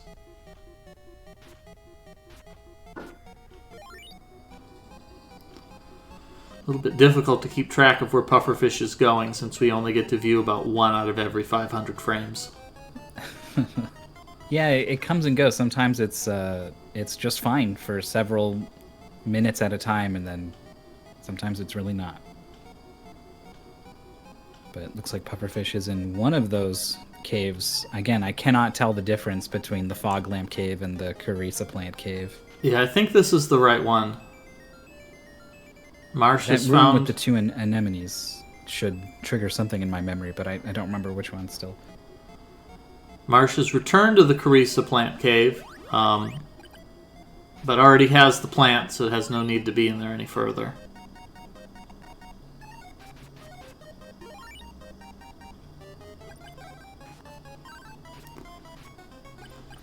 Yeah, and the other thing I like is that you get the Carissa plant and you're thinking like, oh, this must be like some legendary healing herb that like protects you or something like that. Like we need to get this to save somebody who's dying. But you talk to the Amazonas queen and she's like, yeah, I'm going to make perfume out of this. Yeah, it smells great. Thanks. And so Pufferfish finally answering a question that's plagued us since the beginning of this race. Yes, the poison ticks will kill you.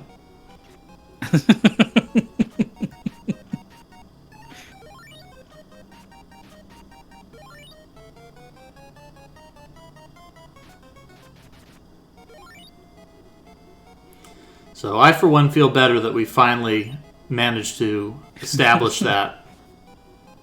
Yeah, I think most of us feel better, but I think it's safe to say not all of us do. Yeah, I think Pufferfish might feel a little bit differently than the rest of us for that, but...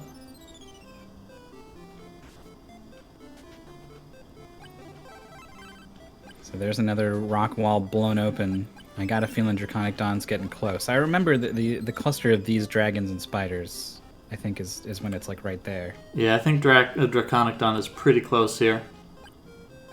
I also want to point out, Pufferfish King here has been pretty adamant about just not fighting anything at all, that's actually not a terrible strategy. Really, you want to pick a grind area and then just grind there exclusively. In at least in a blind race, because there's really not much purpose in fighting unless you're fighting the thing that is that I think is really efficient. So otherwise, you're just exploring slowly and you're losing time because if you take a death, then you lose all that time you spent fighting, as opposed to just the knowledge of where you were exploring. Yeah, it's a constant. Sort of push-pull of like, well, this thing is right here in front of me, and it's worth experience if I kill it. So there's, there's at least some benefit to killing the things I come across. So that sort of decreases the cost, the quote-unquote cost of grinding here versus somewhere where the enemies are more lucrative. And it becomes a really difficult thing to kind of parse out and figure out what the optimal thing to do is. And we have another finish here. We have our 8th place finish with 3 hours, 56 minutes, and 33 seconds. Draconic Dawn completing the goal and reaching the Angry Sea. Managed to tick over to level 9 as well, so is in a pretty good spot for next time. Yeah, I'd say that puts them in a really safe spot for the next goal. Has the Carissa plant as well, I'm pretty sure. I think that they did pick that up. Marsh checking out the Carissa plant spot again. Really feels like there's got to be something useful here, but no, there really isn't. That's it. There just exists another cave.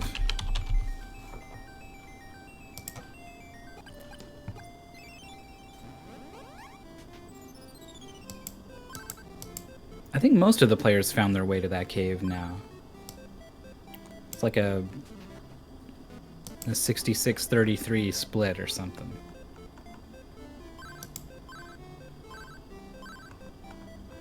And also, Marshmaster still has not got the shell flute, which is the real big one, I think.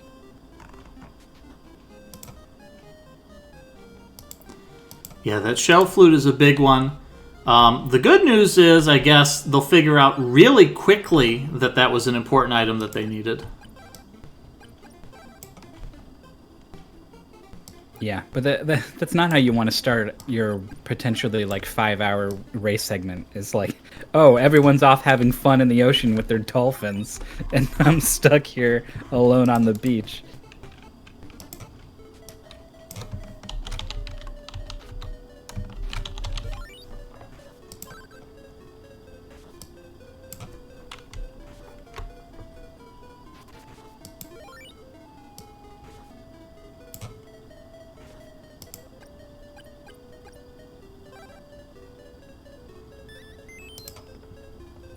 We're getting a round of telepathy contacts from Marshmaster. Getting the hint about Brynmare and the village of Amazonas. Which is, of course, going to lead them off the correct path for a while, but might get something out of it.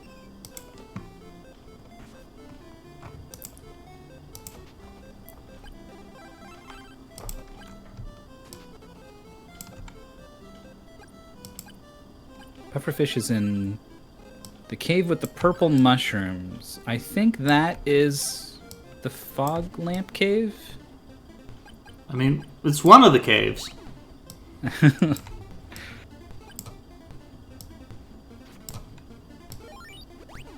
I won't know till I see those pink spiders and dragons.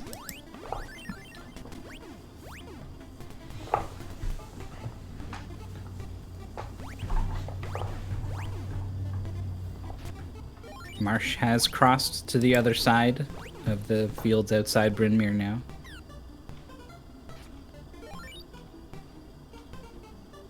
Actually one-shotting those big slimes, which earlier were like 5 or 6 hits. Yeah, that's one of the few things that feels really good when you play an action RPG like this is, you know, you come back to an earlier area and you just annihilate these enemies with a single blow. Yeah. And you miss your blow and accidentally run into them, and then find out, like, ting, they don't deal any damage to you anymore. Pufferfish King has done. Did he find the fog lamp and run back real quick? Oh yeah, look, I just refreshed their stream to see them going into the house. There it is. Yep. So that looks like Pufferfish King has finished with an SRL time of 4 hours and 21 seconds. We had two finishers basically bang on at 3 hours and now 4 hours. Yep, there it is.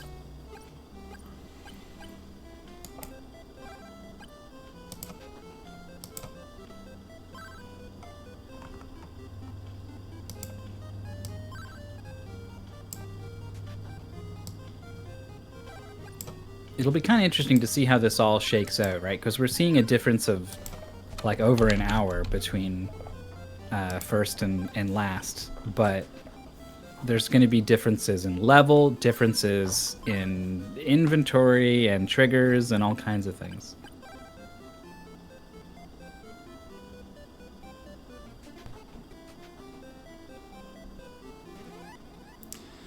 And here we go, Marshmaster also picking up on paralyzing the guard so that he can sneak in here and talk to the Queen of Amazonas, who immediately has you escorted out.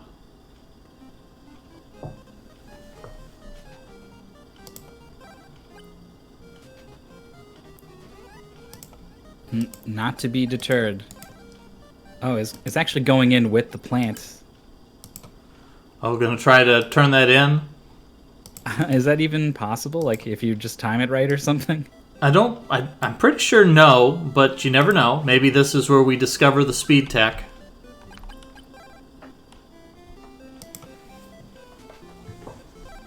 To be fair, there's been zero indication from the game that you would have...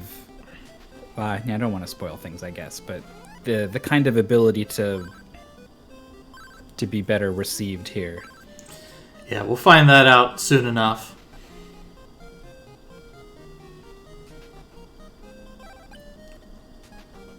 Which is like, it's kind of a really cool thing, like for a game this old to have that kind of mechanic.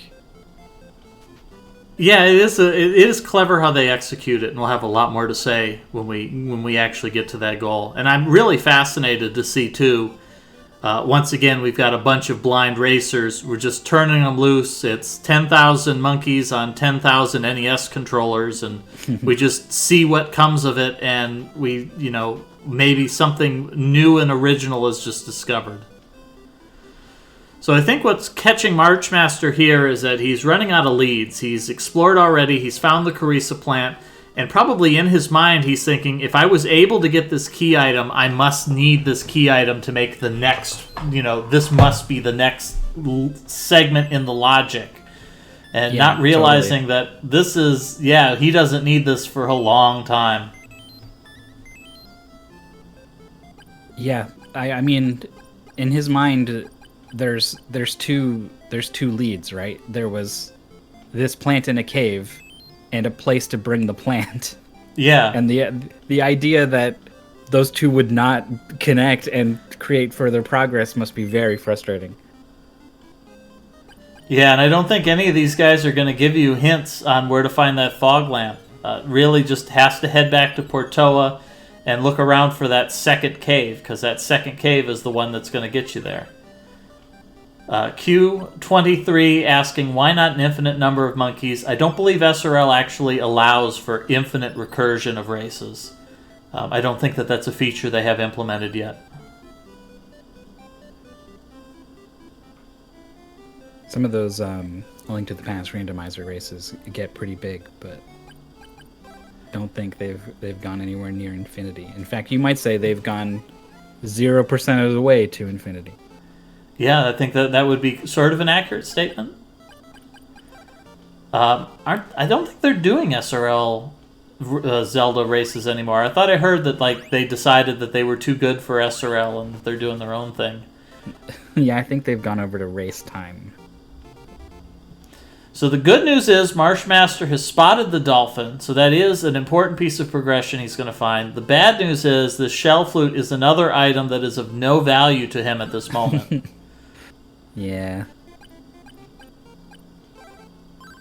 Oh, it was the good good try. news is eventually you're just going to look around, right? Eventually you're just going to go all around the edges of the area and then you'll see a new place.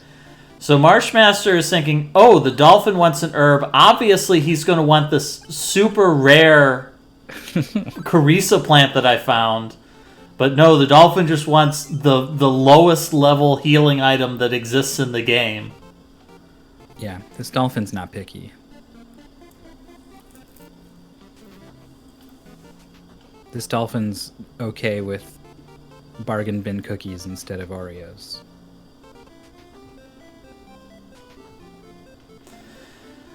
So Marsh has done literally everything that they could possibly do except for the thing that they actually need to do to progress. Yep. You are 100% right. He's got a shell flute. The shell flute's just not going to be any help. Not the first player to walk up to that boat and be like, come to me, dolphin. Take me to the angry sea. Yeah, there isn't a really good reason why the dolphin won't listen to you there. And actually, you can later on, I think, blow the flute from the back of the palace. Yes. But it just doesn't work yet because they want you to do the lamp and the boat. The Dolphin is a firm believer that the player needs to progress without sequence breaks. Has signed a solemn oath with the programmers to not allow the player to break their carefully crafted sequence of events.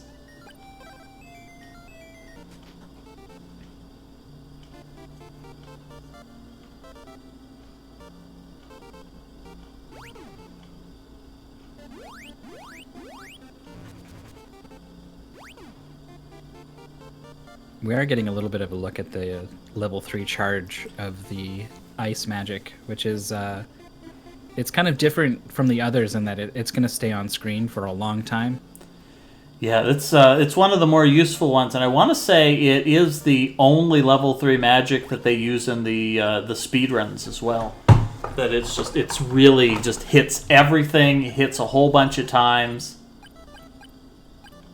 Yeah, and I think the boss that it gets used on is a guy who just never stays still and also moves very fast, so trying to chase after him with your sword is just not going to go well. Whereas if you cast this thing in the middle of the screen, it's going to hit everything on the screen, including the boss, multiple times. Okay, here we go. Marshmaster checking in with all of his wise buddies, and one of them says, "Hey, this Carissa plant's a great base for perfume, so at least that'll maybe get some ideas out of his head that he wants to use that to treat somebody's injuries."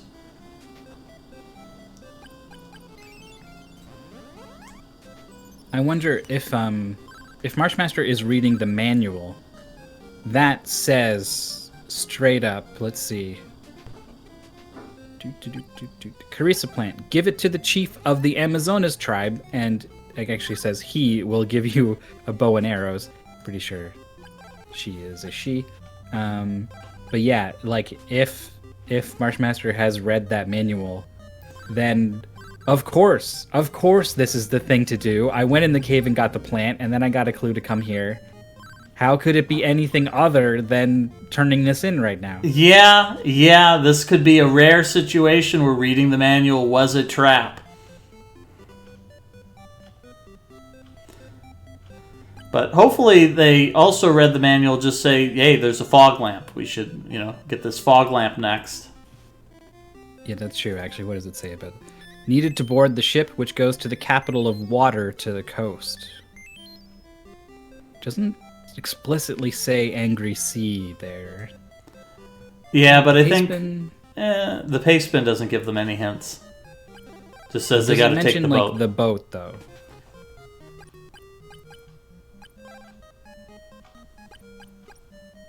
Goal: reach the Angry Sea.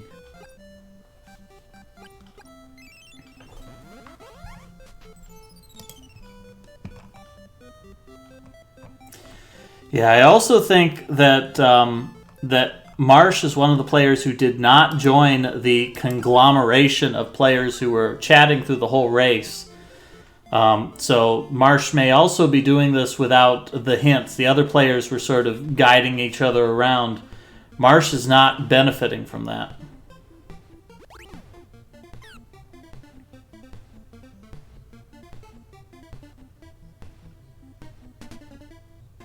Yeah, save your game in the small hut after riding the boat. Is in the paste bin. So the boat being important could, tie the boat to the fog lamp, and then that would tell Marshmaster they're missing a different key item that they should try to find. The thread is there.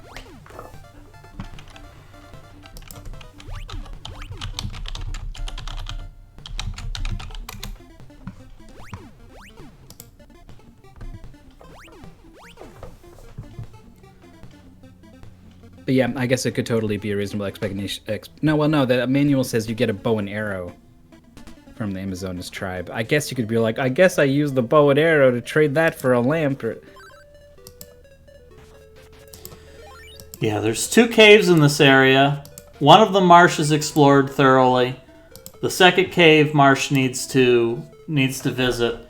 Unfortunately, I think this is Marsh going back into the waterfall cave. This is not the one that they're looking for.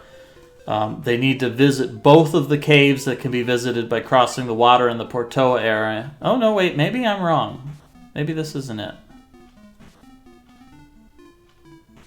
Is this the cave back to Mount Saber? No, they can't reach that because they had to slide down a really long ice wall. Oh, right. So they can't accidentally go back into it. I'm also not sure what Marsh is planning to do about this poison, because he's just sort of putting off dealing with it for a while. Yeah, maybe like, I haven't made any progress. Let's find out what happens when it hits 0. Yeah, we appreciate Pufferfish King for answering that question for us, because we have been wondering the entire race whether poison kills you or whether it just reduces your health down to 0. And so now we actually know the answer to that. The speedrun also uses a piece of tech. There's a glitch that you can use in this game. If you are in a shop and you try to purchase an item and then switch between items right as you put in the input, the game will let you purchase the item that you've moved your cursor to for the price of the item that used to be that your cursor used to be on, so that you can get things for a discount. And if you go to a shop that has an empty slot in it, you can buy items for free using that. So the speedrun just buys 10,000 boots of warp for no dollars because they can cheat and use this glitch. So something that we were unlikely to see in this race unless the players are listening to this commentary and then they decide to use this cheat without telling the other players. Yeah, basically.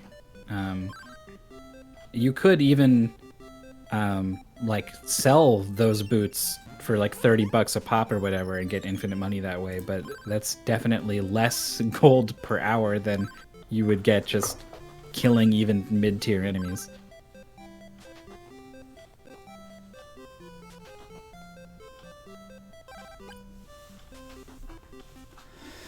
So it looks like Marsh right now is really pretty stumped on where to go. They need to explore this area, and there's 2 caves, and it's entirely possible they visited both caves, and they're so similar looking that they don't realize that they were in fact 2 different caves they have to explore. Oh gosh, you know what? I just realized you could probably go to that Amazoness shop and buy the like $9,000 shield for the price of the $2,000 shield next to it. Yes. That would net you like $4,500 when you sell it, so a net profit of $2,500 each time you do it. I think it's a little bit less than that. I want to say like you sell items for like 1/3 of their cost or something weird, but yeah. I think I remember half because I remember being curious about it. It could be possible. A lot of these old games, like sell for half was pretty default, but I think a number of games like realize that still leaves you with a lot of gold.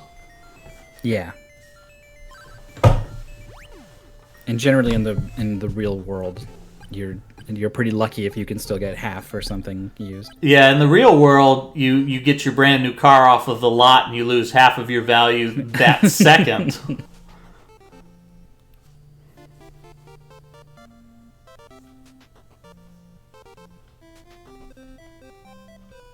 So the good news for Marsh is that A, they've done a lot of the harder stuff already, and then B, the thing they're missing, it's like it's just a place, right? You just go there. It's not like there's some obscure trigger or sequence or what, right? It's just a whole place. So of course eventually Marsh is going to go looking for all the places and is going to find it. Yeah, right now Marsh is worried that it's an event trigger, but it's not. They need to just go back out into the fields here, and they just need to make sure that they've found both of the caverns in this overworld map. Well, that NPC actually explicitly mentions the fog lamp is in a nearby cave, I think. which is Marsh has been stuck for long enough that we've been kind of spinning our wheels on commentary, just talking about the what ifs and the maybes but really at the end of the day, there's a person in that hut that says there's a cave nearby with this thing. Go get it.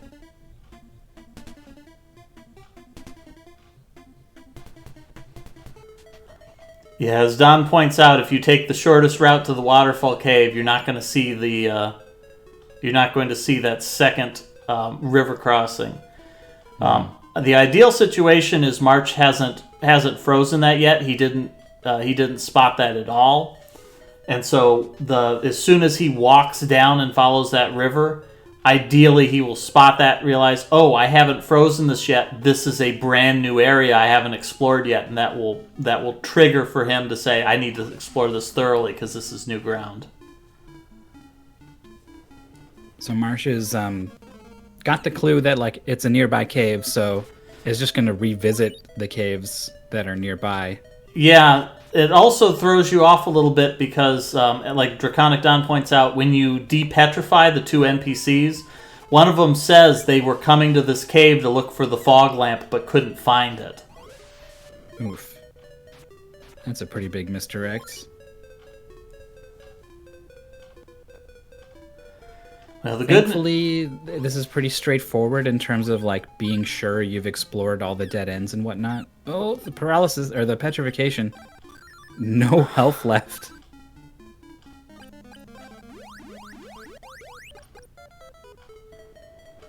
But yeah, you can be pretty confident after you've explored this cave that you haven't missed anything. Right.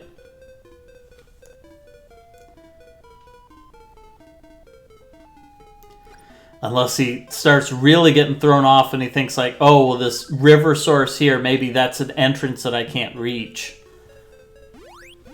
Is trying the shell flute to get the dolphin to go across the water. Yeah, but this is clearly a sea dolphin, lives only in brackish water, and this is obviously fresh water, so that should be a hint that he picks up very quickly that the dolphin cannot possibly be in this water. Obviously.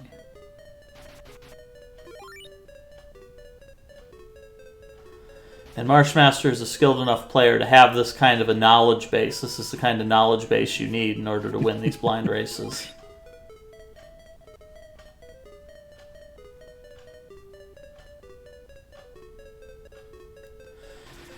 We had a couple of players join the race today, Draconic Don, who they were completely blind to this. What was your level of blindness? Have you seen this game before? Have you maybe seen a speedrun of it? Or were you one of the players who's just absolutely blind?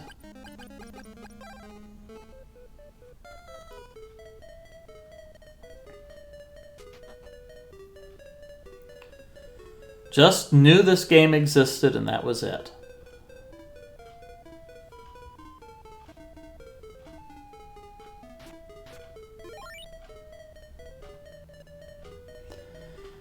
All right, Marsh?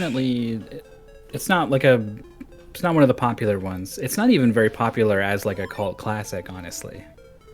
Yeah, I mean, it's a little bit clunky. It's a game that I think a lot of people know about. Certainly if you're one of those people who's looking for... Here we go. Marsh sees it.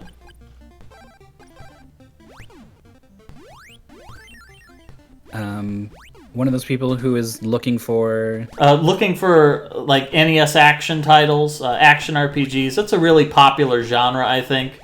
So I think this is a little bit higher on the list of games that people are likely to try to play.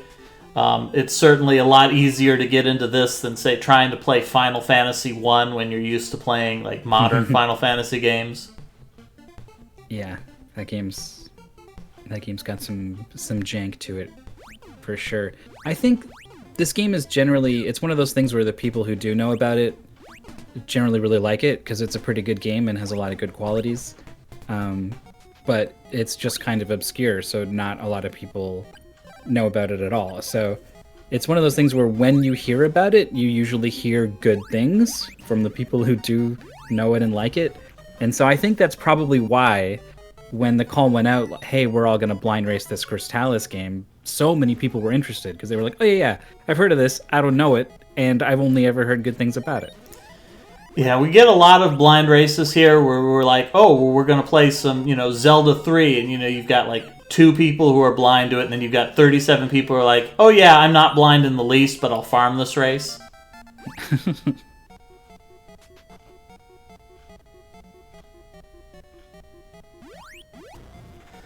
Alright, so Marsh is probably feeling a lot better right now, making some progression. Has a new cavern to explore, hasn't explored it at all.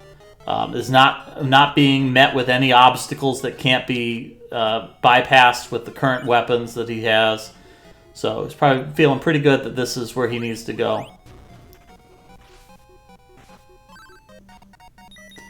Also just hit level 10, so really doesn't have any need to grind here, so is kind of moving through here quickly to just get to the end of this dungeon. Yeah, 10 is already good enough, I think, for the next boss, even. Yeah, I want to say that's, like, more than they need for the next boss. You had mentioned that in your playthrough, I think you hit one boss who you didn't have the level for. I think I was the same way. Surprisingly, it was in a boss gauntlet. Like, you fight 4 bosses in a row, and, like, just I got to, like, boss number 3. It's like, okay, you've done enough. Now go grind. Wow. No, at that point, I had found... Because at that point, you have... you have a... without spoiling too much, you have some strong offensive capabilities. And I was utilizing that to just rack up a ton of experience. I was near max level, I think, by the time I hit that point. Oh, so there's a wall that's already been blown open, which should be a huge clue to Marshmaster that was a place they've already been. Yeah, it was literally a loop that you break the wall, and then it takes you to the other end of the passage that you were just exploring.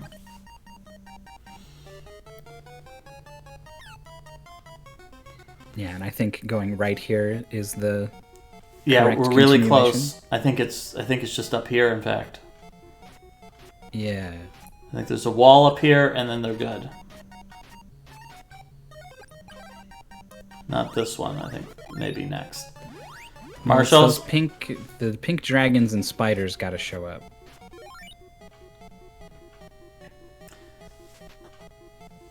And Marsh also discovering that these walls are really picky. You have to have them all scrolled on screen. If it's only like 3/4 of the wall, it doesn't want to blow it up.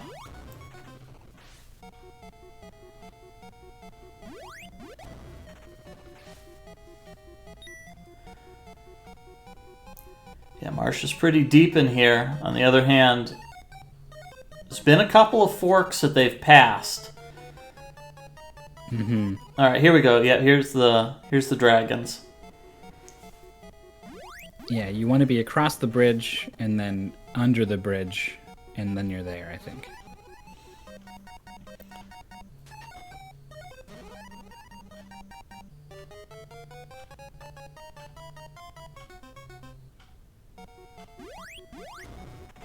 Mr. Spoke's given the knowledge. The trigger for the walls on the back side of the wall and the way they make you use a level 2 sword is because level 1 swords can't pass through the wall. What about when you're going, like, from the top down?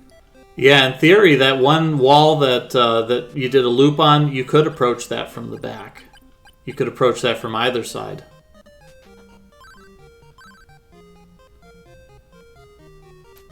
All right, there's the fog lamp given. There's the boat, and we're going to see a dot done any moment here.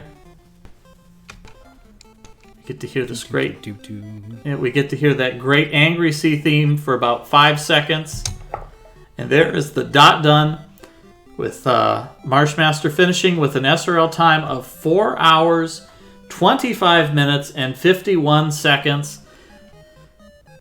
Marshmaster's comment, "We have reconsidered humans."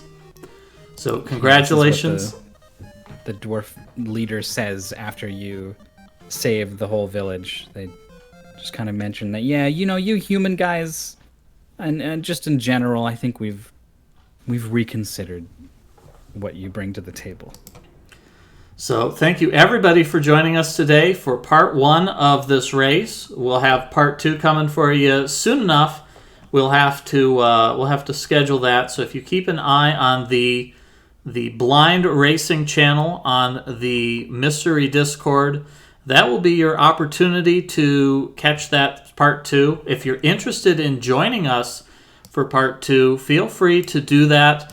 All you have to do is pull up the paste bin and do the part 1 on your own time. And when you are ready, you'll be able to join us for part 2. Like we said before, this is one of many games that we have done. So if you are interested in doing some different games, maybe this game you're not blind to it, maybe this just isn't a game that interests you, you're also welcome to suggest some games. Certainly when we finish this, we will pick another game to do some segmented races of. Some people have suggested maybe we'll do some races of the Zelda CDI games, which now have PC remasters. We might pick up some other stuff. Maybe we'll play some more NES or Super NES RPGs. Maybe we'll play something a little bit more obscure. You never know. It's always a mystery around here. So thank you very much for joining me today, Myth. Yeah, no problem. This was